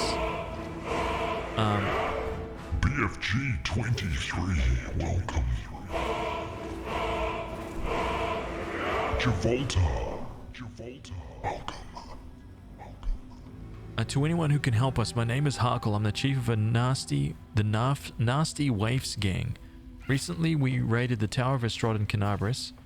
Huh? And with Norgorber's blessing, we took quite a haul. We hid in a reliable place with a bad reputation, somewhere where the law would never think of going. We were celebrating our successes when Quick Rick appeared and choked 2 of our friends to death. We knew things were bad because Quick Rick had already been dead for about 4 hours. The old man was drunk, and his heart had failed on a steep mountain road. Terrified, we chopped Quick Rick into pieces, but a few hours later he came for us again, and he brought with him the 2 he killed earlier. That's when the real nightmares began. Something so bad the mind can't take it. Corpses come back to life howling, screaming in pain and rage and killing. The way they killed. Even now we're sitting in a cave keeping a wall of fire burning with oil sanctified by the priests of Yomide. It's the only thing separating us from the mob of walking corpses we once called friends. Praise Norgorber. We took with us an oil vessel from the Tower of Estrad. It won't last another day if the heat doesn't kill us quicker. Looks like the nasty waves are done, so here's our offer. If you can get to Dry River Canyon and get us out of here, we'll honestly return all the loot, show you all our hiding spots, empty our pockets, confess to everything, and accept any punishment except for the gallows. If you want, we'll even sign up to be crusaders. We'd rather die in the mouth of a demon than suffer here forever with our friends. I know my comrades well, and the man who planted this letter for you will have long ago escaped to the south. I beg you, here's the exact location of the place where the nasty waves are making their final stand. If you have a drop of mercy and you save our souls, Harkle, honest thief and chosen thief of the nasty waves. Dude, friggin' what? This is awesome. Follow me. Buckleberry Ferry. So... oh damn. Wait, who is this? A white? Yeah, we can't allow this guy to walk the streets. We cannot be defeated. These guys are no good, man. Level drained up to the wazoo. You should have listened to reason.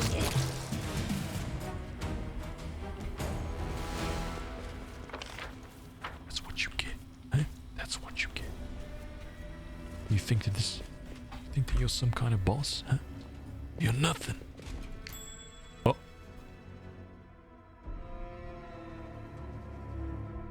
Oh, I see it. I see the thing.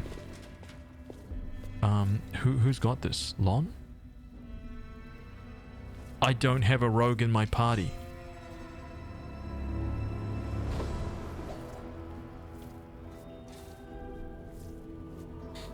Why have I done this?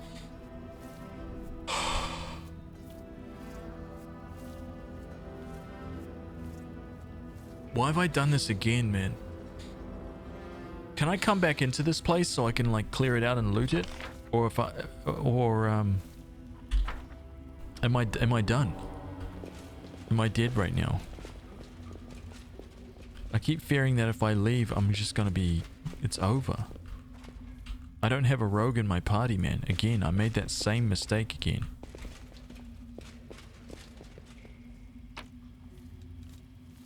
There's a sword sticking here. What is this? An unidentified longsword, you say? Let's take a little look-see. Really? It's just a longsword plus 2?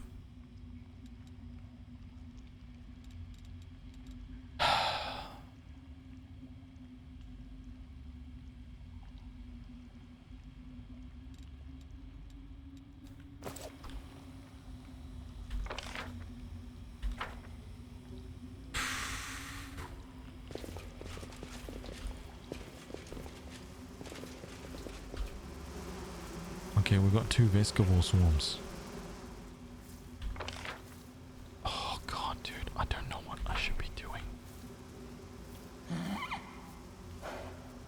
You can come back? Oh my god, excellent. Okay, thank you. I'm going back. I'm gonna switch out Nino.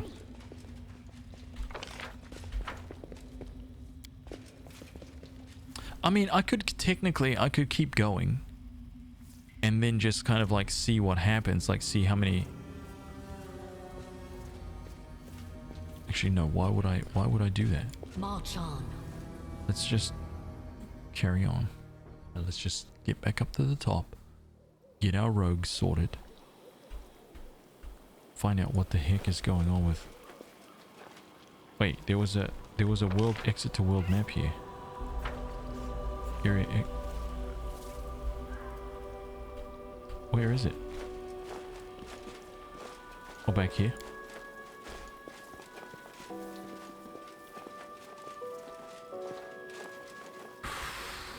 Eddie Crimea, what's up, dude? I just the normal difficulty, whatever it is by default.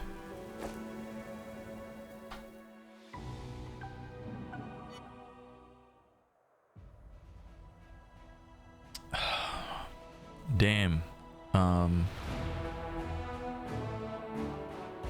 Inconspicuous camp? Wait, is this our new camp? It's moved.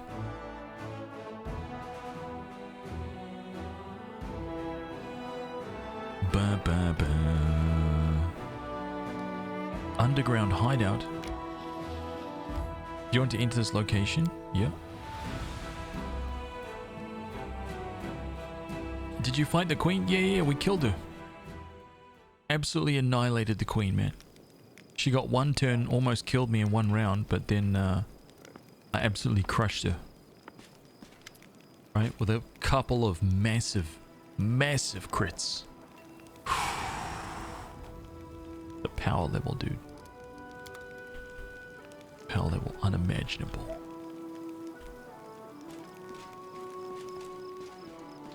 These guys are... Onwards. Okay, so it's just the standard camp.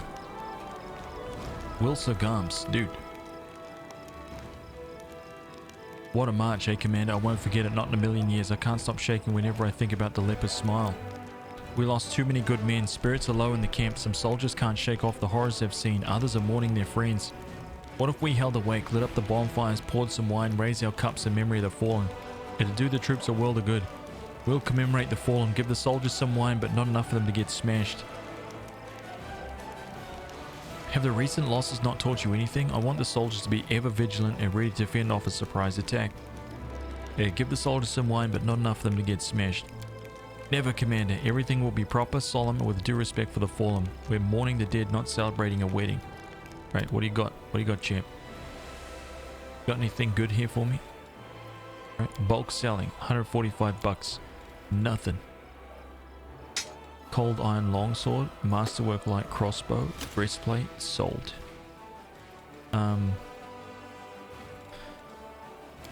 That's all? Oh man. Dude.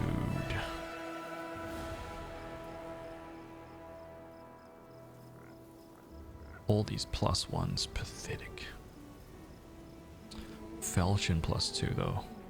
Ooh. Ah, dang. Light mace +2. Felkata. One-handed.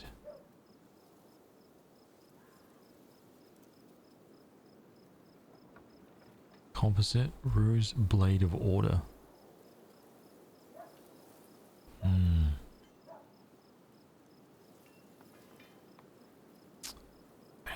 That Black Dragon's Fang, dude, my god. Ceremonial.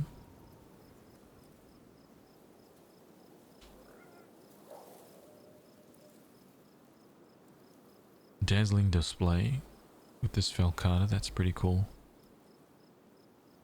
Jinx.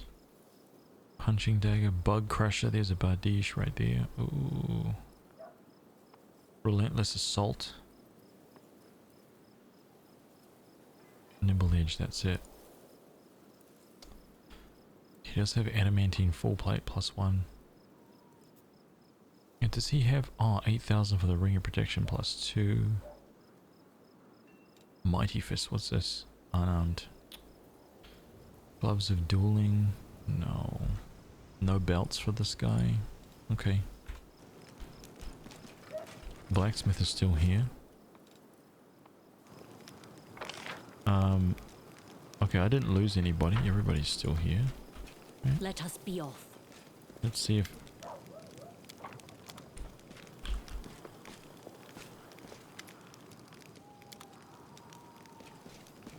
Doesn't look like anybody is, see what Sealer's got to say. Anything? No?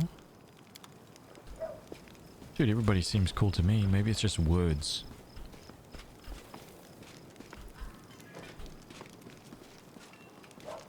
Let's move. Regal, what do you think, man? What can you tell me about the Hell Knights? Wait. I could tell you a great deal. However, the Order's recruiters would be a better source of information on such matters. How are new Order members recruited? We accept as armigers any we find worthy, but for the main test, the one that separates the strong from the weak, they must face down a devil summoned directly from hell. If they defeat the beast honestly, the armiger becomes a rightful Hell Knight. If they lose, we simply forget their existence, like the world made an unfortunate mistake. Wow. Who do Hell Knights answer to? Only to the heads of their order. In my case, it's Lictor Rezarch Ontur, head of the Order of God's Claw. As a rule, the Hell Knights do not submit to the jurisdiction of any state. The same is true of local laws. We are happy to help local governments bring order if we consider their requests lawful, and if those who ask us are worthy, but we do not serve them and have every right to refuse their demands. So what do you value? The law and only the law. If you care so much about the law, how can you ignore the authority of the lawful rulers in the lands where you operate? We cannot call it law just because some foolish local prince thought it up, or a council of demented elders deems it wise, now can we? You see, one of the main principles of our brotherhood is that no one is immune from persecution.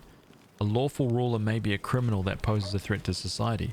We must be able to punish them as well. This is why Hell Knights only honor the measure in the chain, the doctrine shared by all of our orders, and why Hell Knights serve only their officers and the aim of transforming this chaos-torn world and leading it to a brilliant and ordered future. We are the main bastion of order in Galarian, no matter how much some naysayers try to refute it. Damn, this is insane, dude. Do you have a plan or strategy for the war against the demons? A spark flashes in Regal's eyes. I have a clear idea of the forces I shall require to wage effective war against a world wound. Currently I do not possess them, but I know what steps I must take.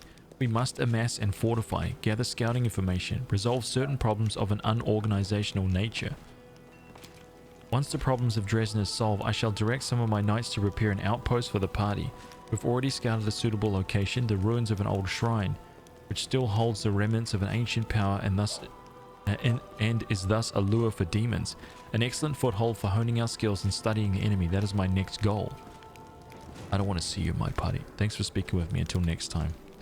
Dude, he seems very put together, like that guy. Like, he's very well put together. Yeah, a very cold and calculating commander. Exactly. It's like exacting, right? Ember. Nothing new. Irabeth.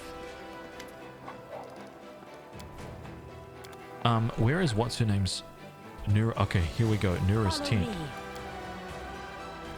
Get in the tent.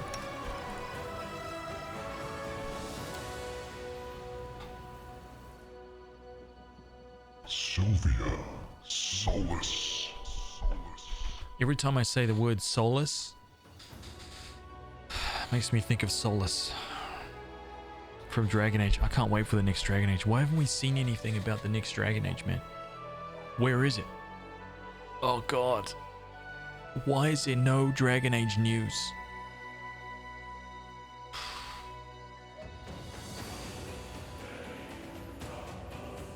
I've been watching your vids lately. I'm really enjoying the content. Oh, thank you very much.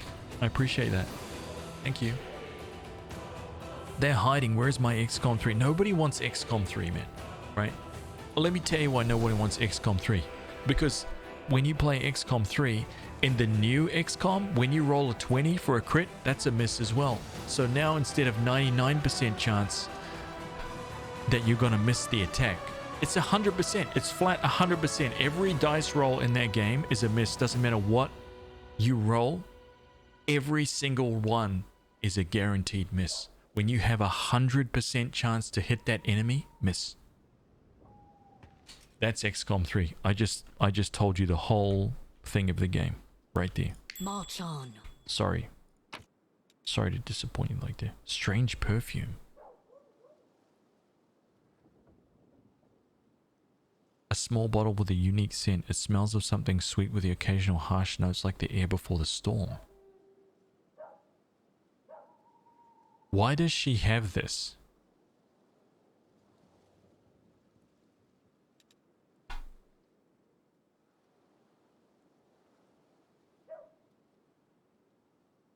Why does she have this?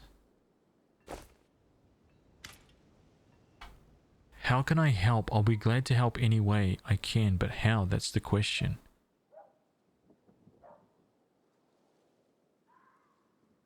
When we fought the swarm of Vescivores, someone put a handkerchief soaked with pheromones in my pocket, which attracted to insects. I found a vial of the same pheromones in your tent. Nura's cheeks blush a little. That's my perfume. Perhaps it's strange to take a perfume on a crusade, but you see, Knight Commander, it is my reminder of a more normal, peaceful life. What I'll go back to after we've won, and besides. Her cheeks blush even more and her voice drops to a whisper. The smell drives men insane.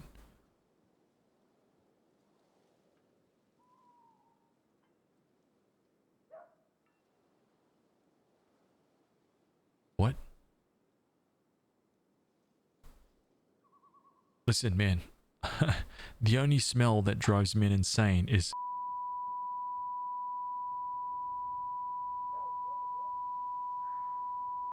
Okay, that's pretty much it. Nothing else. I have no idea how this smell affects infernal insects. I'm a historian, not a demonologist. Perhaps some malicious person... A new legend is born. Used my perfume to lure the Vescivores to you, but I swear it wasn't me. Maybe one of my admirers is trying to hurt you and set me up. Anonymous. Gifted a tier 1 sub to Sylvia Solace. Legend. Man, Anonymous, thank you for doing that. Anonymous sneaking around. Alright.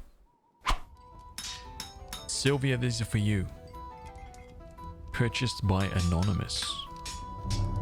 Level 1. Iron Dagger. Okay, those right there. Brand new, fresh off the anvil, those ones. Anonymous, legendary. Thank you, man.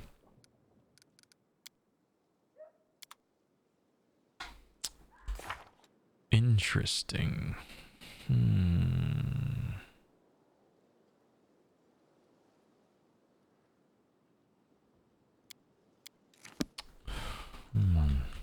Okay. Something weird is going on. For sure.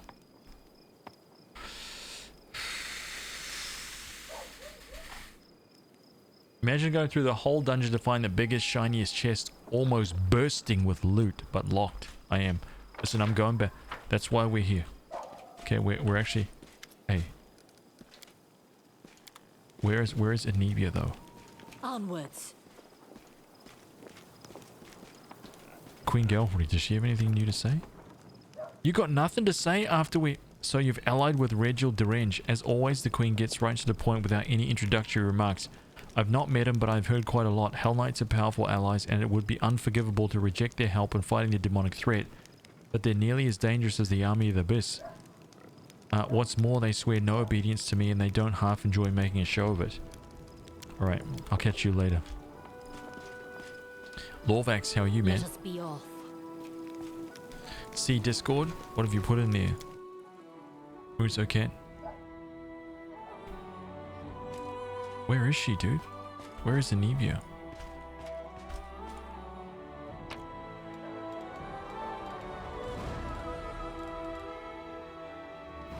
Look at us. This is all the named magical loot right here.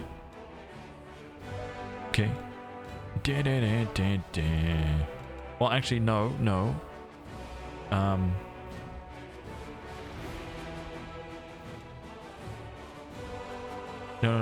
If it's not named, I can sell it. Cold Iron Falchion. Let's sell that. Crossbow of Judgment.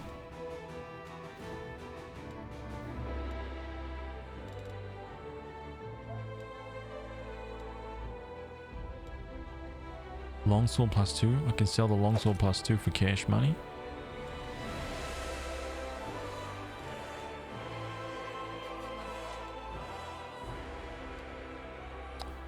Sickle of Falter.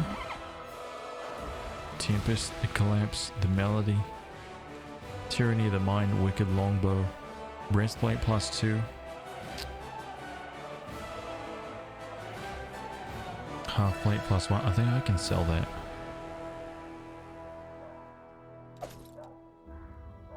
Headed armor of focus, unbending armor. Kinetic diadem, amulet of the agile fists. If I can sell that breastplate +2.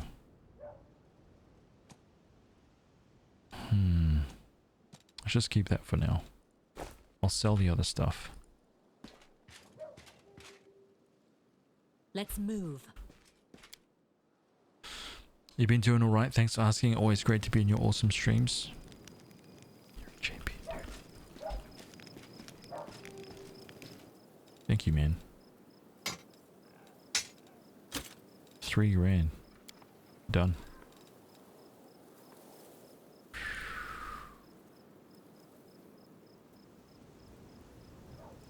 Okay.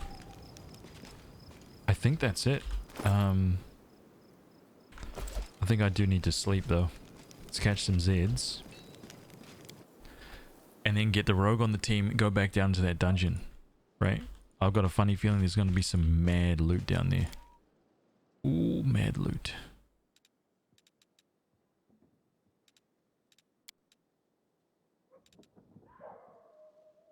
You are so gentle, so fragile. It pains me to see you in the carnage of battle. Who are you talking to? Yes, all this blood and pain is difficult to endure, but I'm willing to bear it for the sake of my friends. There's something about her voice too. It's like the perfect voice for that like aristocratic kind of like snooty like person who just thinks that they're better than everyone. Oh man, I can't stand people like that, dude. I just can't stand it. Can't stand them. Who is out? Nino is out. You are in. Save the game.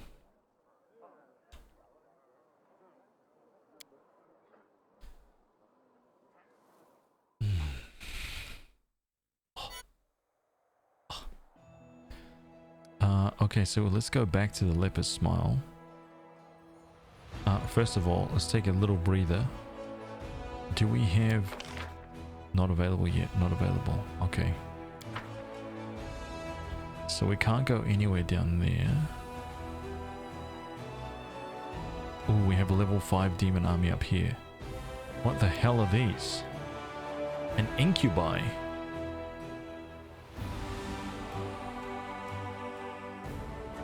Six. Wait, how many? So we've got 36 incubi. They've got 100 HP each, so 600 HP per stack, basically. We got demon Whoa! We got demon armies everywhere up here. Oh man, this is gonna be fun. Hell yeah! I like this.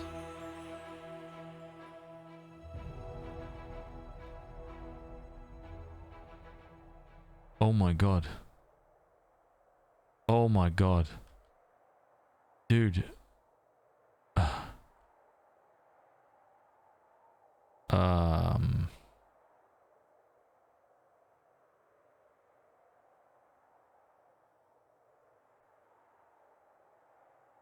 It's fine. It's fine. It's fine. It's everything is gonna be okay.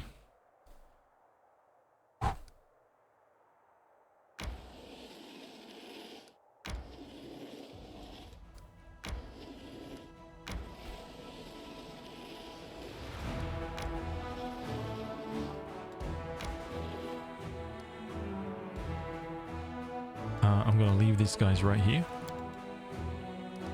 We're gonna go back this way. Okay, we're gonna enter this place. Yeah, I hopefully after I've cleared this place out, I would have rested or needed to rest again. And I'm hoping that by that time, I'll be good to grab another bunch of dudes. So I can level them up. Hopefully I'll have like either like 5 or 6. Rank 5 or 6 again. Hopefully.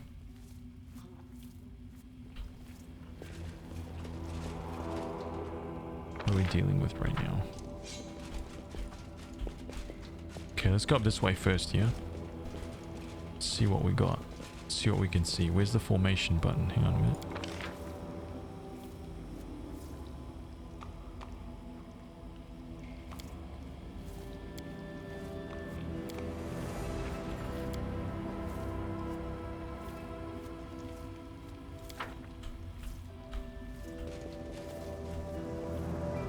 Follow me. Oh.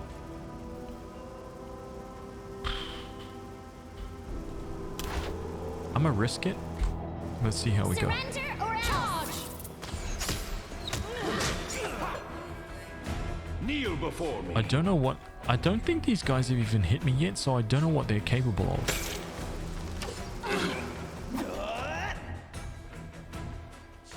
Wait, what was this? Fortitude save, fortitude save, fortitude... Okay, so it just did like a random AoE that hit everyone for like...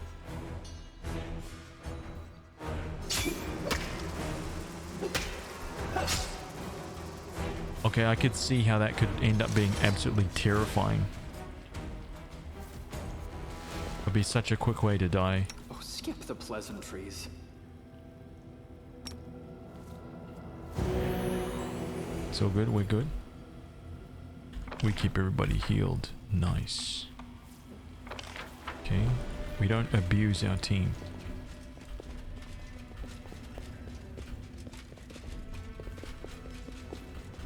Might be trap, might be treasure. March on. Oh, how did we get through this? How? Speak with your actions. Don't mind me. Not your words. Speak with your hands? Fine. No.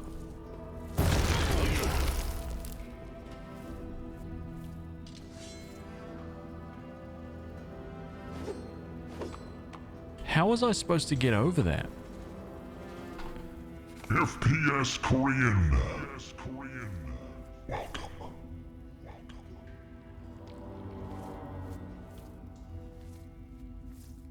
I don't actually know how I was supposed to get over that. Maybe there's another way around? Oh, maybe. Wait, what's wrong with us? Are we slowed? My tail is twitching. Must be a sign.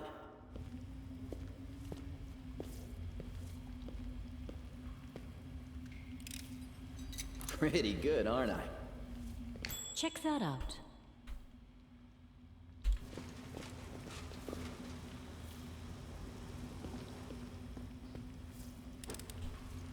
This is my kind of work. Okay. What the hell is a direct new? Oh my god, what is that? 11 outsider. 21 spell resist. This is a melee kill, man. Crusading isn't that boring after all. Look at that thing.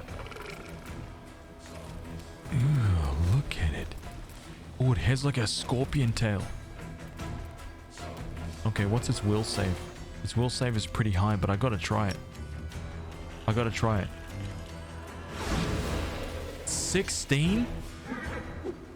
V7. Lon, why you no attack, man? Endure this! Why you no attack?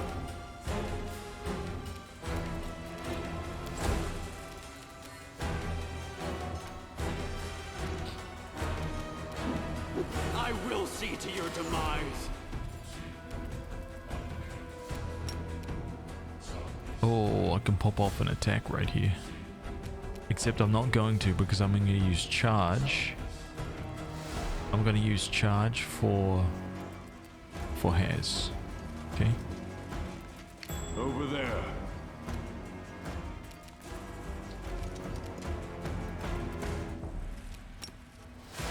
Why can I never charge? Like, I know that you can charge this guy, dude.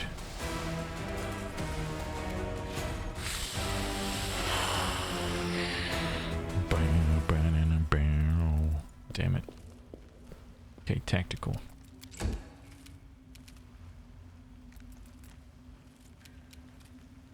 Too late for apologies. Okay, someone's about to get absolutely annihilated, but that's okay. Right? Because we got Lon. Make every strike count.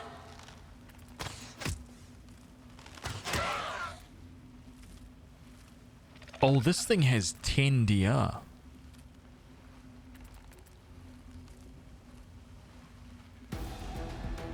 Okay, that changes things a little bit. Just a little, just a little. Acid, cold, and fire resist.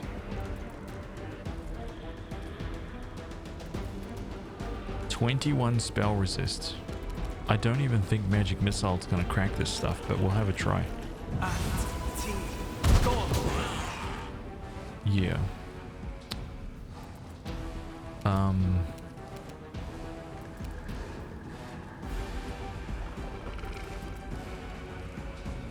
I am going to...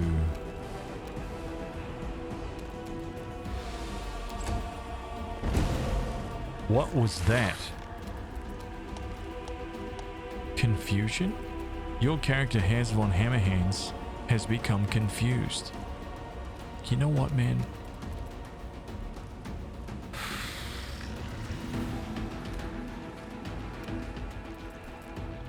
Confusion.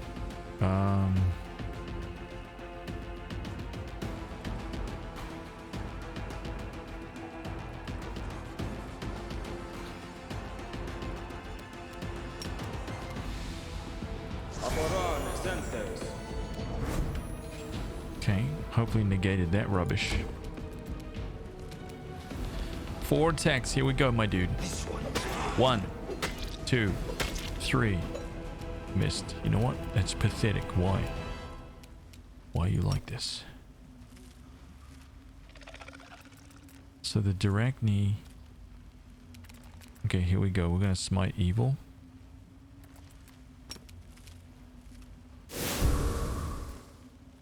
Okay. We're gonna run up and Strike with all your might. clap cheeks. That's how you hit them. Listen, man, I'm just trying to illustrate the power level. Okay? 56. New biggest hit. I mean, no one is gonna approach this level of power, dude. Trust me on that.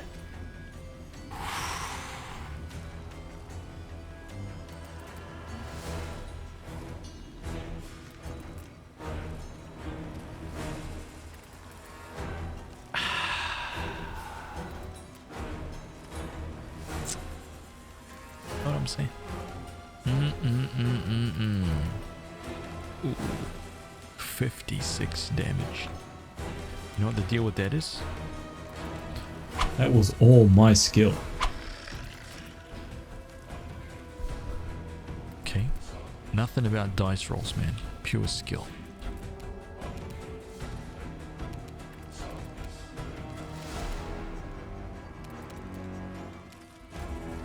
Saving throws? Nah.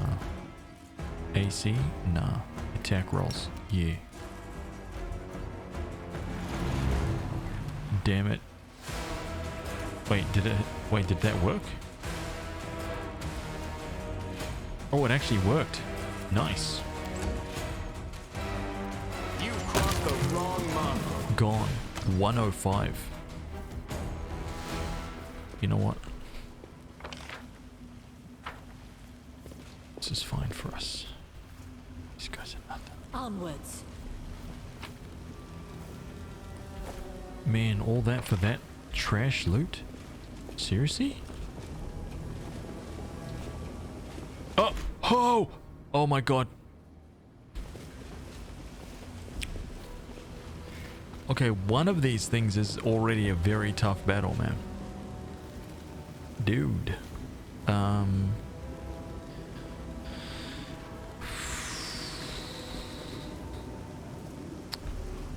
Another Diragni.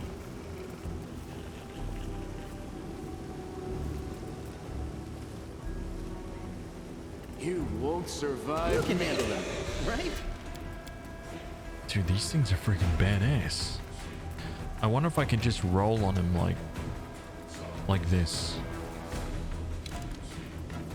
I'm kind of scared to do it, but I kind of want to try it. Let's try. Right, I believe in the team. We just muscle these guys down. Oh god, no. I didn't know that this guy was sneaking around at the back. Oh, man.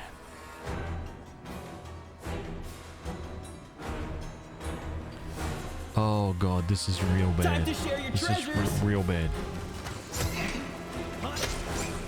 Oh, okay then. Cover me, all right?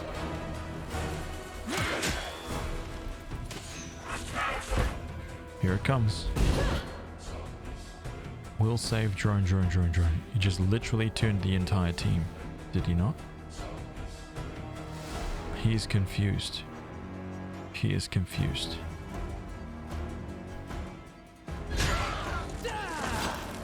That's actually a really...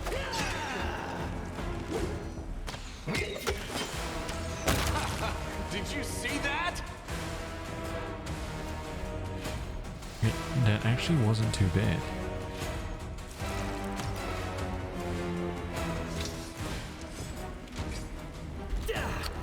Who's got Unbreakable? The waiting's never fun.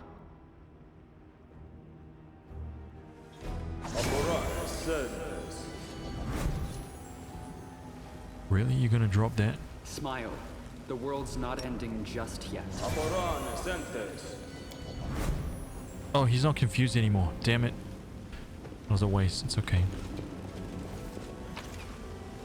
Oh my god. A magical heavy mace. Damn it. It's never loot that we... The voice of Hollow. Whenever the wielder of this +2 mithril heavy mace confirms a crit with it, a loud sound is produced. All enemies within a 30-foot cone, except the target, will have to pass a will saving throw or be affected with the Voices of the Hollow effect for D4. Every turn the target is randomly affected with one of the following. 50% chance they behave normally, but suffer 2d6 sonic. Wait, okay, let's have a look at this. 50% chance they attack the nearest creature. Oh. It's like a confusion mace. All of them in 30 foot, man. Damn. But it's only on crit, so... I mean, still good. I'm not saying it's crap loot. I mean, it is crap, to be honest. Let's be fair. No one uses heavy maces. Like, literally no one. No character that anyone has ever created in this game has ever wielded a mace.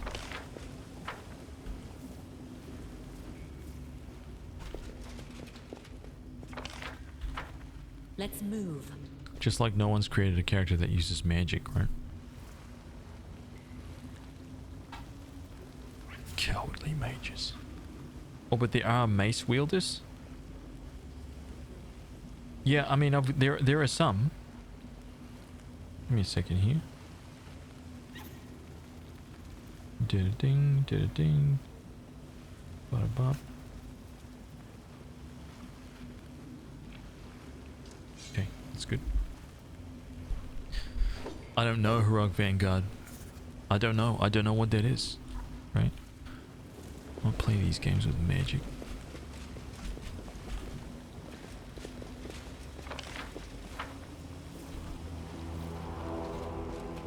No one creates cowardly mages. Who is that? Vescoval Royal Guard? This guy's nothing, right? Nothing. Press the attack. Dude, what? Why are these guys always sneaking around?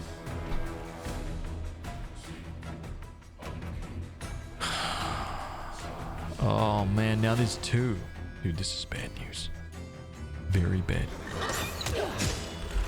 Clapped. Oh my god, there's 3 of them, dude. I'll make short work of this.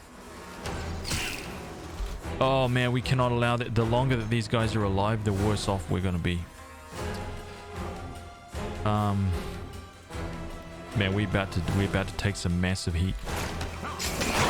Oh, they tried to break through. We can do it. Okay. Stab you or zap you?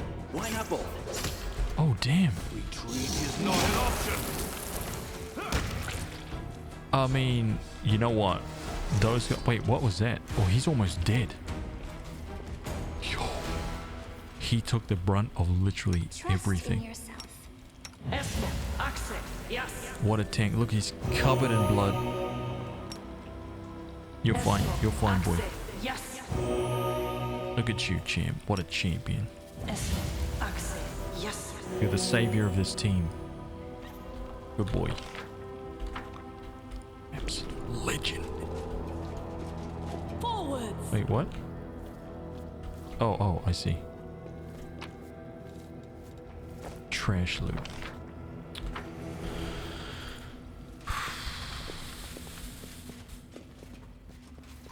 Let's see what else. There must be something else in here. Okay, that goes somewhere else. Just clear this first. Athletics. Forget it. So, athletics check failed. You rolled it. You. Seriously, man? Dude, we could have done. You could have. Oh, God, man. The mongrel did it. Oh, we could just go for it anyway. What the hell is that? Oh my god. Maybe we should back out of this hallway a little slowly. It's a construct. A robot spider is in here?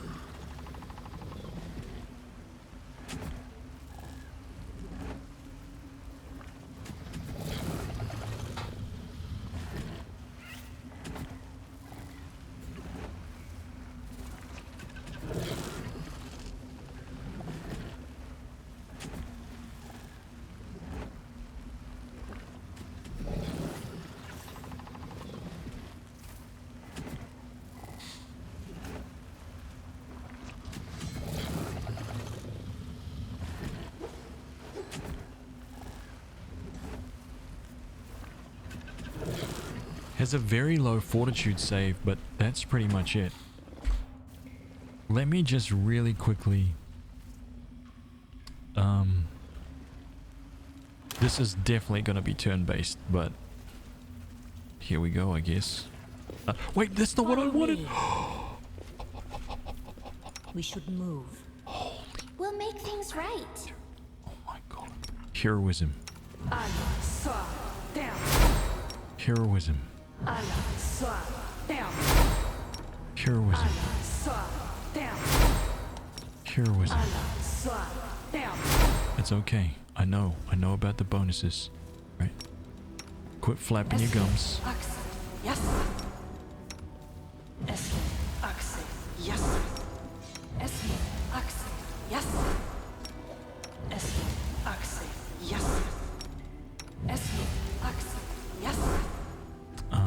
What else do I need right here? 1 round per level. Okay. So we are heroismed for hours, right? An hour and 9, so we're good there. I welcome your company. 1 minute per level, so we've got bless for a level or whatever. I want that battle cry. Wait, Missed me already. how long is this gonna go for? I think that's pretty much it. I don't know what this guy's gonna do. Let's just save that. Turn-based. Are we in trouble yet? Lon. Endure this! I'll cheer you on from over there. You did 0, my dude?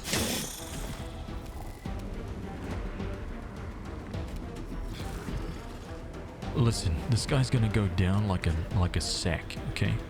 He's got nothing. He's got no power. I could have popped bull strength down. In fact, I think I'm going to.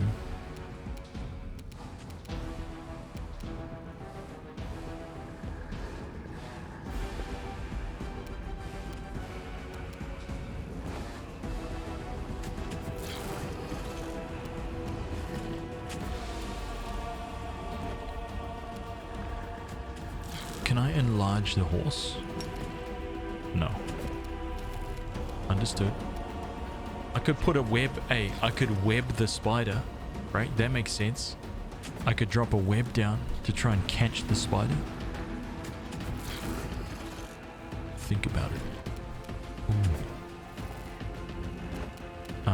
Let's see if this could work. Maybe not on constructs.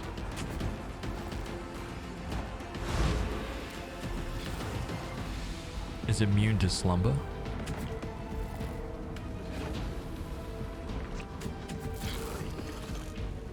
Okay. Noctis, I know, look at him, look at him. He's literally just like right here. Being like, hello young man. Hello young man. I'm not gonna be able to sneak, a new legend is born. Seems now fun. that he's a sexy spider. Dagger's oath.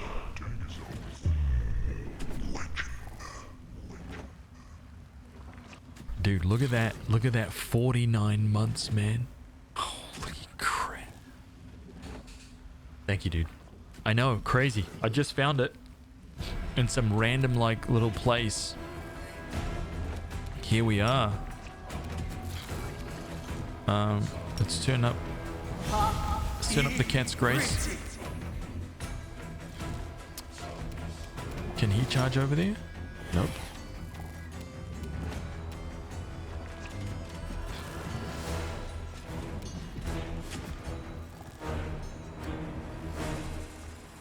Down, boom, boom, boom, boom, boom. Light of the angels.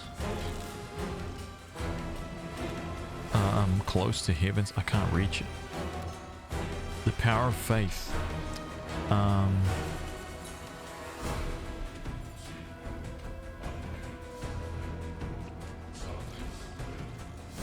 Lasts for 1 minute.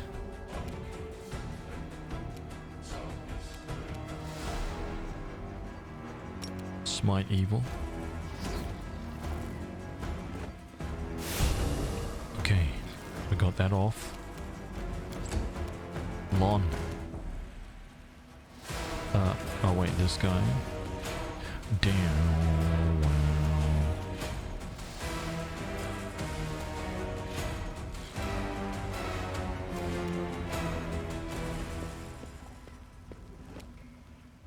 I actually thought Lon was gonna have a go first. Someone is about to get absolutely annihilated. This is where we see this thing's true power. Oh!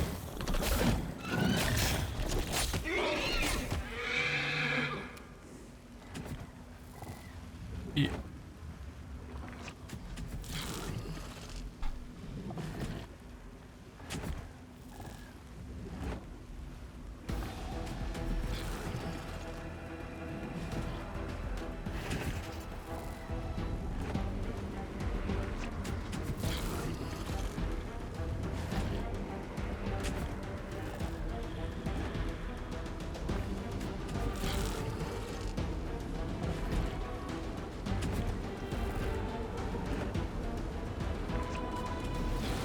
He did. That is my most high. That's the highest AC character I have. He didn't miss a single roll.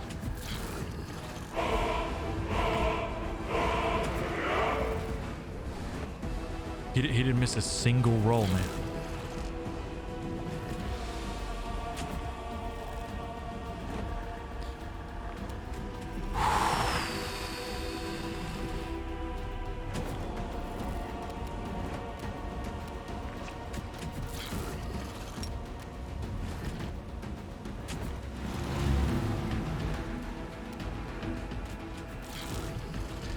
damn it, that worked.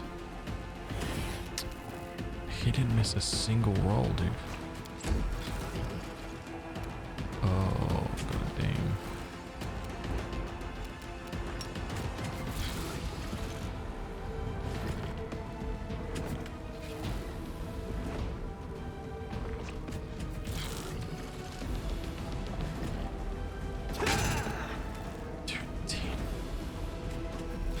Kneel before me.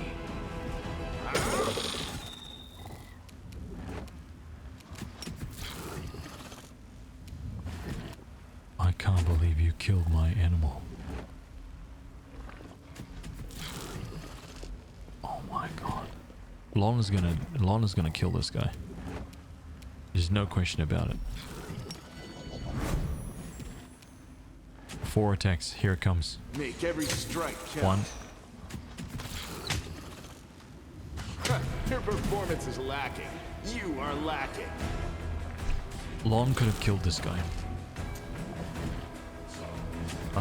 I feel like he missed a turn, which is really, really weird.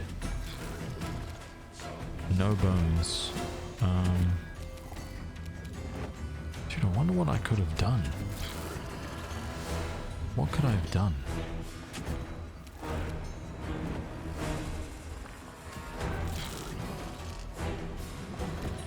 Out of my sight!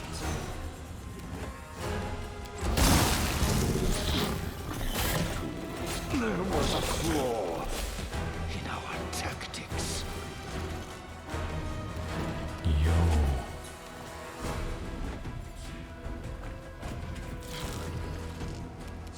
I'll hit you. Okay, hang on. Distract them from me. Oh, now it's dead. We won't falter! Resting in a safe place. Oh, so he's not dead.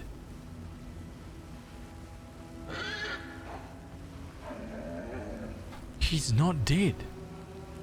I forgot that.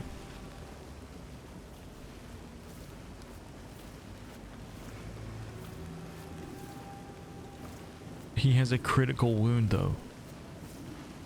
If their hit points falls below their negative constitution again, then they will truly die.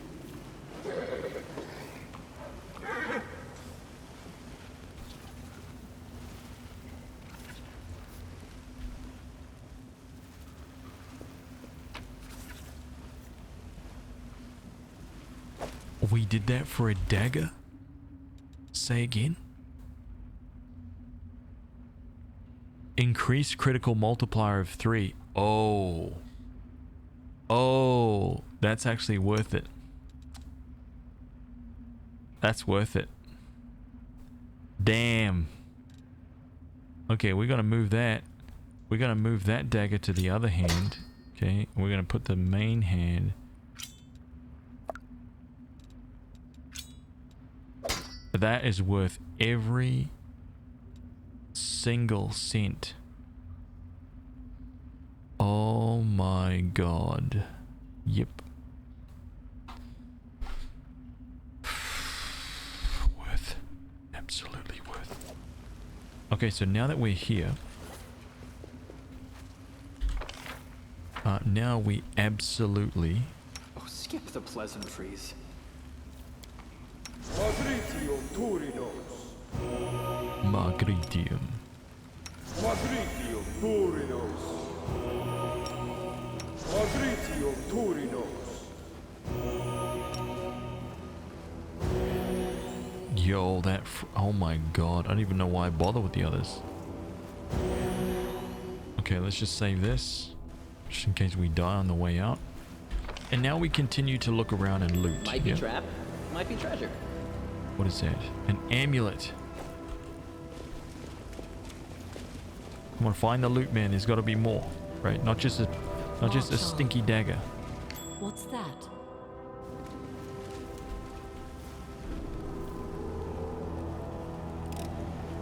This is my kind of work. I believe, man. I believe there's a giant two-handed sword.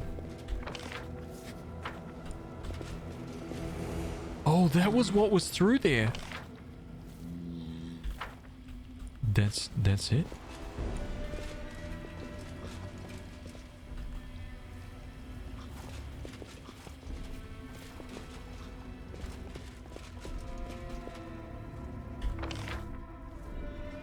Okay.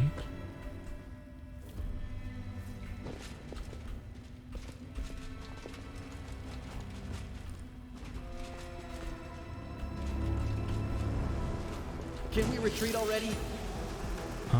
2 swarms, this should be okay. I will see to your demise. You won't stop us. They didn't even get a turn. See that? That's power. Onwards.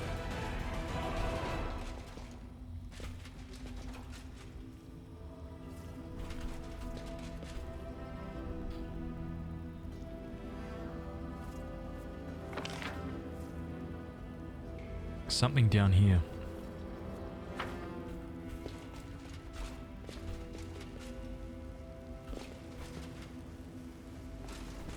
Okay, something's in this room. No question. It just has to be. A light, just a standard pick. You know what?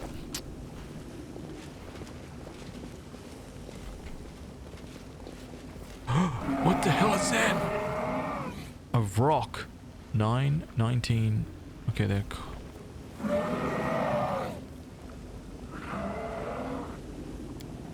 Touching the abyss irreversibly changes the very lands of the world wound. Of rock? I mean, these guys seem easy. No? They seem easy. I mean, I believe that we're going to cut these guys down. Like, without even...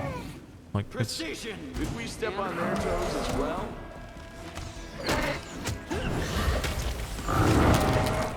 Oh! Oh, no, it's okay. Mirror image. It's fine. It's fine. It's fine. I just thought he summoned like 7 guys, but no. You've crossed the wrong mongrel. It's totally fine. See that? See that, man? Nothing. Right, he's gone. Wait, who dropped that 50? Haz von Hammerhands deals a 50. Look, man, how many times do I need to assert that damage level? I'm just saying. Warrior of Light strikes again. The loot. A standard scimitar? Come on, man. Here we go. A kukri. And some standard junk.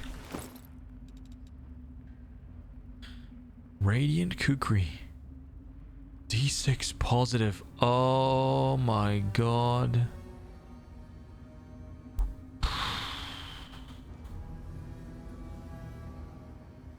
Okay. Well, there it is. That's insane, man. That is such a good weapon already. For a knife wielder. There you go. If you have a kukri wielding like Knife Master, you've already become a god at this point. You'll be critting like mad.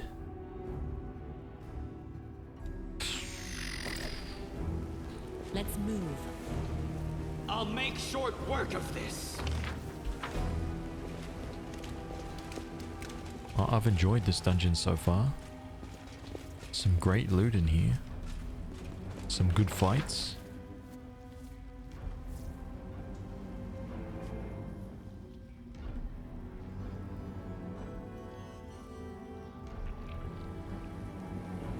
A dog in Nottingham has been recognized for outstanding bravery for helping to stop a man with a machete from going on a murder spree. Wait, seriously?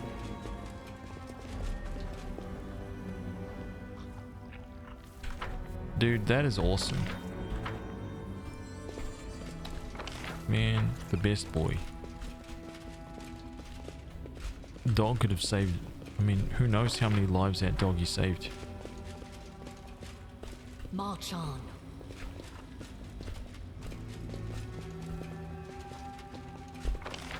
say that as my doggies are just fast asleep.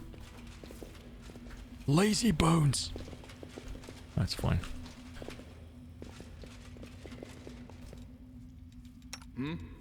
Something wrong? You sure it's safe? No, I'm definitely not sure it's safe, my dude. Pretty good, aren't I?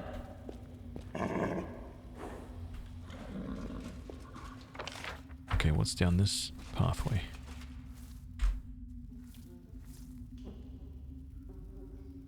As a part of the reward, he's also been given a lifetime of food. Government will pay for his food for the rest of his life. That is so cool, dude.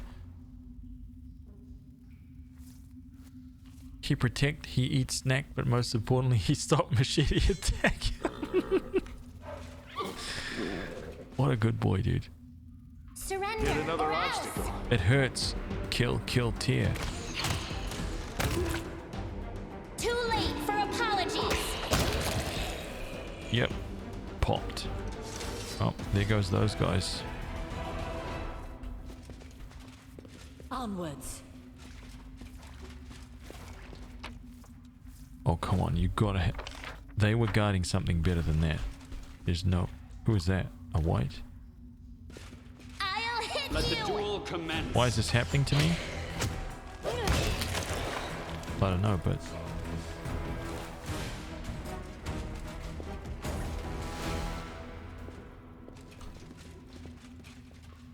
Can white.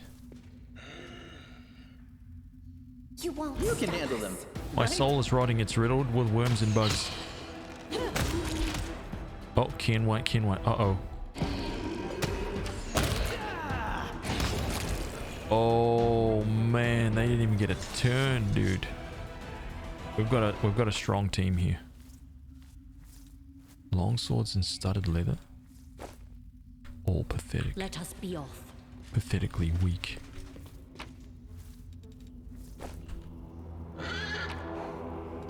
Oh, dude. Dude. Oh my god. Oh my god. We got another belt of dexterity. Who's gonna wield this belt?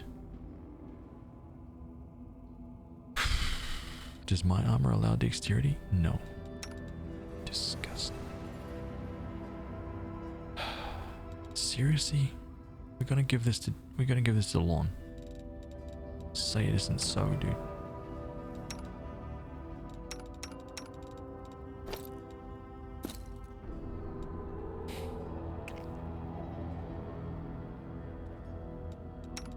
Dude, his AC is 2 more than me. This is not acceptable.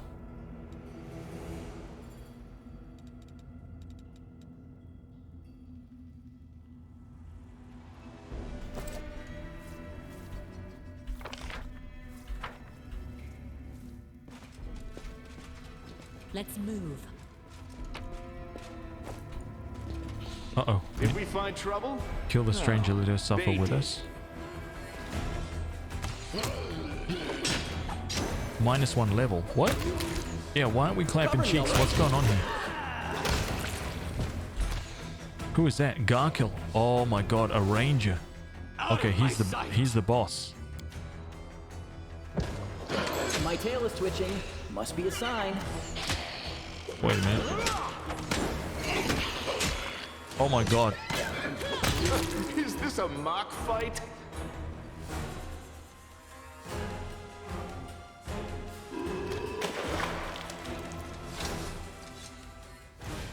I would have had to load right there.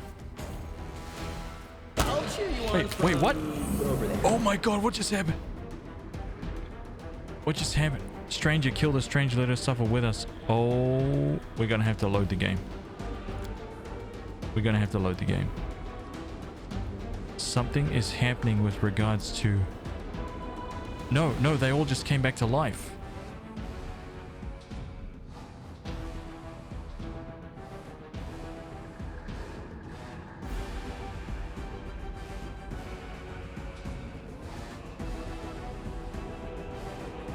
This one's mine!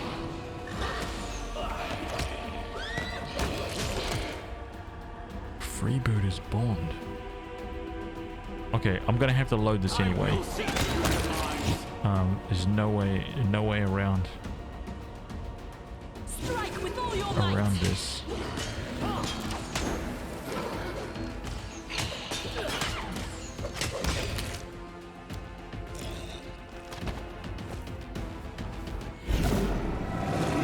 What?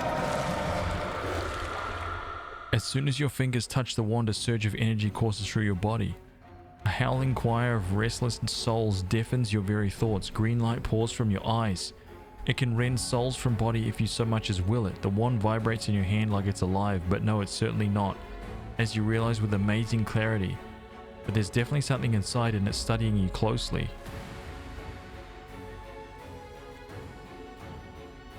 Break the ominous item. A biting pain runs through your fingers. The wand clatters to the stone floor, breaking in two. The sound seems grim and menacing, like the tolling of a funeral bell. Whatever that was hiding in the wand did not appreciate such disrespectful thoughts. Broken Wand of Zacharias.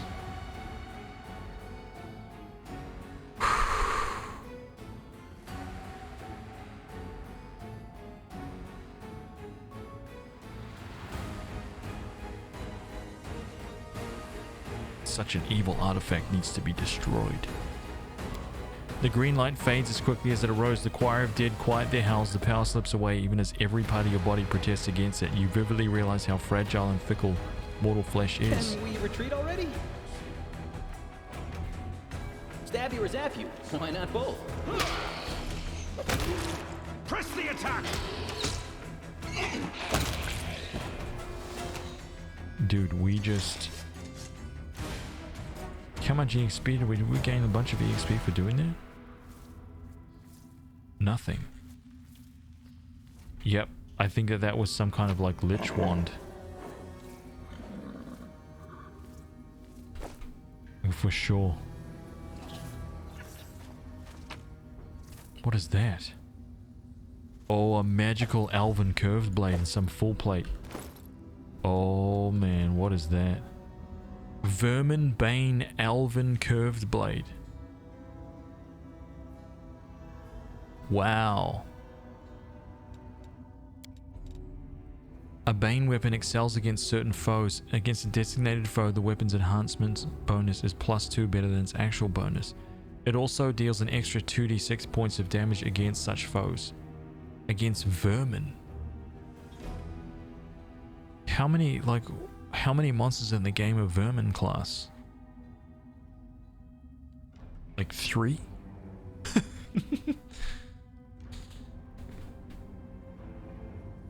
But only elves can equip it. Wait, what?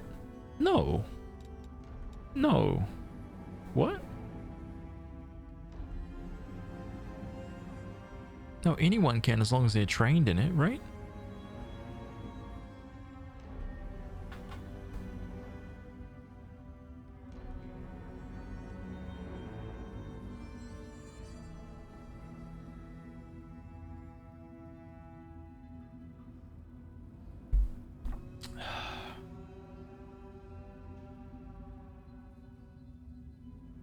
Okay, so there is... Okay, hold up. Hang on, we got an emergency here.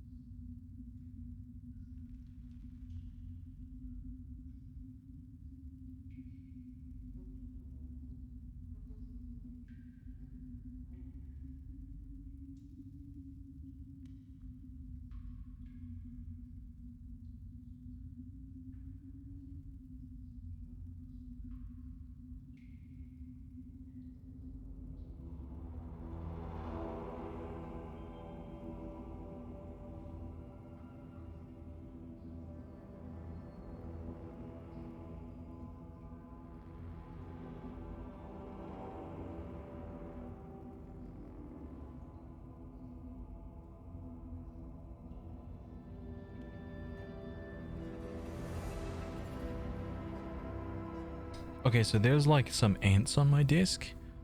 I have to try and figure out where they're coming from. Hang on a minute.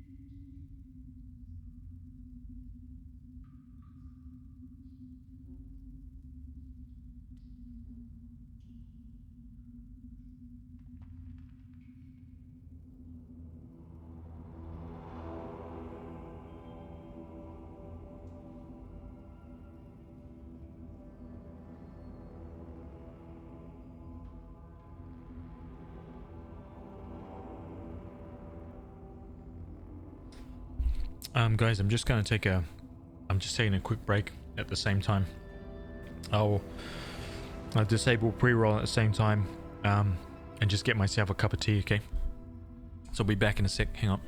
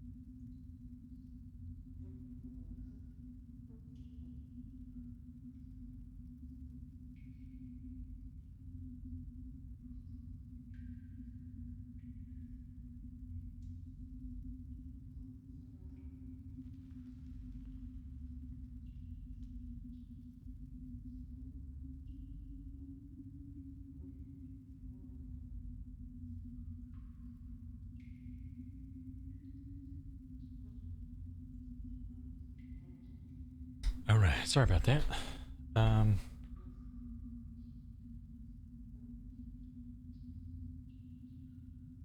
I wasn't able to track it down. There was only like 2 or 3, but you know what I'm saying. They were like the advanced scout unit. You know how ants work, man. They send out like 3 or 4 scouts. They kind of, you know, scour the area. And they're just like, yo, there's loot. And then they send some messages back down the line. I don't know how they do it. But then the entire army starts marching. Right, so I want to put those scouts in the ground so that they don't make the call back. But what's weird, this is what's weird, is that my current setup, I don't know if you guys can tell, but this is carpet. It is like thick woolly carpet, man. I'm in the middle of a lounge. All around me is carpet. So these guys are like marching across those were some diligent scouts. They are marching from like the wall somewhere, right? All the way like across that carpet, right? The most mountainous, rugged terrain of all time for an ant. And then up the legs of this desk, up the legs, around, you know what I'm saying? Like they're putting the work in. And I've just cut them down in their prime. Good. Right? Good. That's what I say. Anyway, Verminbane, Elven Curveblade, that's one for the Horde right there. Brilliant. Not only that, oh no, it's actually, this one's better. Also gives me more HP. This full plate is crap compared to his. Are you gonna learn is 2 AC down? Yeah. That's fine. Very good. None of these others can wear this stuff. Okay, wow.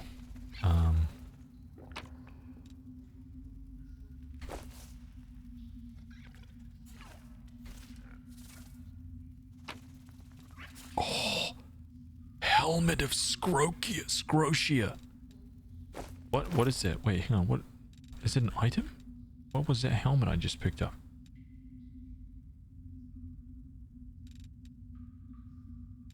Why do I not see it? Am I blind? Here it is. Judging by its adornments, this massive knight's helmet once belonged to a Hell Knight. There's a dent from a powerful blow on the bottom edge of the rear plate. Oh my god.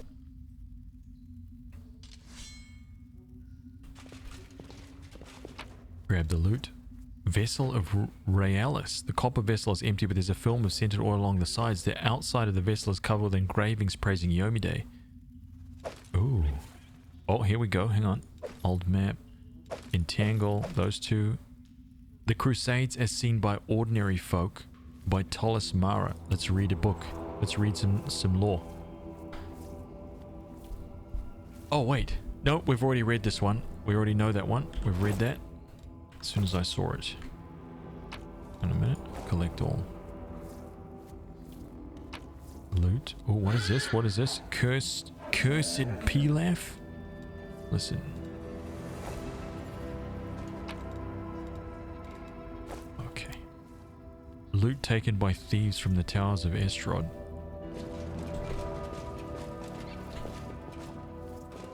Can't hide from me. That's right. Oh, what is that? Man, a magical rape. Where is the magical two-hander? I'm just saying, man. There is never a magical two-hander. Mind Piercer. This +2 cold iron rapier deals an additional d6 piercing. Oh, against enemies who are under mind affecting effects. Okay. That's not that great. But potentially great. You know what I'm saying? Like, potentially powerful.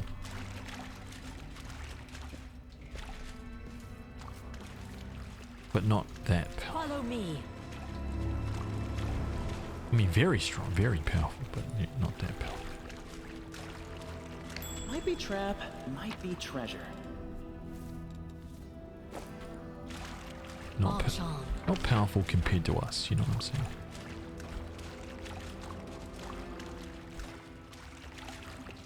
Come on, I know that there's another sunken treasure chest in here. There's not. Damn, we did it. We cleared it out. Onwards. Wait, what are you saying? I used hairspray once to kill ants. Let us be off. That seems a cruel death, no?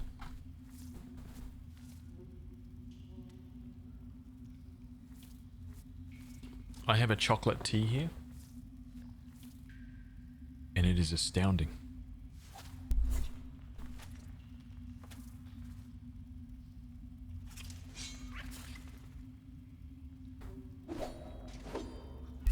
Actually, I'll let that brew for like another minute. Let's move. Dude, we did it. We even killed the huge spider. And we survived. We survived, man. We did it. We took on the boss of this area and won. That's nothing to be, you know. It's nothing to sneeze at right there, man. We did it. Oh, there's a couple of follows. I'm sorry about that. Hang on a minute. Crazy Loss 144. Welcome. Kubus 11XXXX. Welcome.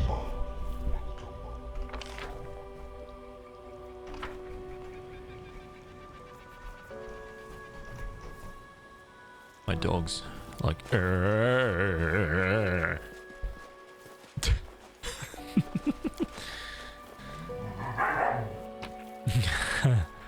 man, dogs are the best, dude. Honestly, I don't know where I'd be without my dogs. I really don't. Okay, we want to kick off up into this camp. Enter. Chocolate tea. It's a black tea. I can't remember what I can't remember the name of it now. Wait, actually, maybe it's on this. The brand is Numi. N for Nelly, U. M for Mary, I. It's an organic tea. And it is pure. P-U-E-R-H. That's the kind of tea it is. Follow me. Let's sell sack. Bulk selling 805 bangers right there. Light pick. Sell those 5 longies. Sell the masterwork dagger. The skimmy. Keeping all that. Sell that breastplate. The full plate, I think I'm just gonna flog it. We'll sell those. Oh yeah, what was this? This amulet of natural armor +1 additionally grants the wearer +4 morale on saving throws against poison. Interesting. Numi tea, I like that brand. It's good. It's good. They do good tea. Honestly. Have you tried any of the stash teas? They also make good tea. Nah, I haven't. I do too, but pure tea is that pure is tea that's been buried and fermented, so I'm kind of dubious. What do you mean? Hey, that's my tea. Get your schnoz away from there. Okay? I'm the boss here. What I say goes. Okay? You think about that. Hang on a minute. I didn't know that that's what that necklace was, by the way. Natural armor +1 necklace? Let me see here. Who was all loaded out with the +1 necklace? Screw Chameleon. She's never going to have that. Okay? We don't need her weaknesses. So she can take that. No, she's got the +1. He's got +1. He's got +2. What's she got? Oh, yeah, that's actually awesome for her. He's got +1 as well. Oh, he doesn't have anything. I wonder if I should give it to him. I think I might give it to my horse. 30 AC. 30 AC, dude. Pure tea is heavy fermented Chinese tea. Black tea. Yes, it's very strong. It's very strong tea. I recommend green tea. I've never really been a fan of green tea. It's very difficult for me to... See, for me, it's all about flavor. I'm like that with food too, man. Right? I don't really care what the food is. I don't care. I'm not like biased to any food groups. I'll eat vegan food. I don't care. It just has to be tasty, right? That's the main thing for me. Flavor, man. It better be yummy, because if it's not yummy, I'm not eating it. I'll just eat the foods, man. I'll eat the foods. You know what I'm saying? The foods.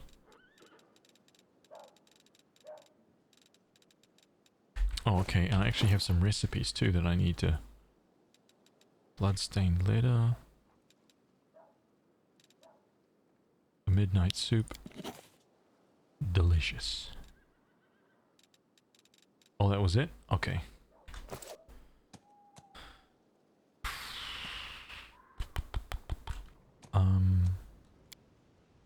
Yeah, rest. If someone else makes it, I'll eat it. Especially.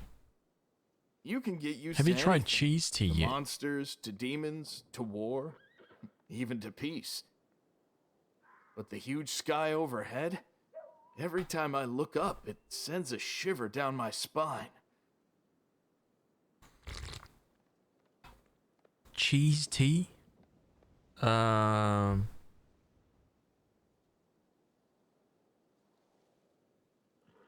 don't know about that.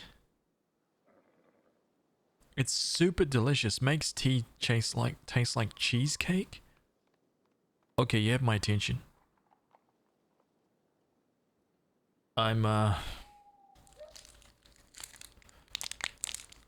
haven't had one of these for maybe a week or so, right? So I'm indulging. It's my treat, man. I don't know if you guys remember, but I opened a box of these maybe like 6 months ago. I have 2 left after this one. 2 left. Mmm.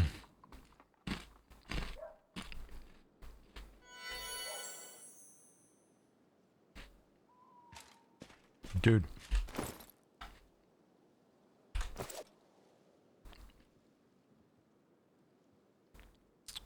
Let us be off. After eating so cleanly, man.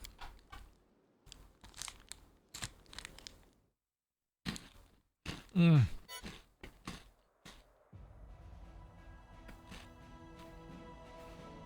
Mmm.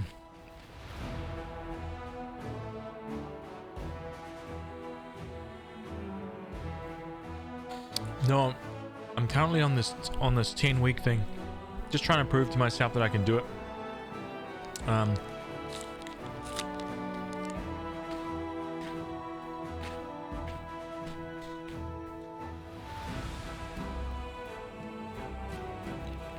I have not missed a single day.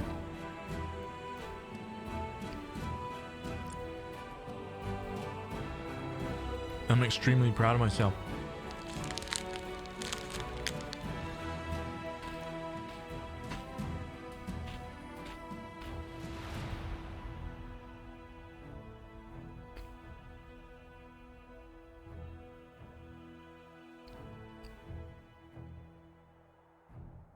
I like my tea to have nothing on top.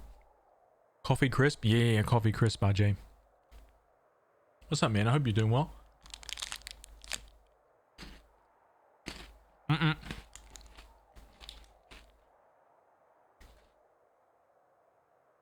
Can't do it, Mr. Darius. I tried it on the stream. Long time ago. It can't be slammed.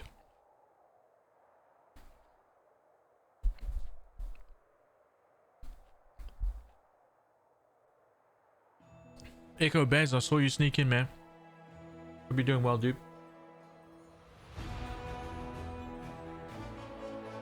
It might seem scary, but it's totally worth trying. Cheesecake, wait, cheese tea. It can't be slammed because it's just too wafery. There's not enough, like, heavy chocolate around it.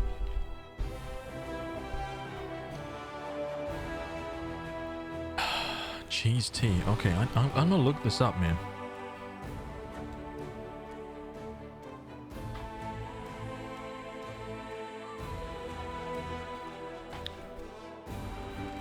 Okay. Where's our armies at?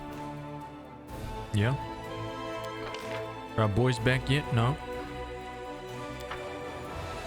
Okay, where's our team? Damn it, we lost some rangers and I'm a little bothered by that, honestly. Oh, actually, wait a minute, hang on.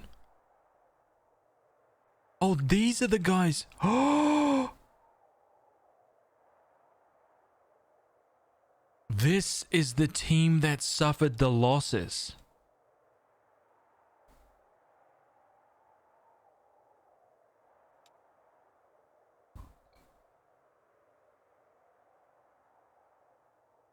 I've just lost a whole bunch of guys, man. Look at this. That's how it happened. These are the guys that took the losses. While I was mucking around down the Leper's Smile, these are the guys that were dying. I wish that they told me that. You know, like I wish that that was made clearer. That my Crusader army was the one that was taking the heavy losses, man. Look at, they all died. Oh, it's across the board. The Hell Knights, the Scouts, everyone lost. Holy crap. Okay. Well, now you know. Damn, that's rough, man. That's really rough. Had I known that, I would have just bolted. I would have literally just left everyone and bolted, but, you know, here we go. man. Wait, no. No.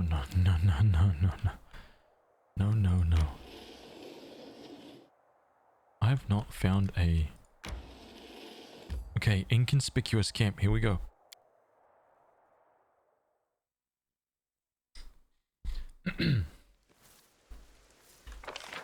This is the camp that they told me to go to.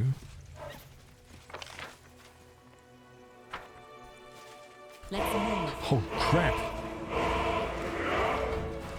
Blood tears. Welcome. Hey, thank you, man.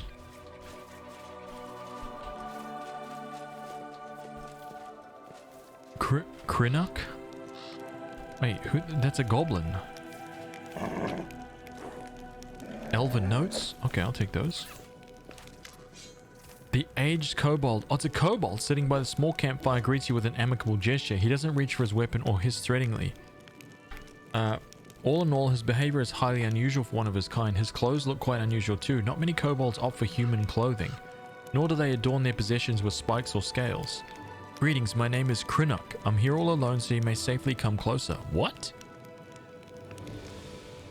He speaks smoothly without the usual kobold hissing. Moving slightly aside, the kobold points to the carcass of a small animal on a stick roasting on the fire. Dinner will be ready soon. I'd better kill you just in case. I don't trust this little guy. Who are you? What was the kobold's name from Neverwinter Nights? What was his name? He was a friggin' god. What was his name? Did he end up becoming a merchant? Deacon! Freaking Deacon, man. What a legend. Oh my god, I love Deacon. Deacon. Oh. Freaking Deacon. Why is it that when I have these moments, right? All I want to do is go back and play the same games again. It's so horrible. There is like a million games that I need to play. You guys look at the list, right? It's if you just scroll down under the chat and click on like RPG list, there's a little button there, RPG list or whatever. If you click on that, you'll see a gigantic list of games that I need to play on the left hand side. Huge list. Right? Yet when I think about that stuff, I'm literally like, I just want to play the same shit that I've been playing. I want to play Skyrim for the 900th time, right? And make a sneak archer. Because that's a good time. Facts. Okay.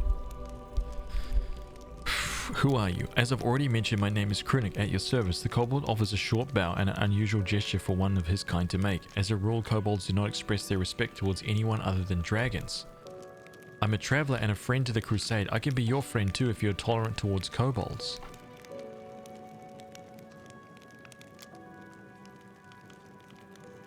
Krinuk utters the word tolerant with shocking ease, as if he is something other than the narrow-minded and savage subterranean beast you expect him to be. Kobolds are infamous for worshipping dragons and despising all other races, and a few of them would even understand the concept of tolerance. Okay, this doesn't seem right. What did you just say? Tolerant? Are you sure you're a kobold? Ah, so you saw through my disguise. Krinuk tried to mislead you with sweet words and then ambush you. The kobold utters his loud hiss and then morphs into an amused chuckle. Of course I'm kobold. Trust me, you're not the first to be shocked after hearing me speak and realizing that I'm not going to rob or kill you. I'm lucky. If representatives of other races want to be seen as intellectuals or decent conversationalists, they have to read a lot of books, refine their manners, possess a passing knowledge of classical theatre, and douse themselves in fine perfume, whereas in my case, all I have to do is not lunge at you with a spear or hiss every other word. Was it you who left me that note? The kobold shrugs. Of course, who else could it be? I wanted to make sure you were interested in the information I can provide. Nod at the bonfire. What are you cooking? Judging by its ears and hind legs, it's a hare. The kobold casts a dubious glance at the animal's mouth, which boasts a huge set of teeth. Or maybe it's a tiger. Depends on your point of view, I guess. What do you want from me? I want nothing from you. I'm asking for nothing. I'm simply offering help. I sympathize with your cause, so I'd like to provide whatever support I can from time to time. Does that work for you? How are you going to help me, dude? With advice, mostly. Throughout my life, I've seen a lot, and a piece of timely advice can be extremely valuable. Don't you agree? Of course, if your advisor is a kobold, the merits are not so obvious, but you're in luck. This kobold right here has extensive knowledge of a variety of matters you may find useful someday. After some thought, he nods towards the campfire. One more thing I have to offer is this here after it's cooked. How do you know so much about demons?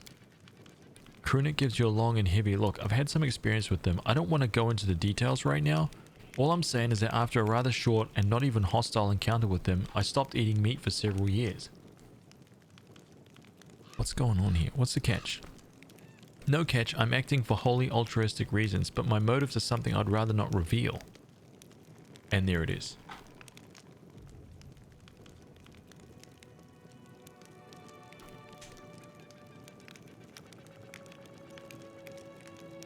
Wait just a second.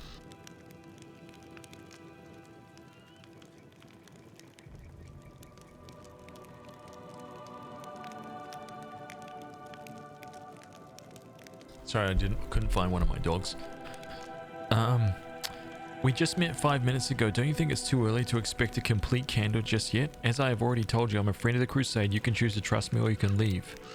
I offer help and I ask for nothing in return, so the question is simple. Will you accept the claw of friendship from a stranger, or is your distrust stronger than your need for help? Still more trustworthy than the gnome. I'd better kill you just in case. Thank you. We would appreciate any help. Krunic nods agreeably. Then we have a deal. You won't regret your decision. Just drop by my camp every now and then so we can have a word. Perhaps I'll be able to give you some useful tips. Pulling out a small knife, the traveler carefully cuts off 2 strips of meat from the roasted hare. He throws one into his toothy maw while graciously offering the other to you. A strange animal for sure, but it seems edible. The energies of the world wound mask everything in illusion. Harmless looking animals try to eat you for dinner. Dangerous paths appear to be straight roads. And your enemies, sometimes your enemies can look like your friends. Have you ever been in a situation like this? Firstly, you think a person is your friend and ally, but then the scales fall from your eyes and you realize they're actually your sworn enemy. So you catch this person, you tie them up, and you start thinking, how should you treat them now?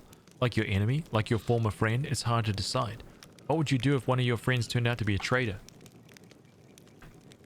I would take out my two-handed sword and I would divide them. Simple as that. Long division. Okay? Are you talking about someone specific?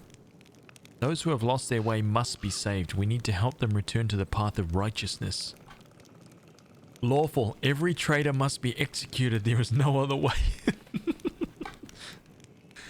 Chaotic. I'd try to find out what would force the traitor to reveal the truth about their real masters, then do whatever that is.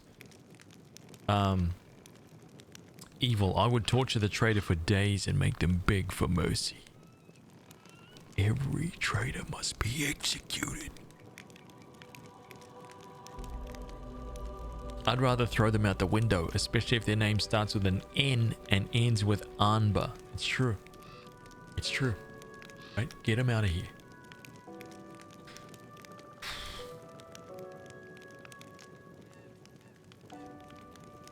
Are you talking about someone specific?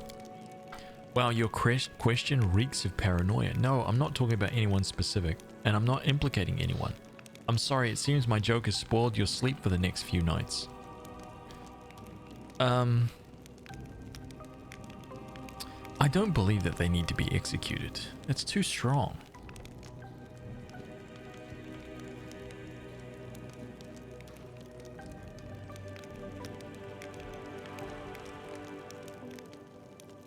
I just think that I don't quite agree with this either. I'm kind of somewhere stuck between good and lawful.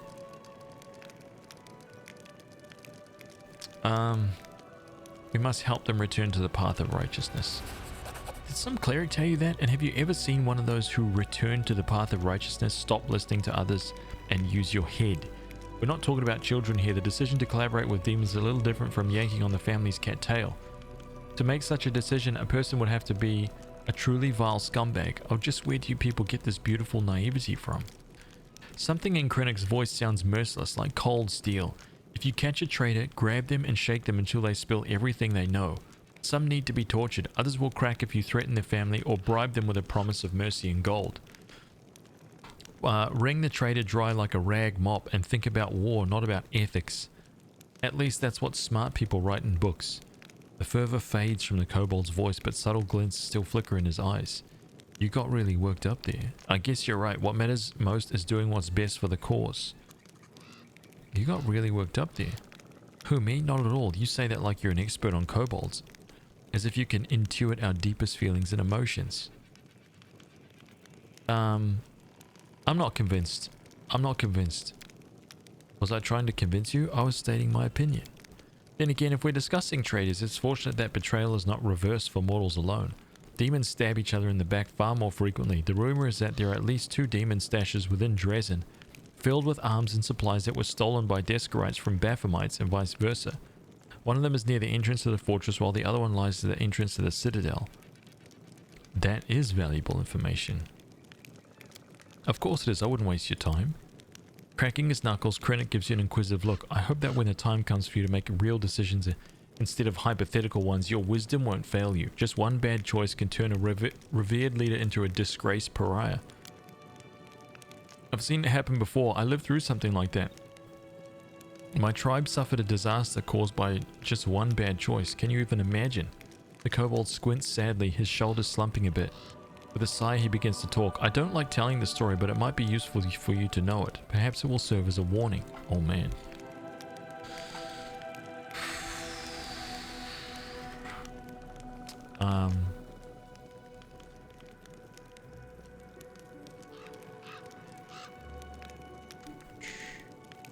This kobold realizes that he's a traitor to other kobolds, right? I was kind of thinking that. Like... will you tell me? Krennic clears his throat and starts talking in a sonorous voice that reveals his experience as a bard. I was born into the mighty and proud tribe of the Night Ruby. Our caves were vast, our mine shafts were rich in quartz and metals, and our underground lakes were brimming with fish. And of course we had plenty of slaves. The Night Ruby was a model of kobold success. It was a tight-knit, greedy and aggressive tribe that intimidated even a few of the nearby human settlements. But there was a flaw underlying our power. Once long ago, a leader of our tribe signed a pact with devils, promising them the soul of every tribe member in exchange for help and prosperity. Since then, every new All-Watcher had to agree to the pact, and the power of the tribe grew, as did the number of lost souls. It was like that until our leader, Ermac, came into power. She was a principled and proud elder who didn't want to bend the knee to hell, so she refused to sign the pact, and all kinds of calamities befell our tribe. The tribe was attacked by its neighbors at the devil's instigation. Epidemics broke out, then our slaves rebelled. They came after their former masters in the dead of night. Our clutches of eggs were ravaged, our altars were desecrated, and our warriors were slain in their burrows. The slaves paid us in full for our cruelty and arrogance. They hunted us, chasing us down through the caves and mine shafts level by level. When we were finally left alone, we had no idea where we were. All we saw around us was darkness, and lurking in that darkness were bloodthirsty and dangerous predators. After raising his voice dramatically, Krennic suddenly stops, then he adds with a teasing smile, I think this moment is enough of a cliffhanger to stop here. I'd like to know more about this guy. I'm flattered, but what's so special about me? I've never accomplished any feats on the battlefield. I don't know any special crafts, and I don't even belong to an exotic species. I don't have the slightest idea what you find so interesting. I mean... Remind me who you are? I've already mentioned my name is Krennic, at your service. I'm a traveler and friend to the crusade. I can be your friend too if you are tolerant towards kobolds. What do you do? I'm a traveling bard, and I can already foresee your next question. How does a bard who also happens to be a kobold manage to earn a living? They've legit added Deacon to the game. All the civilized races of Avestan know that when you encounter a kobold, the best course of action is to smash its skull, trample it with a horse, then burn the remains just in case. While the prejudice that civilized people have regarding my kind is quite understandable, our infamy as robbers and murderers is more than deserved. So just imagine a spectacle in any tavern when an articulate kobold in decent clothes shows up, offering to share a story or two for a few coins and a mug of ale. I assure you, no matter how big of a deal you are here, if we drop by any tavern in Andoran, all eyes will be on me. I'm an exotic oddity. It's true. Why did you decide to come here to the World Wound? I just don't like it when the residents of the lower planes get involved in the lives of mortals. I firmly believe that we don't need any advisors to help us handle our own affairs, and we need overlords even less. You're different from other kobolds, man. Oh my god!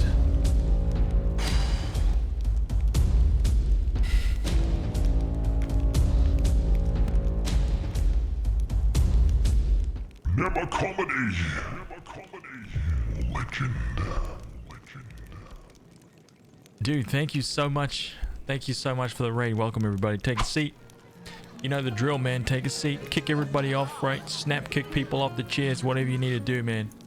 You guys welcome. Order some food, drinks. We make everything. All the foods, all the liquids, just everything. Right? Everything. Legends. Thank you. Get comfortable. For free. Yeah. It's all free, man. It's all free, dude. Oh, Mandy's here as well. Thank you. Hello. Damn, dude, what were you up to, man? What were you up to? Wait, hang on a minute. What were you playing? You were playing Ghost of Tsushima. Okay, so tell me what was going on with Deathloop. Is it as good as what everyone was saying? The reviews for that game have been just ridiculous. TT Cruz, MF Rogers 83, 1 Slappy Jack 1. Thank you. Firefight TV, hello, welcome. Oh, you guys are freaking awesome, thank you.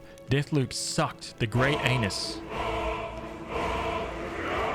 Deathloop sucked the great anus, way too easy. Back to Tsushima, gave it 2 days, it did not pass. Listen, you know what, dude? I feel like all those... Hey! I feel like all those reviews, right? That all these like 10 out of 10 reviews, they were all purchased. I believe they were all purchased, man. They're fugazi. They're fakes. How can a game... There's no way. It got way too many high score reviews, man. And think about it. Think about this too. Literally, that game has been on the front of every single event that we have like had to bear witness to in the last 2 years. Deathloop trailer after Deathloop trailer, like over and over and over. The marketing for that game, literally top tier. So it wouldn't surprise me, right? I don't have a tinfoil hat, man. Right? Get rid of that. I wouldn't surprise me if they grease a few palms to make that happen. Because when I was watching you play it, dude, I was watching you play it and I was like, this looks like a new version of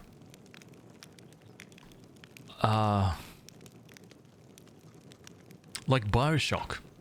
Like that's it. Like it doesn't even look that...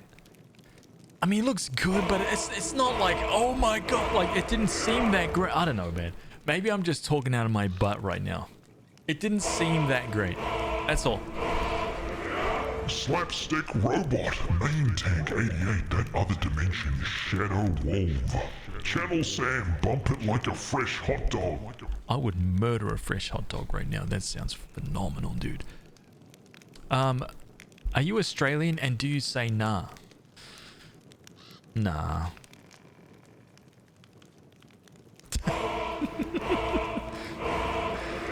Now we say yeah, nah, right? Sentimenty, oh, welcome. Yeah, we don't really say nah. We say yeah, nah. Yeah, nah. That means nah. That yeah, nah means no. Nah, yeah means yeah. And then it can kind of go, it starts getting a little bit weird after that, because sometimes it can be like, nah, yeah, nah. So it kind of, you know, at that point, it's all about who you're saying that to, and if your friends even understand it. Right? If you're among friends and you go, yeah, nah, yeah. You kind of have to, you know, listen, man. I can't explain it, right? It's just something that when you're sitting down with friends, you'll either get it or you won't. And it's fine if you don't, because you just do the thing anyway, right? And then be damned with, you know, consequences. You just do it. Whatever it is that you were talking about. I don't understand New Zealand speak. It's easy. It's so straightforward and simple, right? Think about it. Yeah, no, yeah. I mean, like, how easy is that? Like, is that yes or a no? It's just...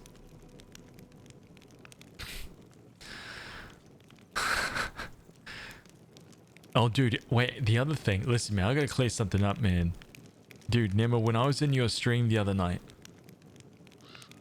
Actually, I was in your stream for like 4 hours the other day. I watched all of the Ghost of Tsushima. That looks amazing, by the way. Console power, man. Console power right there, dude. Firstly, those load times. Oh my god. Instantaneous power. So good. The graphics look absolutely amazing. PC, forget it. Nah. Trust me on that. Trust me on that. PC is never going to load that fast. Never. Not in a million. Give it. When that comes out for PC, I guarantee you. Even if you have a $10,000 PC, it will not load that fast. I guarantee you.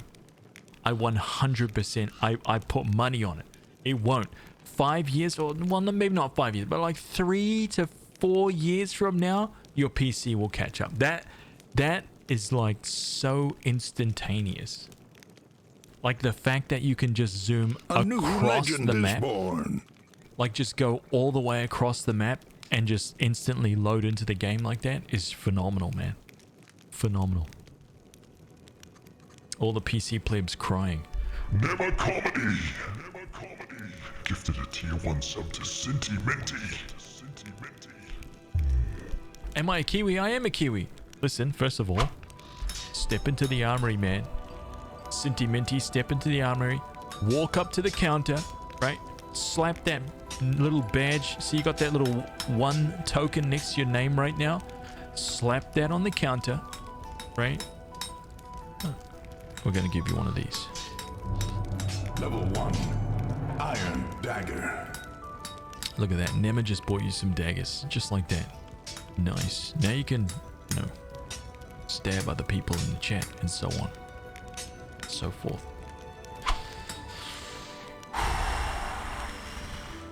Man. The PS5 is just insane with the load times. It's just crazy, dude. It's so crazy. You're also a Kiwi. That other dimension. Where are all the Kiwis coming from, man? There's a lot more Kiwis on this site than there used to be. I love it. Can you describe how it is to live in New Zealand in 3 words? Nah. Yeah, nah.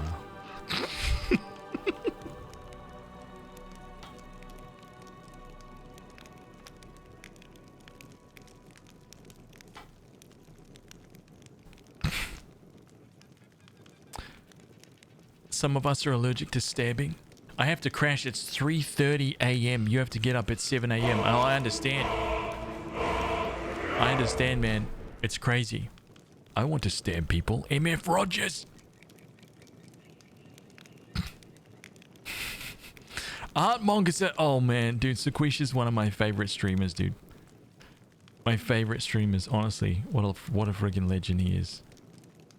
Sick, dude. A new legend is born. M.F. Rogers. Legend. Is marijuana in New Zealand called kiweed? No, sadly. MF Rogers, this is for you, dude. Level 1. Iron Dagger. Look at that right there, man. Look at that right there, dude. so you can stab now. You can. Just like that. Champion! Thank you, dude. Wait, no, sorry. Wait. Where I was going was that the game looks amazing.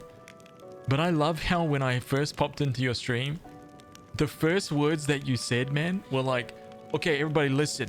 So I was just talking to Haz, and he said that he's buying a game and he's playing it on his channel. So you guys need to watch that.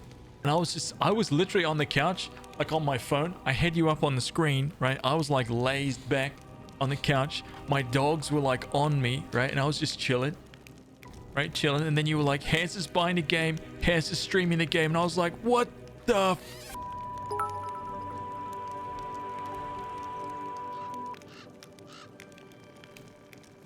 It's like, you mother. I was like, man, I didn't say that, right? I didn't say that. But now that you've said it.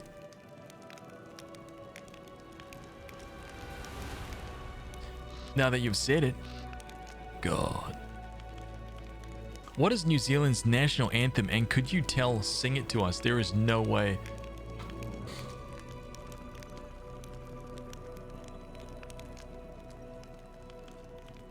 God of nation.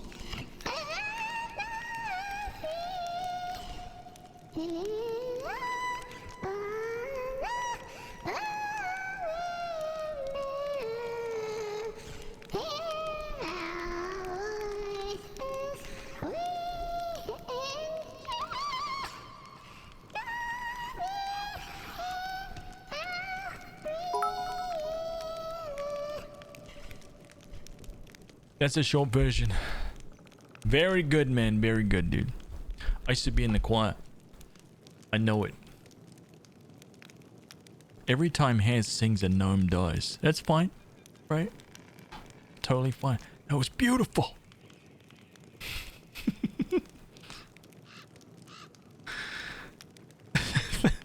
Thank you for the 14 bits and the 76 bits.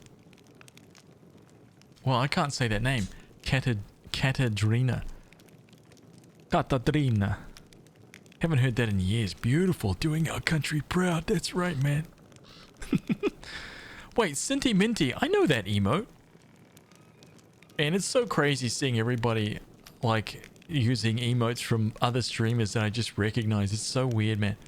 Twitch feels like it's becoming a smaller place. I don't know why that is, dude. I don't know why that is, but it's like whenever I'm end up in like completely random streams. I'll go into that stream and I will see like an emote that I know.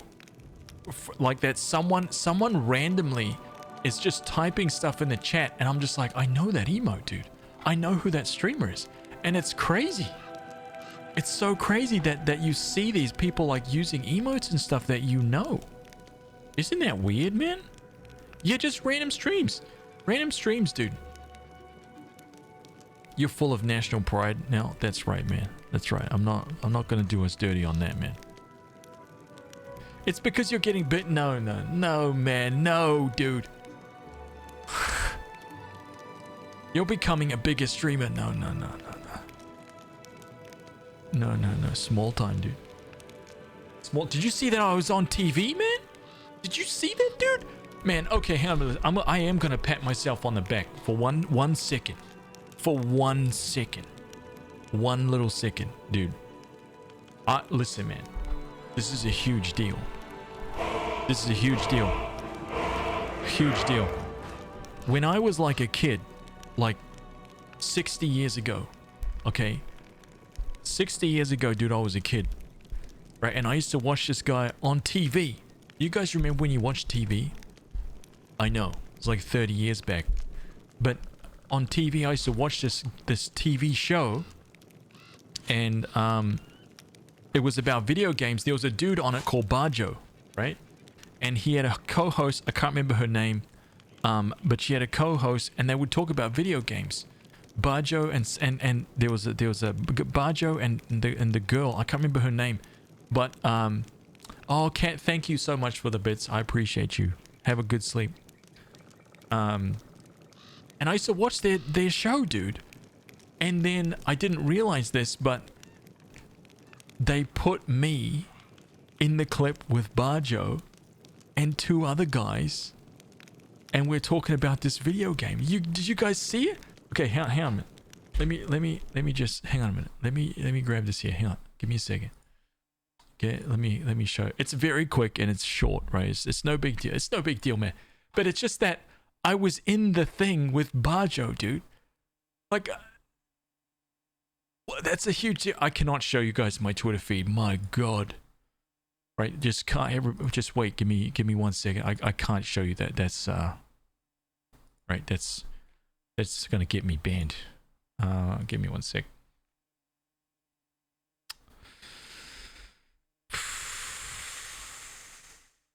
You guys ready? Oh, it doesn't work like that. Oh, I can't drag that across. I'm using.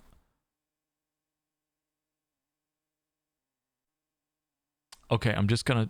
Can I put like a little? I'm gonna have to copy the link, dude. I'm gonna have to copy the link. Okay.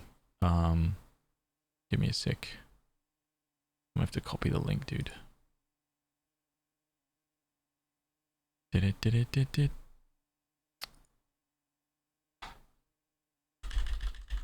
I can't show you because here you go. Here's the link. I'm just gonna spam the link in the chat, okay?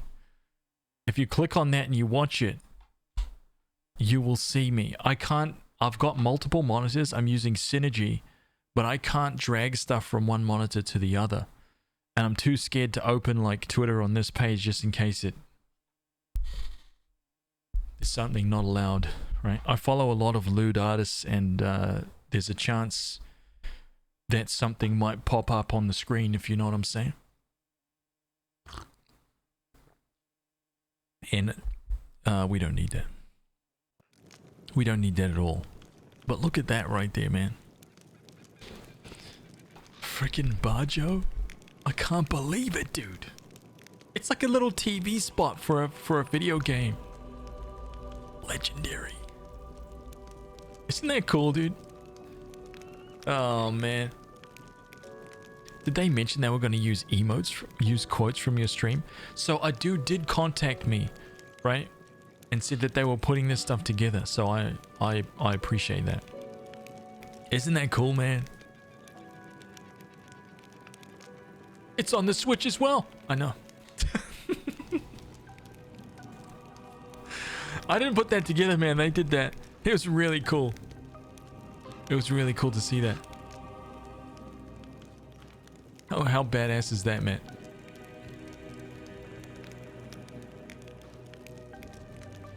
A lewdness, yes. No. Right? That might be okay for your eyeballs, but Twitch's eyeballs, like, no. Yeah, that's like the most exciting thing. That's the most exciting thing that's happened in the last thing. Dude, I can't even... this is what I need to do. I can't rise my desk up anymore, right? Because I need to buy all new cables to link my 2 PCs together. Because right now, they're all short cables. They're only like 1 meter long, 1.5 meters. And if I stand up, the entire system will just fall apart. Dude, check this out. Hang on a minute. Look at this here. Right? So I've got the gaming machine of the future right here. Okay. Right? I've got this is the future of, like, we may as well just focus on that thing right there. I mean, that is just, oh my god, dude, right there. Okay? But this is my new PC. Okay? Look at that. Oh my god, dude. Freaking legendary. Nice. RTX on. Ooh. Yes, look at that. Beautiful. Nice. So this is one PC right here. This is my gaming PC. The stream PC is... Can I get this down here? I'm sorry, it's flipping upside down. The streaming PC down here, right? Oh, yes. That is correct. So I've got the streaming PC on the floor, which I kind of want to sort that out a little bit. I I haven't sorted that out just yet. But yeah, streaming PC is on the floor. This PC is up on the desk. My main monitor is like right here. I got a secondary monitor up here, which has like OBS and stuff on there, so I can see what the hell's going on. Third monitor is over there, which has got you guys. There you go. Just say hello to yourselves, okay? Say hello to yourselves! And then I have a fourth monitor that's over here. That is just kind of like my Cintiq arm, right? That's about all it's good for right now. But yeah, that's literally my setup. The camera is right there, and I can see you guys through that camera. Like, that's how my camera works. Basically, instead of it being like just a camera so that you guys can see me, I can literally see all of you right now. I can see you. Every single one of you.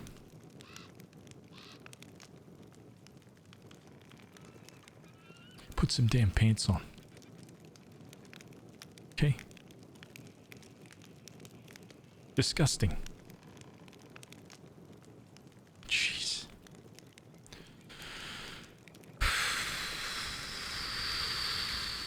Name of Comedy's redeemed a hot 10. Oh my god, man. You enjoy that hot 10, dude. I know you like those.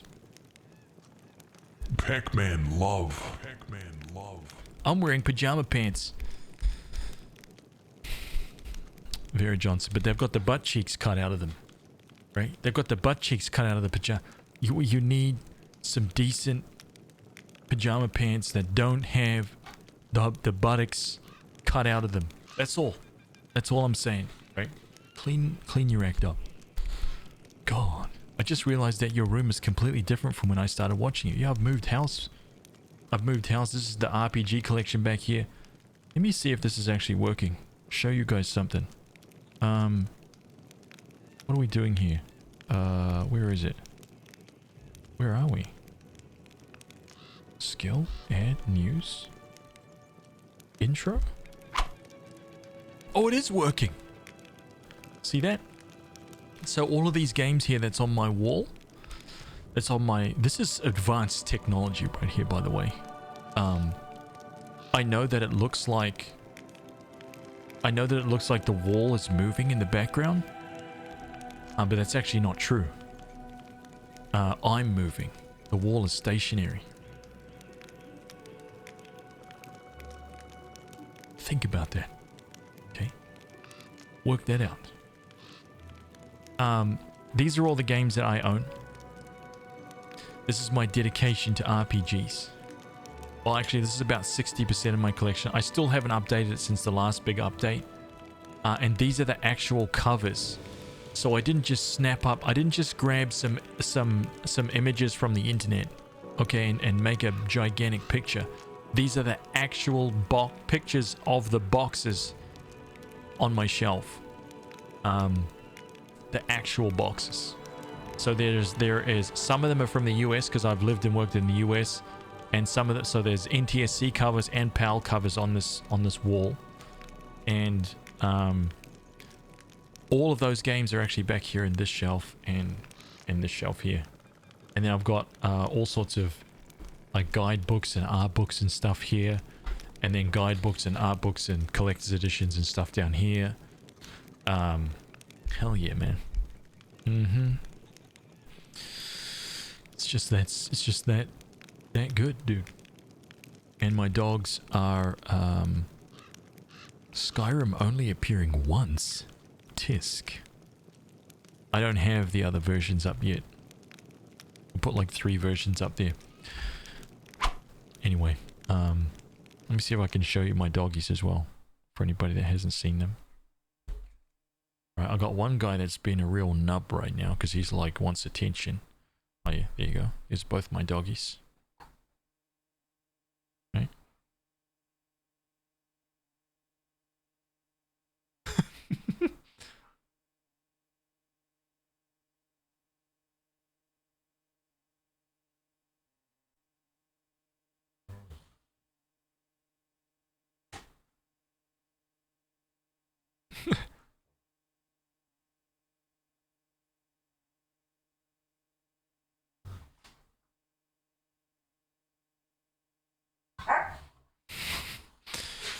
just goofing off, man. Yeah. Idiots. Anyway, that's it. I've given you the grand tour. That's literally everything. How was D&D Tactics? Not too bad, actually. It's not like a really phenomenal game or anything like that, but it's not. It's something that when I played through it, I didn't regret it. I didn't regret it. It's got its own like issues.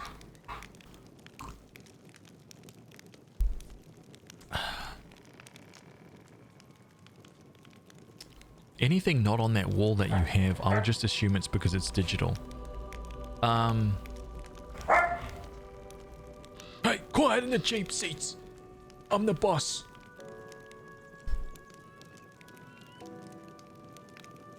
I don't see Horse Haven World Adventures. What is that? Have you done a games that define me list? A top 9. It's quality. Hello. I didn't see you sneaking. Lurking, huh? A top 9. I would say if there was a top 9 games for me, I can give you a top 9 list, but it would probably change tomorrow. But this is what it would be. It would be Phantasy Star. Phantasy Star 1. Okay. Champions of Kryn. Right, that's a D&D gold box game from way back. Final Fantasy 8, because Final Fantasy 8 is the best Final Fantasy, right? God.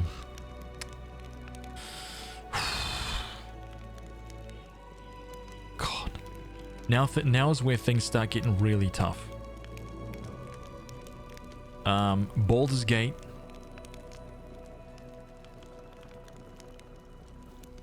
Yeah, Baldur's Gate is definitely on that list. We're only at 4 and I'm stuck already. Breath of Fire 3. Okay, that's 5. Legend of Dragoon, that's 6. Vagrant Story, that's 7.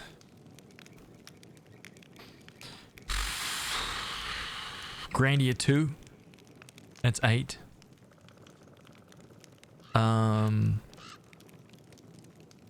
Man, what else?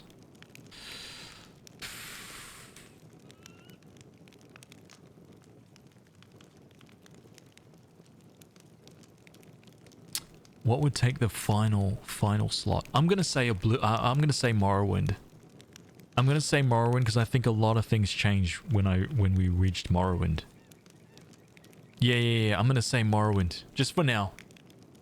Right? I'll slot Morrowind in there because I think once I played Morrowind, it just kind of like opened things up a lot to potentially what RPGs could be.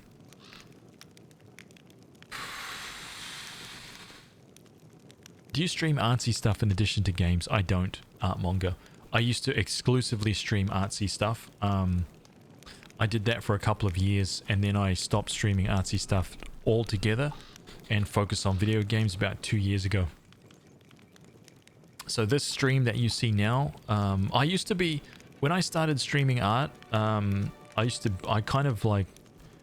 I leveraged all of the people from my art career and my art circles and stuff like that, and my stream, I was able to get partnership very quickly. A long time ago, probably like 5 years ago now, I got partnership. But I was just working way too much, man. I was literally working myself to death, and I stopped. And what was weird about that was when I did stop, I actually copped a lot of shit from the art community, like a lot. And it kind of made me hate it a lot. Like the actual community, not art, but just the community of people. They were just real dicks, man. Real dicks about it. And I just decided to make art for myself, essentially.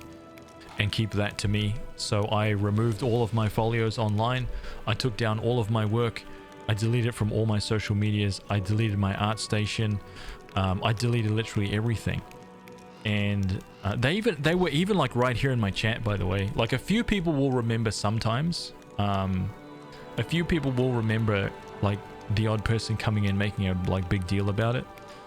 But what you guys didn't see is like the emails that I received, like the private messages that I received from like people who you wouldn't assume telling me that I was like wasting my time, wasting my talent.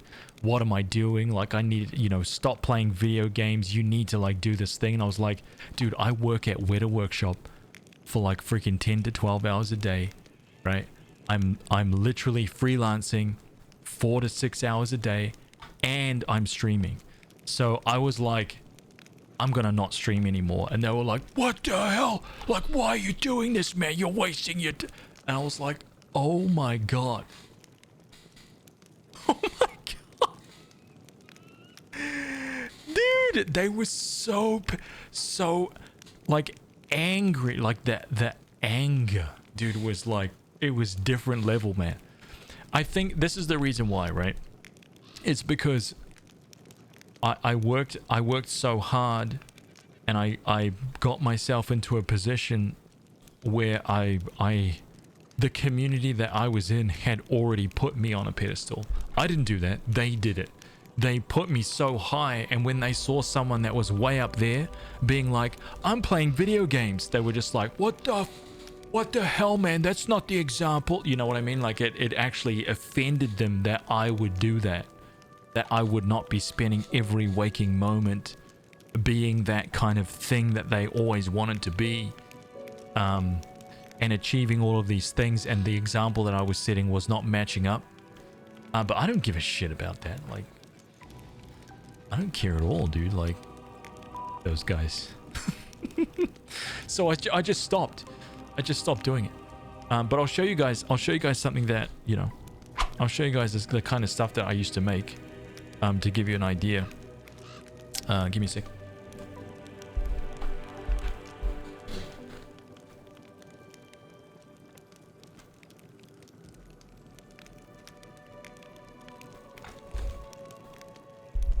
So this is the kind of stuff that I sculpted. This is the kind of stuff that I would sculpt.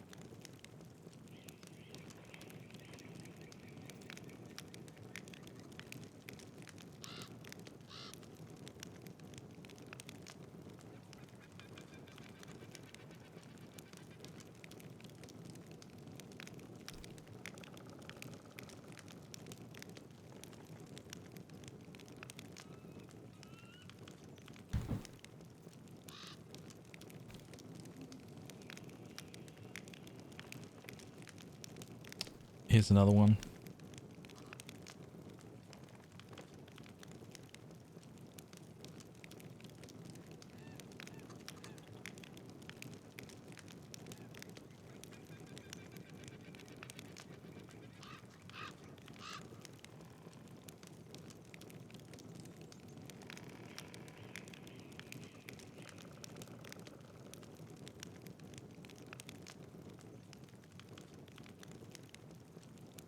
So I would do stuff like this. This is what I would do like professionally, right? For like the places that I was working for and stuff like that. A new legend is born.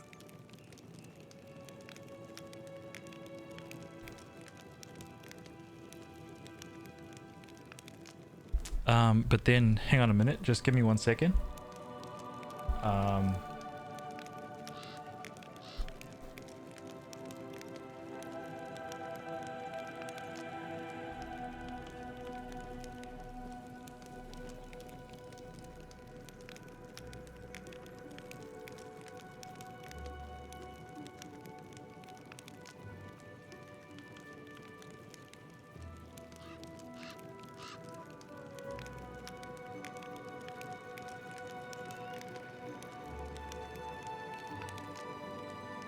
But then on the other side of things, I really like doing like pinups and stuff like that.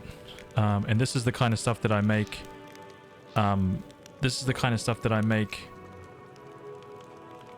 for my own like online store, which I have.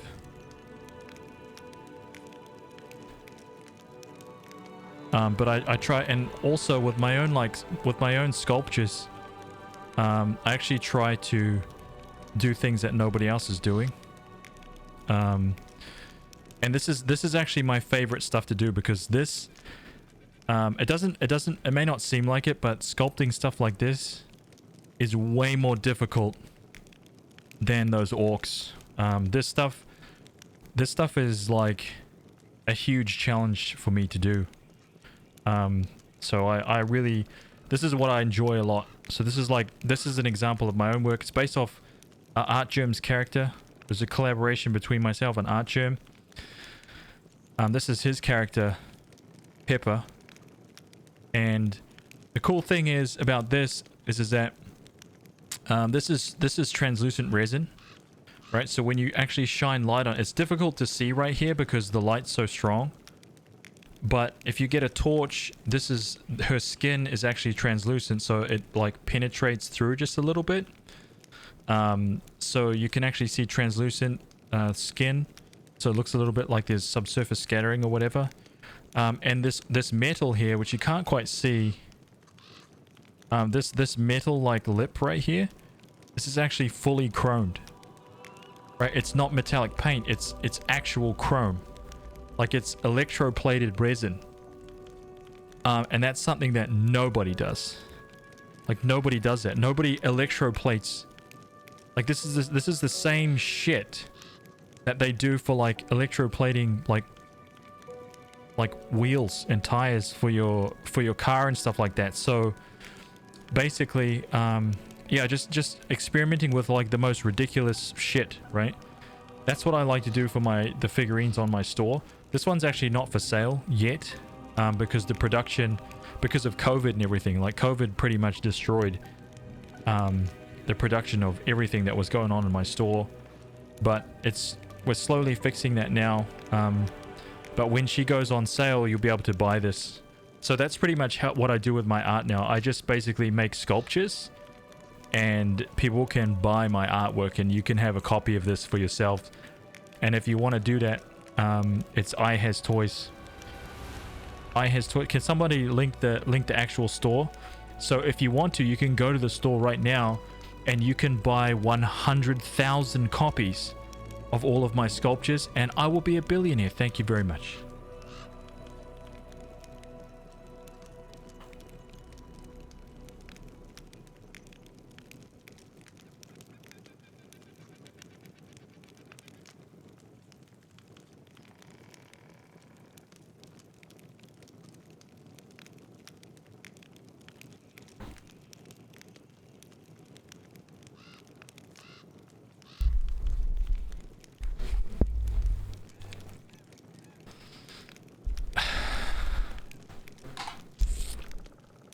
Hang on a minute.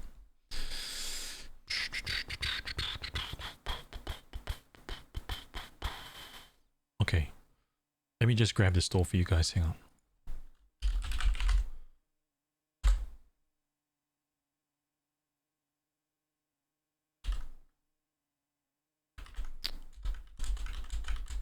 There you go.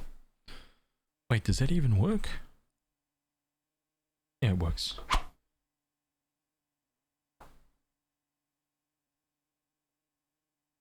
So that's where all that goes. I saw that, by the way. Artmonger. Artmonger. Oh, legend.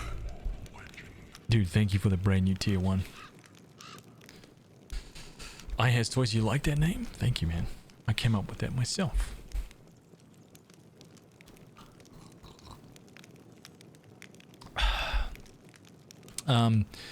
You can see that so Red Monica is the figurine. I don't know if you guys know Joe Mad.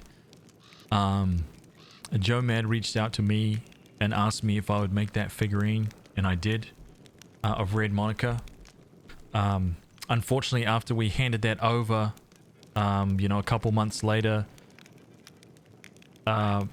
basically after we began the production of that, it was like 6 months later that that COVID struck. So that just pretty much screwed the production for that. until we've only really kind of gotten back into the full production of that like 8 months ago. So it's actually really tough. Really tough right now, especially for a small business like mine. You know, mine, like I'm a boutique figurine maker, man. I don't have the money to make thousands of copies of stuff. I can only make like 100 copies of anything, right? At the most, because in order to make 100 copies, I need to be able to put down like 25 grand. Who just has 25 grand to just throw, you know, like I don't know if it's going to sell. I don't know if anybody's going to buy it. Like, I don't know any of that. So I'm just gambling with my own money basically to see if anybody would like buy figurines. And this whole thing with COVID is pretty much destroyed. Yeah, pretty much destroyed the production. Not only that, but it's the price of shipping and everything now is like, it's astronomically bad, man. It's so crazy. So yeah, I mean, it's just everything's slowed down. But I'm hoping that once Red Monica's finished and starts shipping, which hopefully is not going to be too long now. We ran into another problem with that figurine with regards to the painter who was responsible for painting all the faces. So the painter who was responsible for painting all of the faces, he is actually being quarantined and hasn't been able to return back to his place of work for a really long time, because he had COVID. So and the whole like strictness of everything is just, it's just caused so many problems, man. I can't even like begin to list them over like the last 6 months or like 8 months. You wouldn't even like believe it. It was just one thing after another that happened to make everything as difficult as possible. Just crazy, man. Just crazy. So cool that you're doing what you're doing, man. Glad you're having us hang out here. Hey, no problem. Rare PNY, you're a legend, dude. But yeah, Joe Mad. We're doing a collab with Joe Mad, Red Monica. Hopefully that project is done and dusted soon. We can get those shipped out to people. We've got like faces and stuff to do, and then she can just be packaged up and sent. But until that happens, oh my god. You ever sculpt in 3D software? Yeah, I only sculpt in 3D software. That's pretty much my job for 15 years. I did board game stuff. I did you know, I did figurines for, oh my god, dude, Prime 1 Studios. I did figurines for I even sculpted like superheroes. I did film work. I did so many things, honestly. You could sell STLs for printing. I don't think I'd ever do that. Didn't Weta Workshop work on Lord of the Rings? Yeah, that's right. I did the Lord of the Rings sculpture. I did a sculpture that's in the Masterworks collection on the Weta Workshop website. It's probably my most well, I'll just show you guys. It's probably my most, the sculpture that I'm proud of the most. I'll show you guys.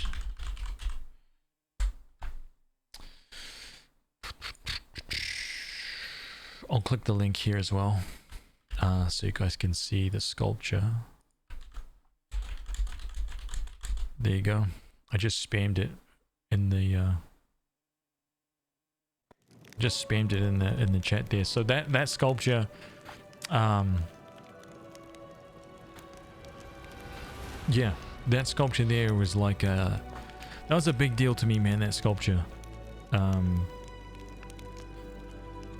that sculpture was probably, I almost went insane sculpting that sculpture. Yeah, a lot to say about that one. But I will say this, when that sculpture came out, it was the fastest selling statue in Weta's history. I think that thing sold out, I think that thing sold out in like 3 minutes or something absolutely stupid like that. And that's a really expensive, it's the biggest statue they've ever made.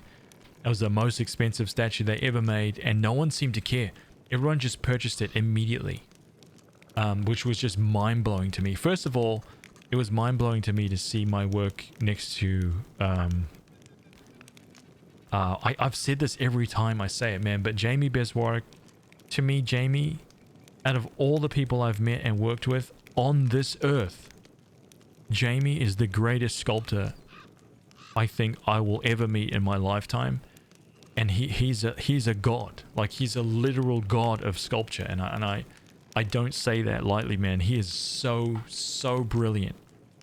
And to have his work like next to mine in that collection was just like, I don't like, I like can't really, it doesn't really compute, you know. Like, he's a freaking god, man, an absolute god. So I was very humbled to have my work next to his in that collection. He did the Golem, he did the Masterwork collection Golem, and he's just done so many things, and he's such a brilliant artist. That tree bed sculpture took me, I can't remember exactly how long, but I think it was about 3.5 months.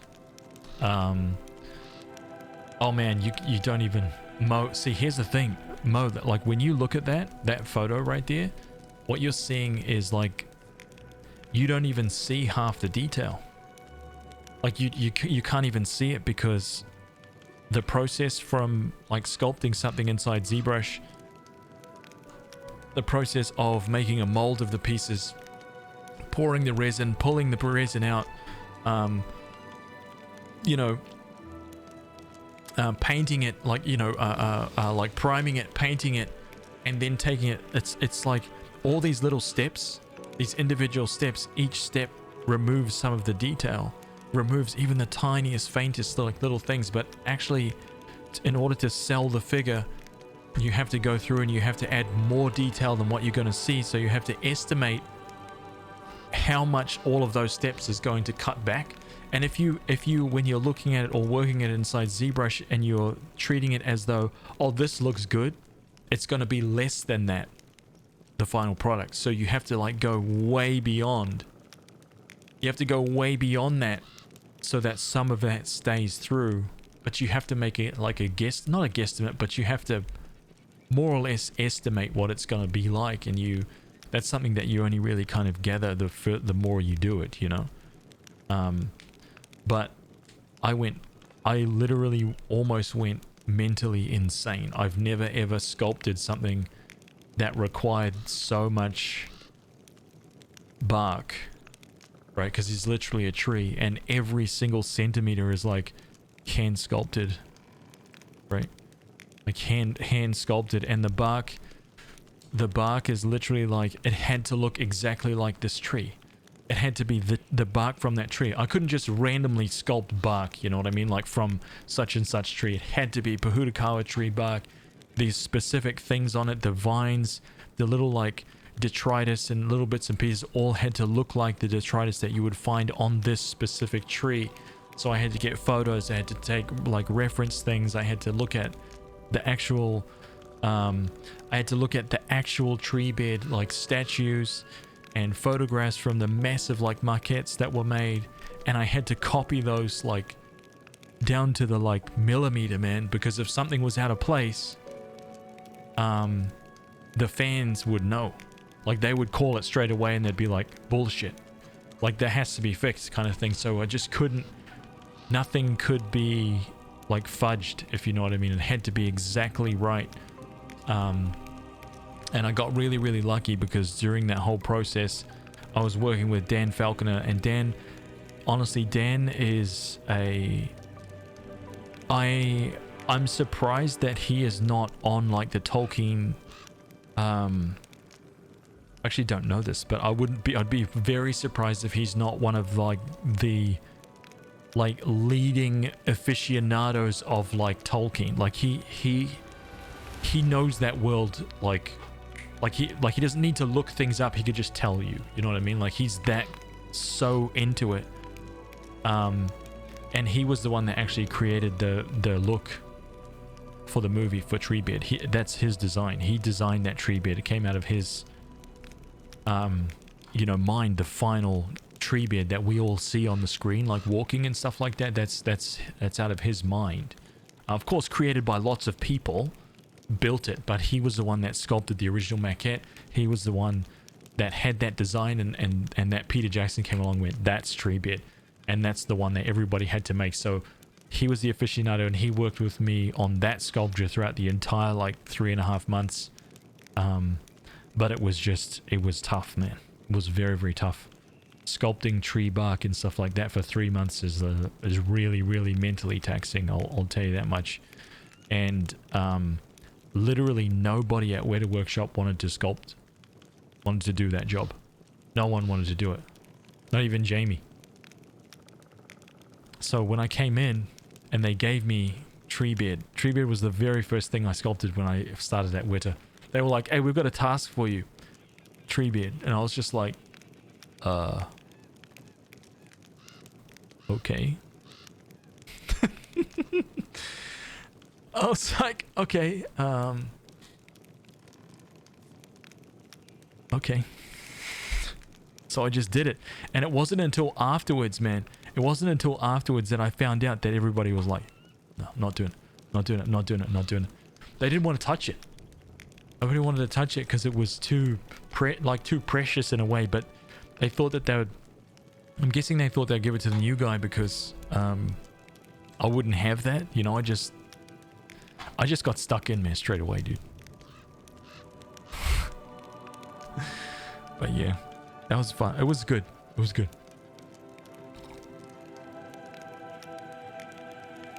Yeah, that was literally my welcome to Weta Workshop. Here you go.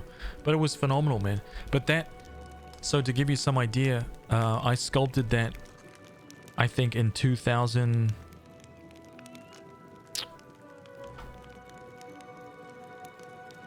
probably 2016, 2015, 2016. 2015, 2016, I think I sculpted that figure, and it didn't go on sale until like 2018. So it took like 2-3 years like after I finished the sculpture, it took like 2-3 years for it to even go on sale. And then once it went on sale, it took like another year or two before it even started shipping. So the whole process from my stylus creating that sculpture to when it actually ended up in people's hands was like minimum 5 years. Huge project, man. Huge project. But it's still the statue to this day that I guess I'm the most proud of, because I'd never ever pushed myself to that limit. A new legend is born. Oh man, you're a champion. Outcast chicken. Legend. Look at them smooth emotes. A new legend is born. No slowdowns. Look at that power. Sunnier 23, Akachi 1, Farthing. A new George legend Mark is born. 2, Alternative. Outcast Chicken. 86 gifted subs in the channel. Artmonger. 5 gifted subs. Look at those smooth emotes. Bordos 17. A new legend is born. Graceful Ravioli, I like that name. Gordulin. Ewan Mitch 87. Astro Booger. A new legend is born. Man, thank you guys, dude. I really appreciate the gifted subs. Thank you guys so much, man. Hang on, let me just scroll back. A new How much legend overlap is do you think there is born. between 2D and 3D art? I think that 2D art is a new legend is born. I think, oh my god. Just let it check. Gifted 5 tier 1 subs. A new Gambit legend is 65. born. Hail Yavi. Kuro Thought. Fruitcake for me. I like that name. Ghost with a beating heart. A new legend is born. I like that name too. Hey, thank you guys so much, man. That's freaking awesome. Thank you. You've already like A new legend is born. You've literally already murdered the like tier 5 bloody hype train. Scam train. Mo! A new legend is born. Ooh. Dude, thank you for the 3 months. Rare PNY 300 bits. A new legend is born. So, Mo, I think this is the deal, man. Like, throughout my entire career, this is what I found. This is what I found. A new legend is born. The 2D artists who worked really diligently on becoming great concept artists. A new legend is born. Oh my god. Gargoyle God. 5 tier 1 subs. 80011 Fuzzy Womp. A new legend is born. MCall 5 Fresh Burns 25. Legends. E Flame. Welcome. Yeah, I can't. Hey, stop it! I can't even say a single word. Is born. Everybody calm down. Okay, no more generosity or you get banned for 1,000 years. 1,000 year ban. A new legend is born. Mo, let's have a chat, man. Let me answer your question. Dude, this is the deal, okay? This is how it works. A new legend is born. This is what I've noticed. A 2D artist that is awesome, diligently working at their 2D skills for a really long... A new legend is born. Kimmy-san.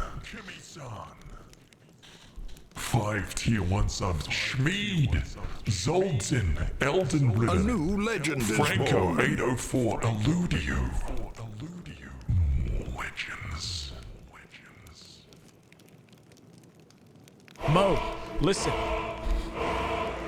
Kimmy-san's gifted 149 subs in this channel. My God. A new legend is born. Mo, the 2D artists, right?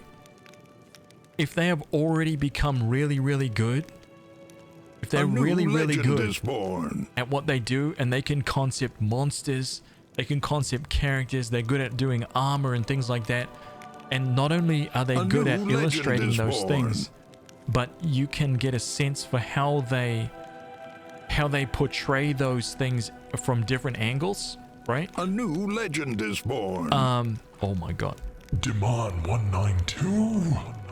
Log in for me. Chell Raw Weezers 123. MX Castle Dualistic 333 in Elua. Oh man, you guys are freaking legendary. Thank you so much, dude. Where is my ban? Why didn't I get banned? A new legend is born. Eastbright's not here. A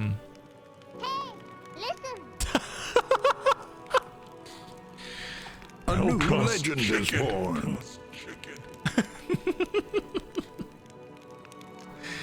Hey, listen. Okay, hang on, man. A new legend is born. The translation from the 2D, when that artist decides to make 3D, right? They already have a much better concept of form. Right? They've got a much better concept of form, man. And they usually have an easier time sliding into like creating 3D artwork. However, and I say this very bluntly because there's no other way to put it, if as a 2D artist they suck, they're gonna suck in 3D. It's gonna be the same struggle.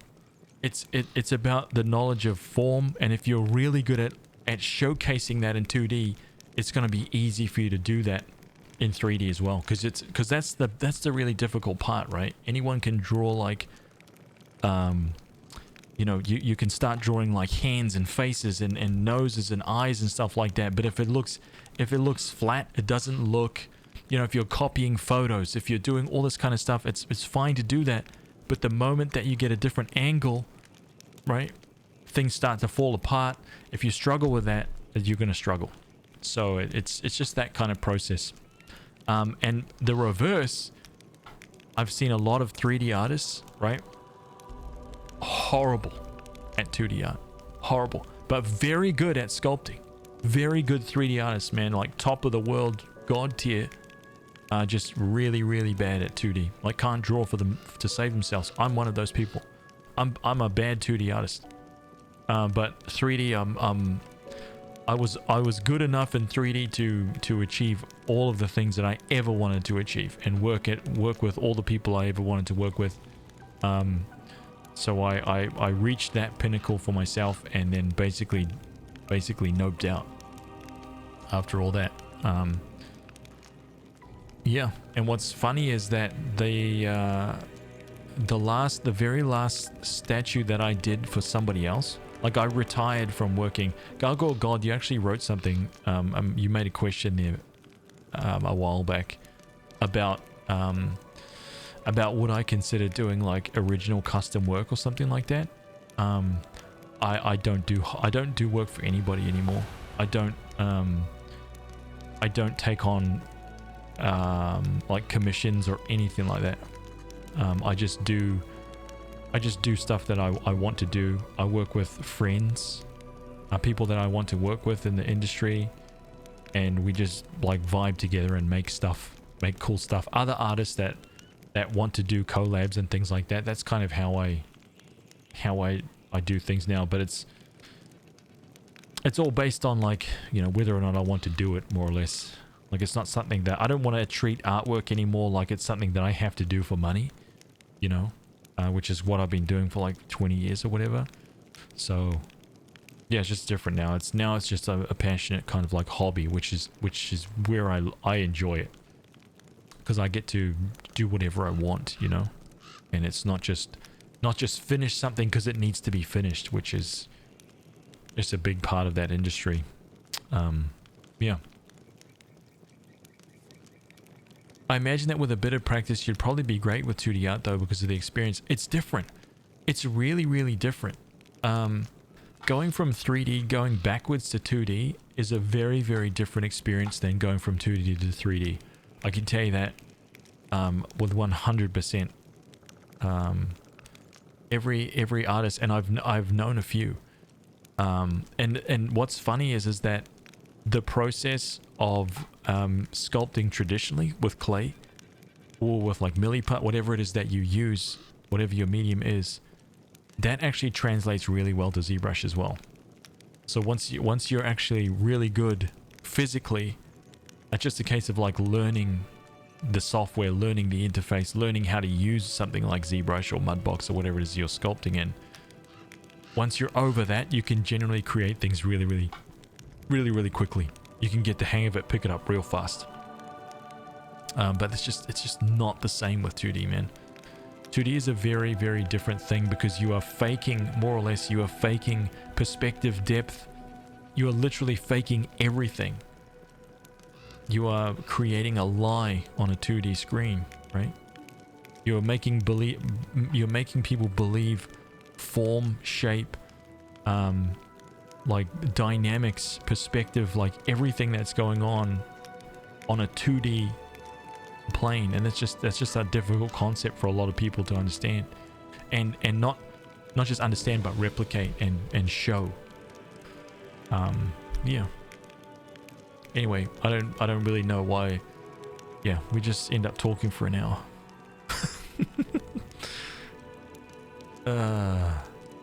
Just everybody who just handed out a bunch of subs, thank you so much, man. I really appreciate it. Demand 192, 5 gifted subs. Winter Pro 01. Be Ye Flame. Demand 192, Kimmy-san, Gargoyle God, Rare PNY. Mo Wanders, Just Let It Check, Artmonger, Outcast Chicken. Artmonger. Great conversation. I enjoy a lot. I get kind of like legend is born. I get kind of passionate about it because Boondog. 18 months. Dude, that's a level 7, man. Step into the armory right here, dude. Boondog, this is for you, man. Level 7. Ice Blade. Look at that. Look at what you get for 18 months, dude. 50 magic attack bonus, 50 attack bonus, 15% chance to crit with that Ice Blade. Oh my god, man. Nice. Hey, thank you, man. You're a legend.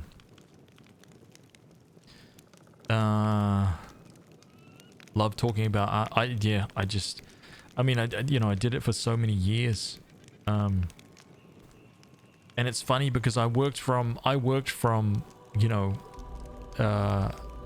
my career is definitely not typical. I worked in video games for probably a total of about 12 years.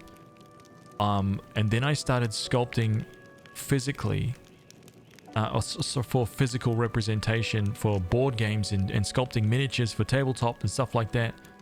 I've probably done that for about 8 years. But there's lots of overlap, right? Because I was doing these kind of more or less all at the same time. I've done that for a total of about 8 years. And then I started sculpting like big figurines for companies, superheroes, all that kind of stuff. Like the stuff I just showed you back there as well. I've sculpted some stuff for League of Legends. You know, I've done artwork for League of Legends. And all of that stuff was like really, really cool. To sculpt like physical things that people can collect and they can actually hold it, right? Because it's just like, oh shit, this is a piece of like, you know, Haz's artwork. That's so cool. That was a completely different buzz for me. Learning that, going from making video game art, which is purely digital and something you can never physically hold, to creating like an actual figurine that people can collect and have, and there's like sentimental value and stuff like that, which is very, very cool thing. And then to creating like physical things that actors need to wear on the set of a movie. That's another completely different thing as well, because that stuff needs to work. Like that's different, because at that point you can't just create like random you can't just create random stuff. You can't just imagine like cool shit on the page that looks cool. 90% of that shit doesn't work. It's not functional. It won't.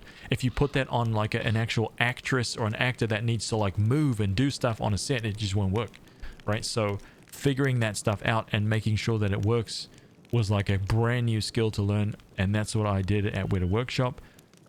That's what I sculpted in the Ghost in the Shell movie. I sculpted the geisha suit, not the face, not the helmet, but the suit. Basically everything from like here down. The actual geisha doll bodies and things like that, all of that stuff was me. I sculpted all of that stuff. And yeah, that was a completely different thing to experience, man. Seeing your stuff that you've sculpted in a film is very different. The feeling is so different. Wait, you sculpted for Mechs versus Minions? Wait, Iggy Flame, what do you mean? What's Mechs versus Minions?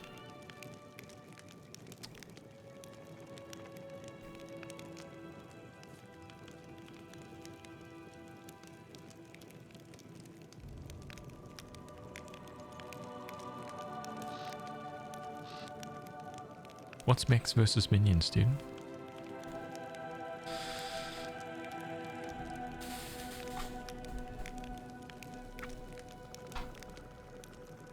Board games, they mentioned League of Legends. I thought you maybe worked on the board. Oh no, I didn't work on League of Legends board game. No, I worked on the game. I worked on the game and the collectibles. The collectibles line. Yeah.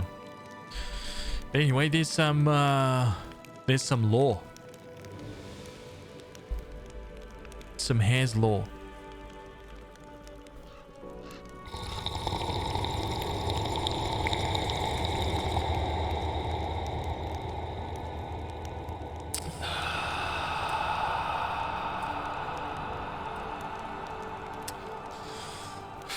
That all sounds really cool though. Damn, I only worked in games for 2 years. It was kind of mixed feelings.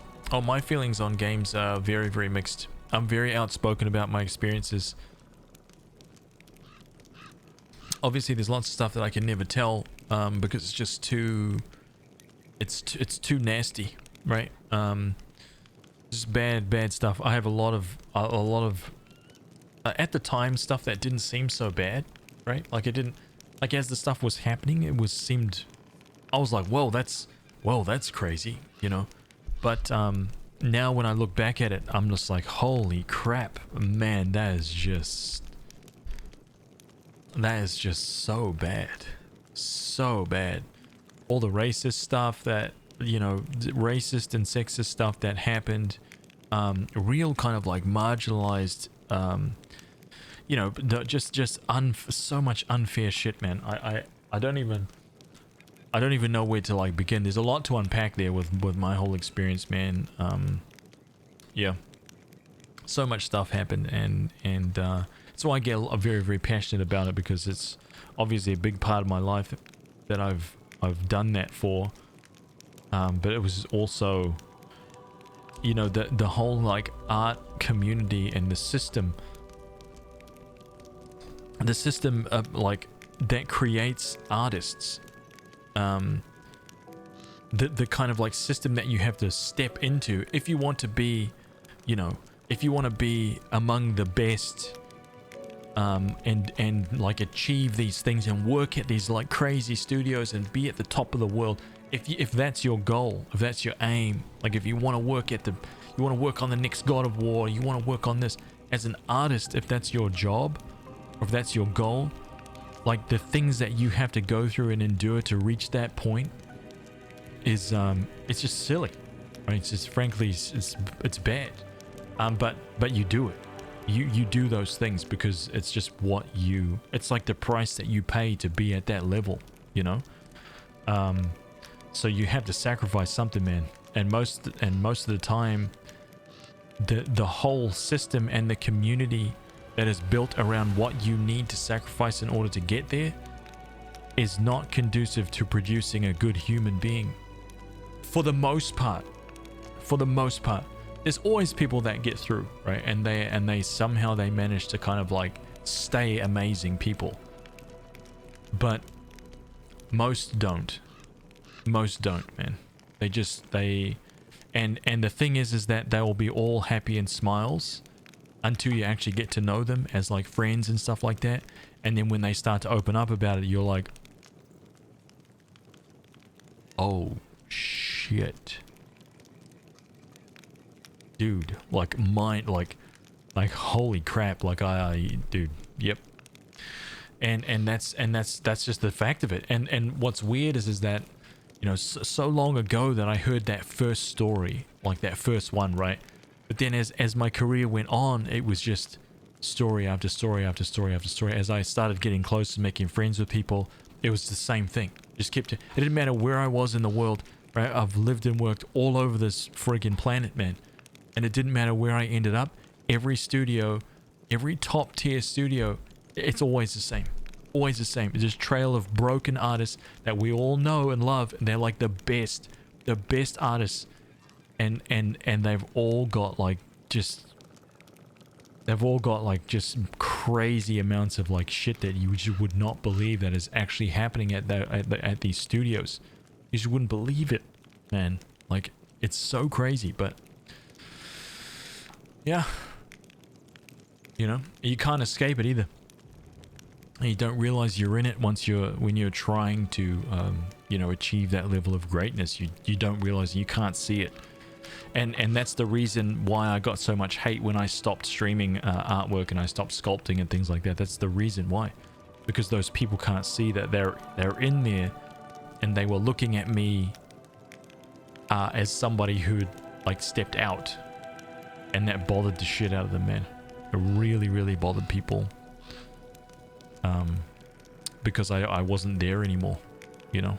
And I get it. I understand also from the perspective of somebody who is like an upcoming artist, and maybe I was their favorite artist, you know. Maybe I was that person that they really looked up to, and all of a sudden they see me just like drop it and just disappear, delete all my artwork. Maybe that's like really sad for them, and maybe I by doing that, I took their, you know, I took some of their flame away, their gusto for like doing this thing. Maybe I hurt them like that, so they decided to like lash out in the only way that they could. But you know, in the end, I kind of had to do what's right for me, really. I can't really be responsible for everybody else. I can only kind of do what I needed to do, and I almost work myself to death, man. And I'm not understating that. It's just what I did for years and years and years and years. I just did nothing but work. I'm so glad that I stopped, because, yeah, I mean, I've told this a billion times. You guys have seen that, like Wacom footage and stuff like that. I already look. If you see that footage on YouTube, you will think that I'm like 45. And that footage is like 6-7 years ago from now, when I was just a young fella, right? 6-7 years ago, I look way younger now than I did back then. Way younger. It's not even comparable. And if you don't believe me, I will link it. Okay, I'll show you.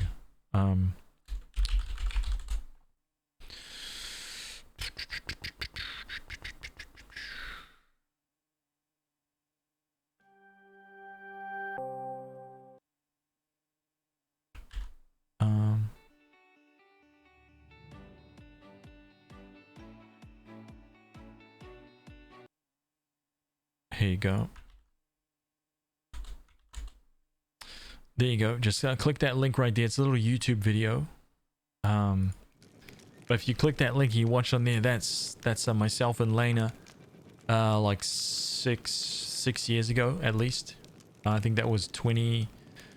When we recorded that footage, I think it was 2016, like the end of 2015, 2016. It took them like a year to make that video, something like that. I can't remember. But just check me out in that video, dude. I look like a completely that when that footage was taken, it was in the middle of me kind of like putting in massive hours at Weta. I was freelancing and streaming art. So I was probably working in ZBrush and doing art for anywhere from like 16 to 18 hours a day, 7 days a week, no days off. So just skip through and have a look, man. That's what a stressful life does. You don't look healthy. I wasn't. No, I wasn't, dude. It's not. That's not mean at all. That's not mean at all. That's literally what happens, right? I was almost dead. My body was failing me. I had like lots of problems, man. Big problems. Yeah, it's kind of crazy. Advanced, all of my hair falling out. Yeah, I had like stress gray hair. Like it was crazy, man. Just completely different. Completely different.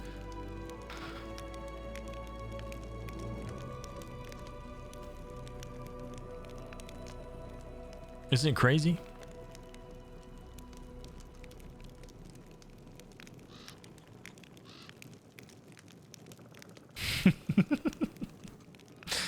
Everybody like Hey, Mr. Streamer, man, you look like 190, man. What are you doing, man? Huh? Holy man.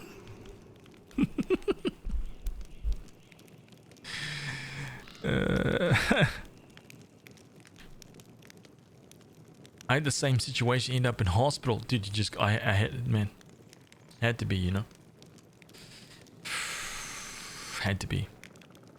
Lena looks better now. So in that video, she's very sick. In that video, Lena had just been through one of the very, like the most, like worst flare-ups of her symptoms in years. And she was highly medicated in that video. So she looked very she looked sick in that video for completely different reasons. But yeah, she was medicated up the wazoo for that, and yeah, we kind of didn't want to do the footage because we knew that we both wanted some time to like actually look healthy for Wacom, but yeah, you know. Looks so much healthier now, dude. I'm just a happier person now. Honestly, that's why I'm a big advocate for, you know, for doing what I'm doing, and a big advocate for just like the whole art grind thing, dude. It's just not worth it. It's not, and that's the exact opposite of what I used to preach, right? I was the guy. And you can find evidence of this all throughout my years of growing up in Polycount, all throughout the years. Like, I've completely 180. I was the guy who was literally telling everyone, you need to work your ass to the bone, right? Until you've got no fingers left. You need to be sculpting night and day. You need to live and breathe your work. This is all that matters. If you want to be the best, this is what you have to do. And unfortunately, the thing is that it's still there is truth in that, but at the same time, it's not worth it. It's not worth it. And some people would disagree. I know that there are artists that would completely disagree with that. They will say no, it's all worth it, but it's not. It's not, man. It's a problem because it instills. It feeds into this really weird cycle. I don't know why I'm talking about this so much. I apologize, but it's something I feel like I need to say. I feel like it feeds into the cycle because what happens is when you do this, when you work so hard on this thing and you grind so hard on this thing and just by doing that, you actually do get good and you do get better at whatever it is that you're grinding on. You get better. The problem is that when you get rewarded for that, you become addicted. So when you start grinding hard like that, and then all of a sudden, this is what happens, right? A huge company reaches out to you. Blizzard reaches out to you. Riot Games reaches out to you. Sony Santa Monica reaches out to you. Naughty Dog reaches out to you. And they're like, we want you. All of a sudden, your freaking ego is like, yo, I did it. And it is your ego, right? It's your man. You feel like you deserve it. You feel like you've been working really hard for it. And that like affirmation that everything that you did, all the things that you sacrificed was for that thing. And it's positive. It's like I did all of that thing and I got the reward, right? And the problem is that cycle is something that you don't ever stop. So you do all of that, you get the reward, then you got the job, right? What happens once you get the job? You don't just stop. You don't just go to work, you go home and you start freelancing, you start doing personal artwork, you are literally like stuck in there. And you know how to tell an artist that is stuck in there, dude? You take away their ability to do artwork and see what happens to them.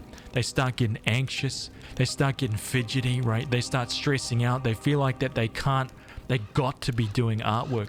They got to be doing it, otherwise they feel like they're failing. They feel like their skills are going down, right? That's what I'm saying. If that's what happens, that person is in that cycle and they don't get it. They don't understand, man. And that person that I just described is literally every single top tier artist that I know. Every single, and I'm saying that not to sound like elitist, but I'm saying that because my friend circle of artists include art directors, lead artists, and like super like big name people who are names that you guys all know. They create artwork for games that everybody knows and loves and think are the best friggin' games on the planet. And I know these people, what they really think behind the scenes, and they all are more or less in the same, very similar area where it's like every single one of them is 40 plus now, right? And they all wish that they spent more time with their families. They all wish that they spent more time making friends and doing better things with their friends and spending more time away from art. Because because in the end it was great, but it wasn't worth it. So that's the thing, right? It's like the grind is just, it's there and it will always be there, and you will always be pushing for something that you can never ever achieve, and it's pointless. So if you're in there right now, just man, try to be aware of it and just try to stay like healthy and happy and doing things because you actually feel happy about it, not because you feel pressure to do it or you feel like anxious if you're not doing it. Let me tell you, man, if you feel anxious that you're not making art and you're an artist right now, you're in. Like, you're in it. You're in that phase. and it hurts to be there, but you gotta stop, man. You gotta like find a way out of that phase so that you can make art when it feels good and when it feels right, because your art will be better, right? When you're grinding so hard like that, man, your art is bad. It's not your best art. It will always be bad art. It sounds weird and counterintuitive, but it won't be your best shit, and it's not your best self either. And you sacrifice while you're in that grind. You are shaving off all those edges as an artist, all those roughness things that could be refined to make yourself a better artist, right? But you're sacrificing all that while you're actually your humanity is actually being whittled down to like nothing, because that's actually something that needs to be worked on, right? As well as your art. And if you devote all your time to your art and you do that for like 10-20 years, what you end up with is a person that is excellent, literally excellent at this one thing, right? They are freaking geniuses, man. And everybody wants that person who is really, really good at this one thing, because they can stand up in among a crowd of peers and give wisdom and knowledge and thoughts because they've done that thing, and have a whole crowd like listen to them because the experience and the skill that they've shown or whatever, it means something. It's a tangible thing that people can respect, right? But meanwhile, literally everything outside the sphere of that one thing, this person could be 40, 50 years old and doesn't know how to make a friend, doesn't know how to communicate with people, hates people, doesn't know how to like even exist in like a social situation. Like, these things are actually important too. They mean a lot, man, and they can, some kind of balance between those two has to be made. And most of the artists that I know, like I said before, these like legendary art directors, these people who are at the top of games companies right now, very, very few of them, and I'm talking less than the number on my hand, of fingers on my hand, have gone through all of that and have managed to maintain everything. Like, almost none of them have. All of them have failed marriages, destroyed families, just this trail of destruction behind them. No real friends, all to sacrifice because they are this like revered person in the industry. So it's like, what do you really want? If you want that, then by all means, man, there's a path that you can go on, and you'll almost always guaranteed to be there if you really truly grind on that thing. But yeah, whether or not it's worth it is going to be, up to other people, I guess. It's one of those topics, man. Like, I get like caught up in it because I'm like 90% describing myself when I say all this stuff, right? It's not other people, but it's been reaffirmed to me by my peers. Like, I would never tell them this stuff. I would just hear it first, and then I would be like, dude, that's me. Like, that is me. Like, that's 100% me that you're describing right now. It's like, we're the same. And then I would hear it again from another person, and I'm just like, that's me.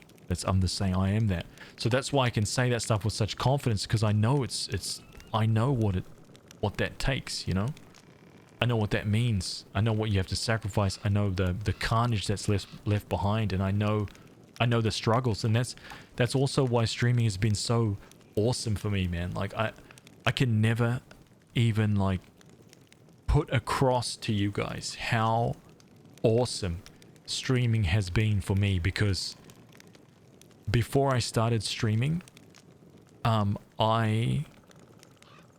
was that guy who was like, I will never be on camera.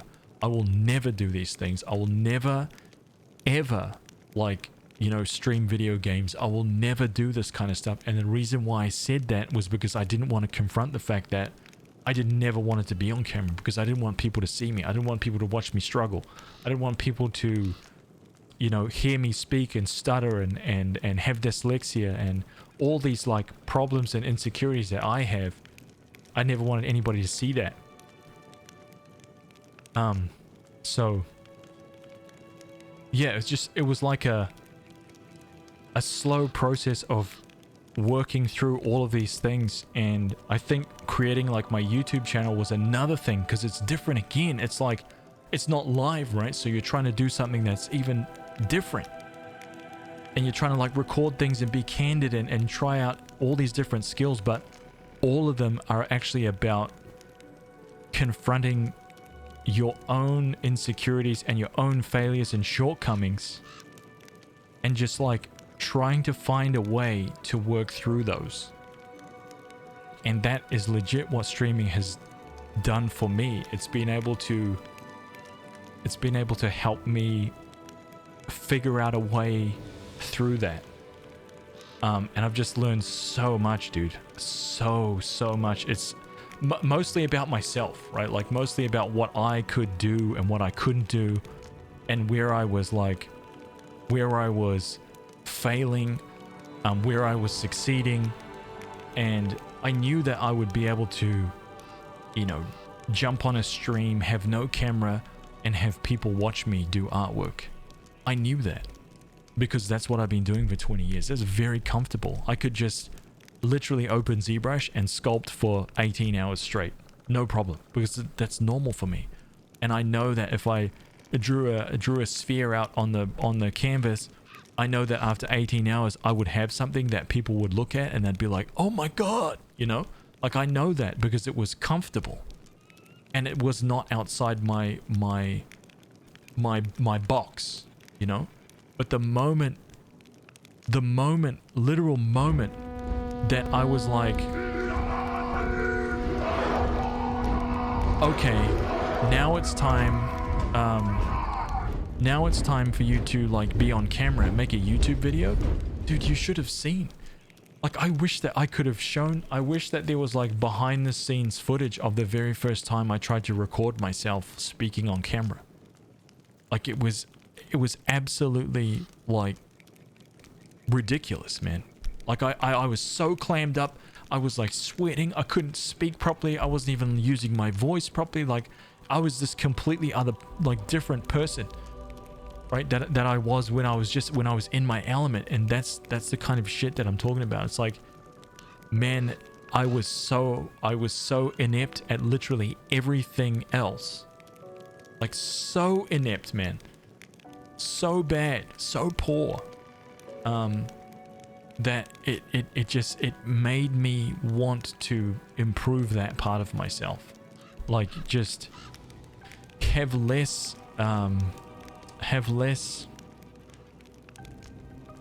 like be less self-conscious about all of these things, because in the end I know, right, that there has to be other people in the chat right now who have these same things, right?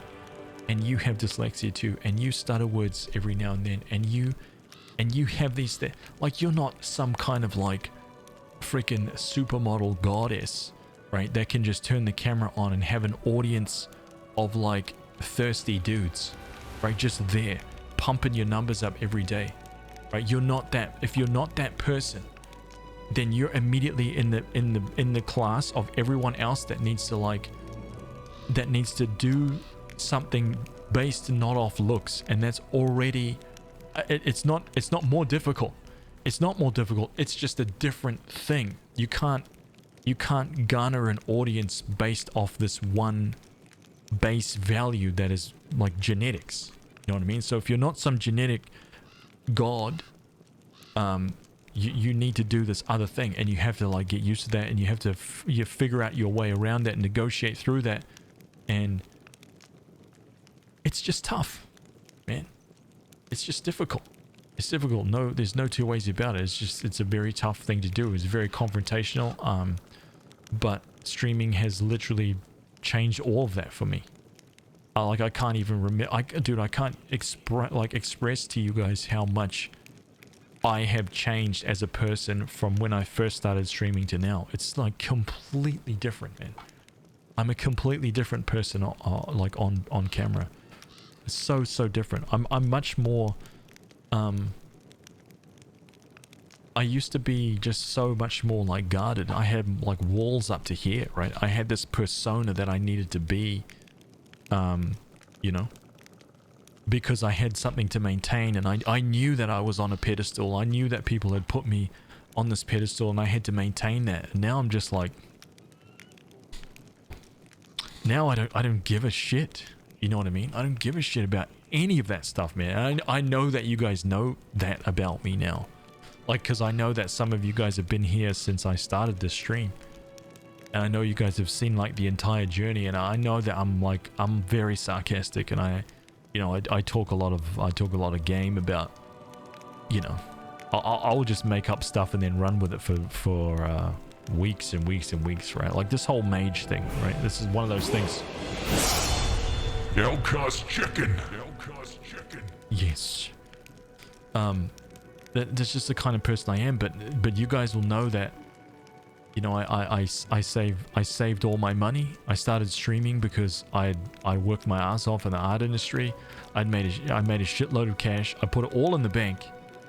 And I just decided to stream because I didn't need to make money, so I didn't have that pressure to stream and like be like, shit, I need to make cash, otherwise my stream's gonna die. Like I never had that pressure. I could just focus on working on myself and you know, just slowly move forward at my own like speed. But it's just, yeah, it's been tough, but it's been an eye-opener. There's no question about that, man. No question about it. I'm sorry that, you know, lots of you guys have been saying probably really insightful stuff, but I've just been friggin' gasbagging. Pops up every now and then, but, you know. I learned that when I started streaming, it just takes practice. When I miss something else, better just go with it. Oh, yeah. Yeah. Has it impacted your personal life off stream? Oh, 100%. 100%, dude. My art career has impacted my personal life since I began it, like 20 years ago. 20 years ago. It was problematic 20 years ago, dude. And I just went forward anyway because I wanted to achieve something that I had in my mind. And I achieved those things, man. I have literally achieved everything that I've ever wanted to achieve. In terms of like artwork, I've done everything that I wanted to, man. I have nothing else left to achieve in art world. Nothing. I've done everything. I've accomplished all the things. So that's why I moved on. That was the other reason why I moved on to playing video games. And that to some people that might seem like a step down, but for me, it's not. It's not at all. This is the most complicated thing I've ever done in my life, man. This is hard, dude. It's difficult. I'm not talking about just turning the stream on. It's everything that surrounds us. My passion and my love for RPGs. Wrapping this whole thing up and trying to make it into a little bit of an experience in a show, and you know, trying to also getting like the Patreon going, also like the YouTube stuff going, working on collabs with like artists to make this, you know, to make like the starting screen here and like make the armory and stuff like that, and like having a tavern where we're all like just hanging out and chilling and stuff like that. All of these like collaborations and things like that, they're all like a part of, you know, the game wall here. Like this is all it's all like, it's all part and parcel of the same thing, right? It's just learning to balance all these things together, and move forward and develop as like a person at the same time, and learn like interpersonal skills with people, learn how to communicate properly, and it's just this thing that just never stops, right? It just never stops. But the good thing about this is that it's not a skill like sculpting. It's just this, it's a personal skill that is really helpful. Like, this is truly helpful. Like, learning to make sculptures and stuff like that. I mean, that's a different argument, right? But learning to communicate with people, learning to talk with people, you know, chatting with people outside of the stream, something that starts on the stream and then end up chatting people outside of the stream. That's all of us, you know, a useful skill, man, because making connections with people is really important. You know, it can be more important than whatever a skill that you're trying to work on ever is, man, because those connections with people can just like change your life, man. Completely change your whole life.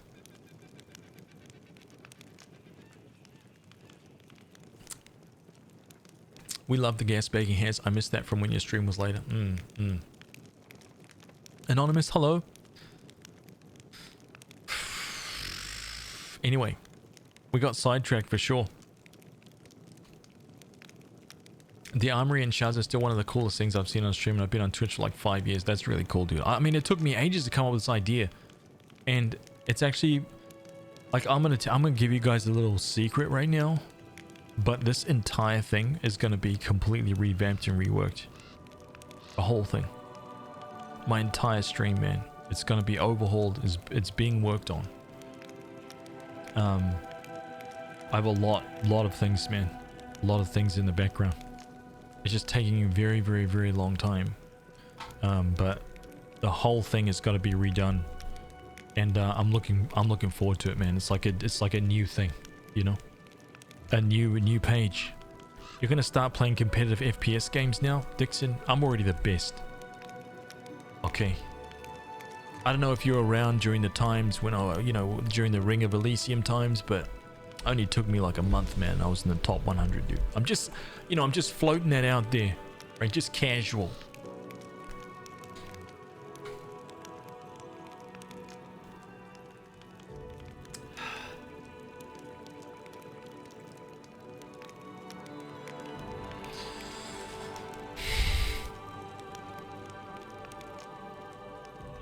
Secrets. Fantastic chats. Mo, thank you, man. Thanks for the wisdom. I mean, dude, honestly, I don't know if it's wisdom. It's just my experience. You know what I mean? That's all it is. I don't want to try and sound like I know some shit. It's just all I'm doing is speaking, about like my experience and what I've done. That's it.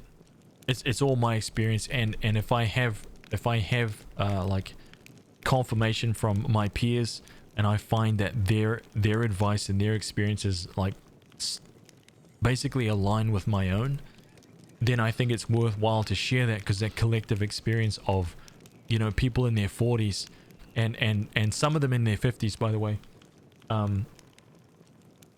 if they all feel similar, then that's useful information to hand off, because it's not just one like crazy guys like me. I'm not just one loopy guy on the internet being like, right, this is what you need to do, man, kiddies. You need to, you know what I mean? Like, otherwise I just wouldn't say anything. I'd just like shut up.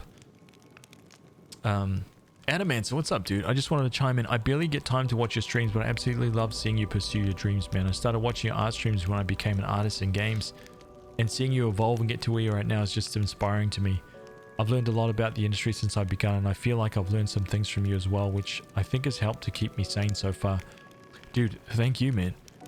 Look at that 13 next to your name. What a legend right there. Thank you, dude. I appreciate that.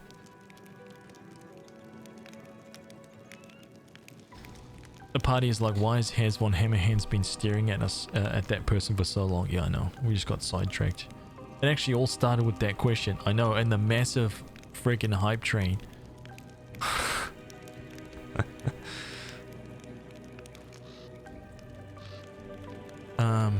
Sorry, just catching up.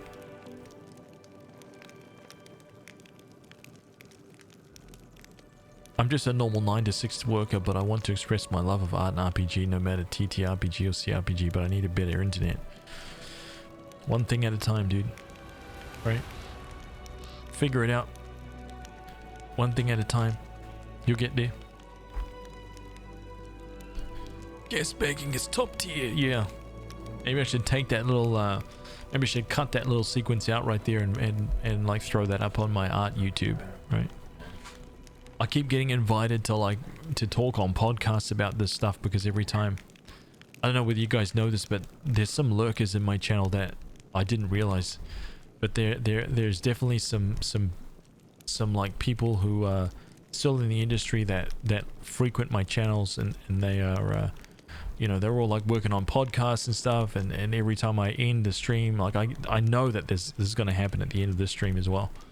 There's going to be someone who's just like, dude, we need that, like, I need you on the podcast, like we need to discuss that topic, man, like it's very good, you're passionate about it, it's, we could reach a lot of people and a lot of artists about that stuff. I know it's going to happen. I had a similar experience in my 11 years of doing pro wrestling. For all intents and purposes, I walked away in 2017, haven't really gone back. Toyed with the idea of returning to wrestling, but I decided to pursue other creative dreams I put on the shelf because of wrestling, like voice acting and streaming. Dude, hell yeah, man. Hell yeah, dude. That's right. That's right. Legendary, man.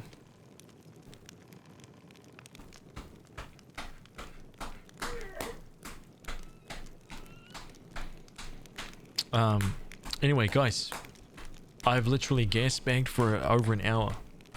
Oh, like an hour and a half, man. Cancer stories about gaming and digital art industry so helpful, Kimmy-san. Oh my god. Would you recommend starting with Pathfinder games or Baldur's Gate games? You mean like the original Baldur's Gate? I think you can start with Pathfinder, honestly.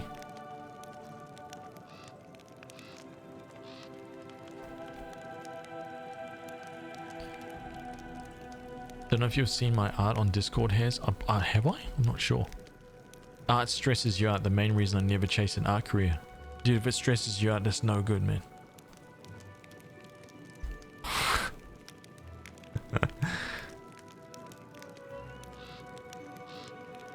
Gas bag for an hour and still haven't found a legendary great sword. That's right. But team, it's done. I've already drank it.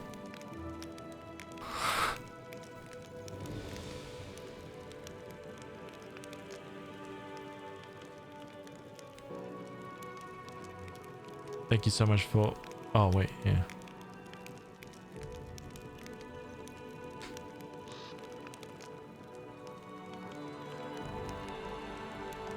I didn't want to interrupt the gas bagging, but I need to go to work. Have a good rest of your day. Yeah, thank you guys for hanging out, man. I appreciate it, honestly. Through all the gas bagging and stuff. Legendary. Anyway, guys, I gotta go. It's that time of the night. I'm sorry we didn't actually get...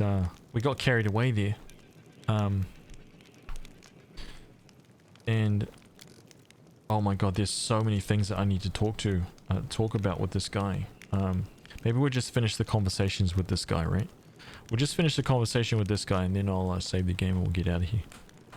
Oh, it's gonna be hard to get back to this guy's convo now. Can I save it inside the... No, you can't save it inside the dialogue. Oh my god, dude. I have a question about demons. You mentioned you know a lot about them. My humble knowledge is at your disposal. What is the demon's main weakness? It's the fact that they are hostages to their own nature, and by their nature, demons are just a bunch of mad apes, a grotesque parody of ordinary chaos. You don't need to make a bunch of apes angry. You just give one of them a banana and arm the other with a stick. They'll kill each other without your direct intervention. Oh my god. How do you know so much about them? Oh, we've had this. Do you know anything about the wounds inflicted by demons that first appear, then disappear, and later reappear? Do I need to resort to platitudes such as the weirdest tricks can be expected from demons, or can I just skip that part? I've never heard anything like you're describing, but new sorts of nasty stuff appear in the world wound every day. However, if we think about it some more, don't you think that this wound doesn't cause enough trouble to be something the demons did to you on purpose? When you're hit by the magic of the abyss, you know instantly that death is coming your way and fast. Ooh. Everything is clear to me now. That's a bold statement. Have you heard about my unusual powers? I've heard you're either extremely lucky or quite the opposite. You've survived the massacre in Canaveras just to spearhead a new suicide mission. On the other hand, you survived then, and most likely you will survive now. Good luck in this noble endeavor. I actually enjoyed the chat, Haz. Thank you. Hey, no problem. No problem, man. It comes out every now and then, right? Yeah, it comes out every now and then. Is there a Discord server that is just yours? I joined the one that seems to be shared between you and Lena. No, that's it. We have a shared Discord. There is no Discord that's just mine. We don't have any plans to change that or anything. Hey, get away from me. What the hell do you guys think? My doggies are just like, man, they are just looking for attention right now.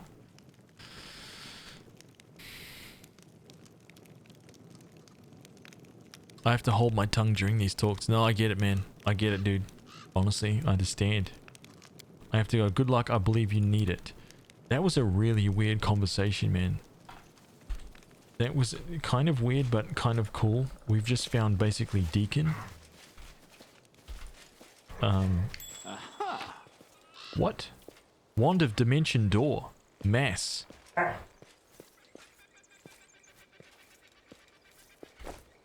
Follow me. Okay. Mass Dimension Door.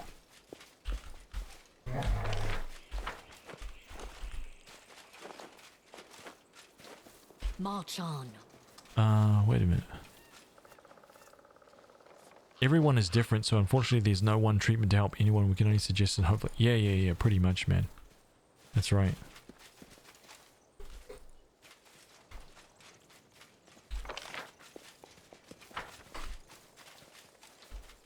That's kind of why I've always hated giving advice, like, you know, throughout my entire art career. Everyone always asks me, like, I cannot even express to you how many times I've been asked stuff like, what do I need to do? You know? Like, what do I need to do? And I'm just like, every time, man, I was just like, what do you want to do?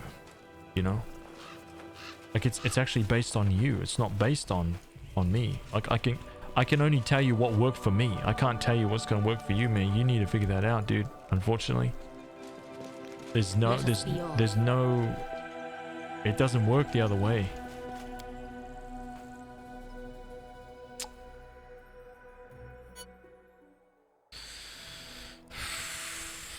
That log down there looks like an athletics check. Wait, what? Wait, hang on a minute.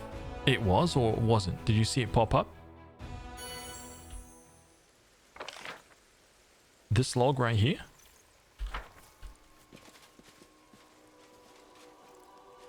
Oh, I can't even get near it. Let's move. No, I can't even walk over there.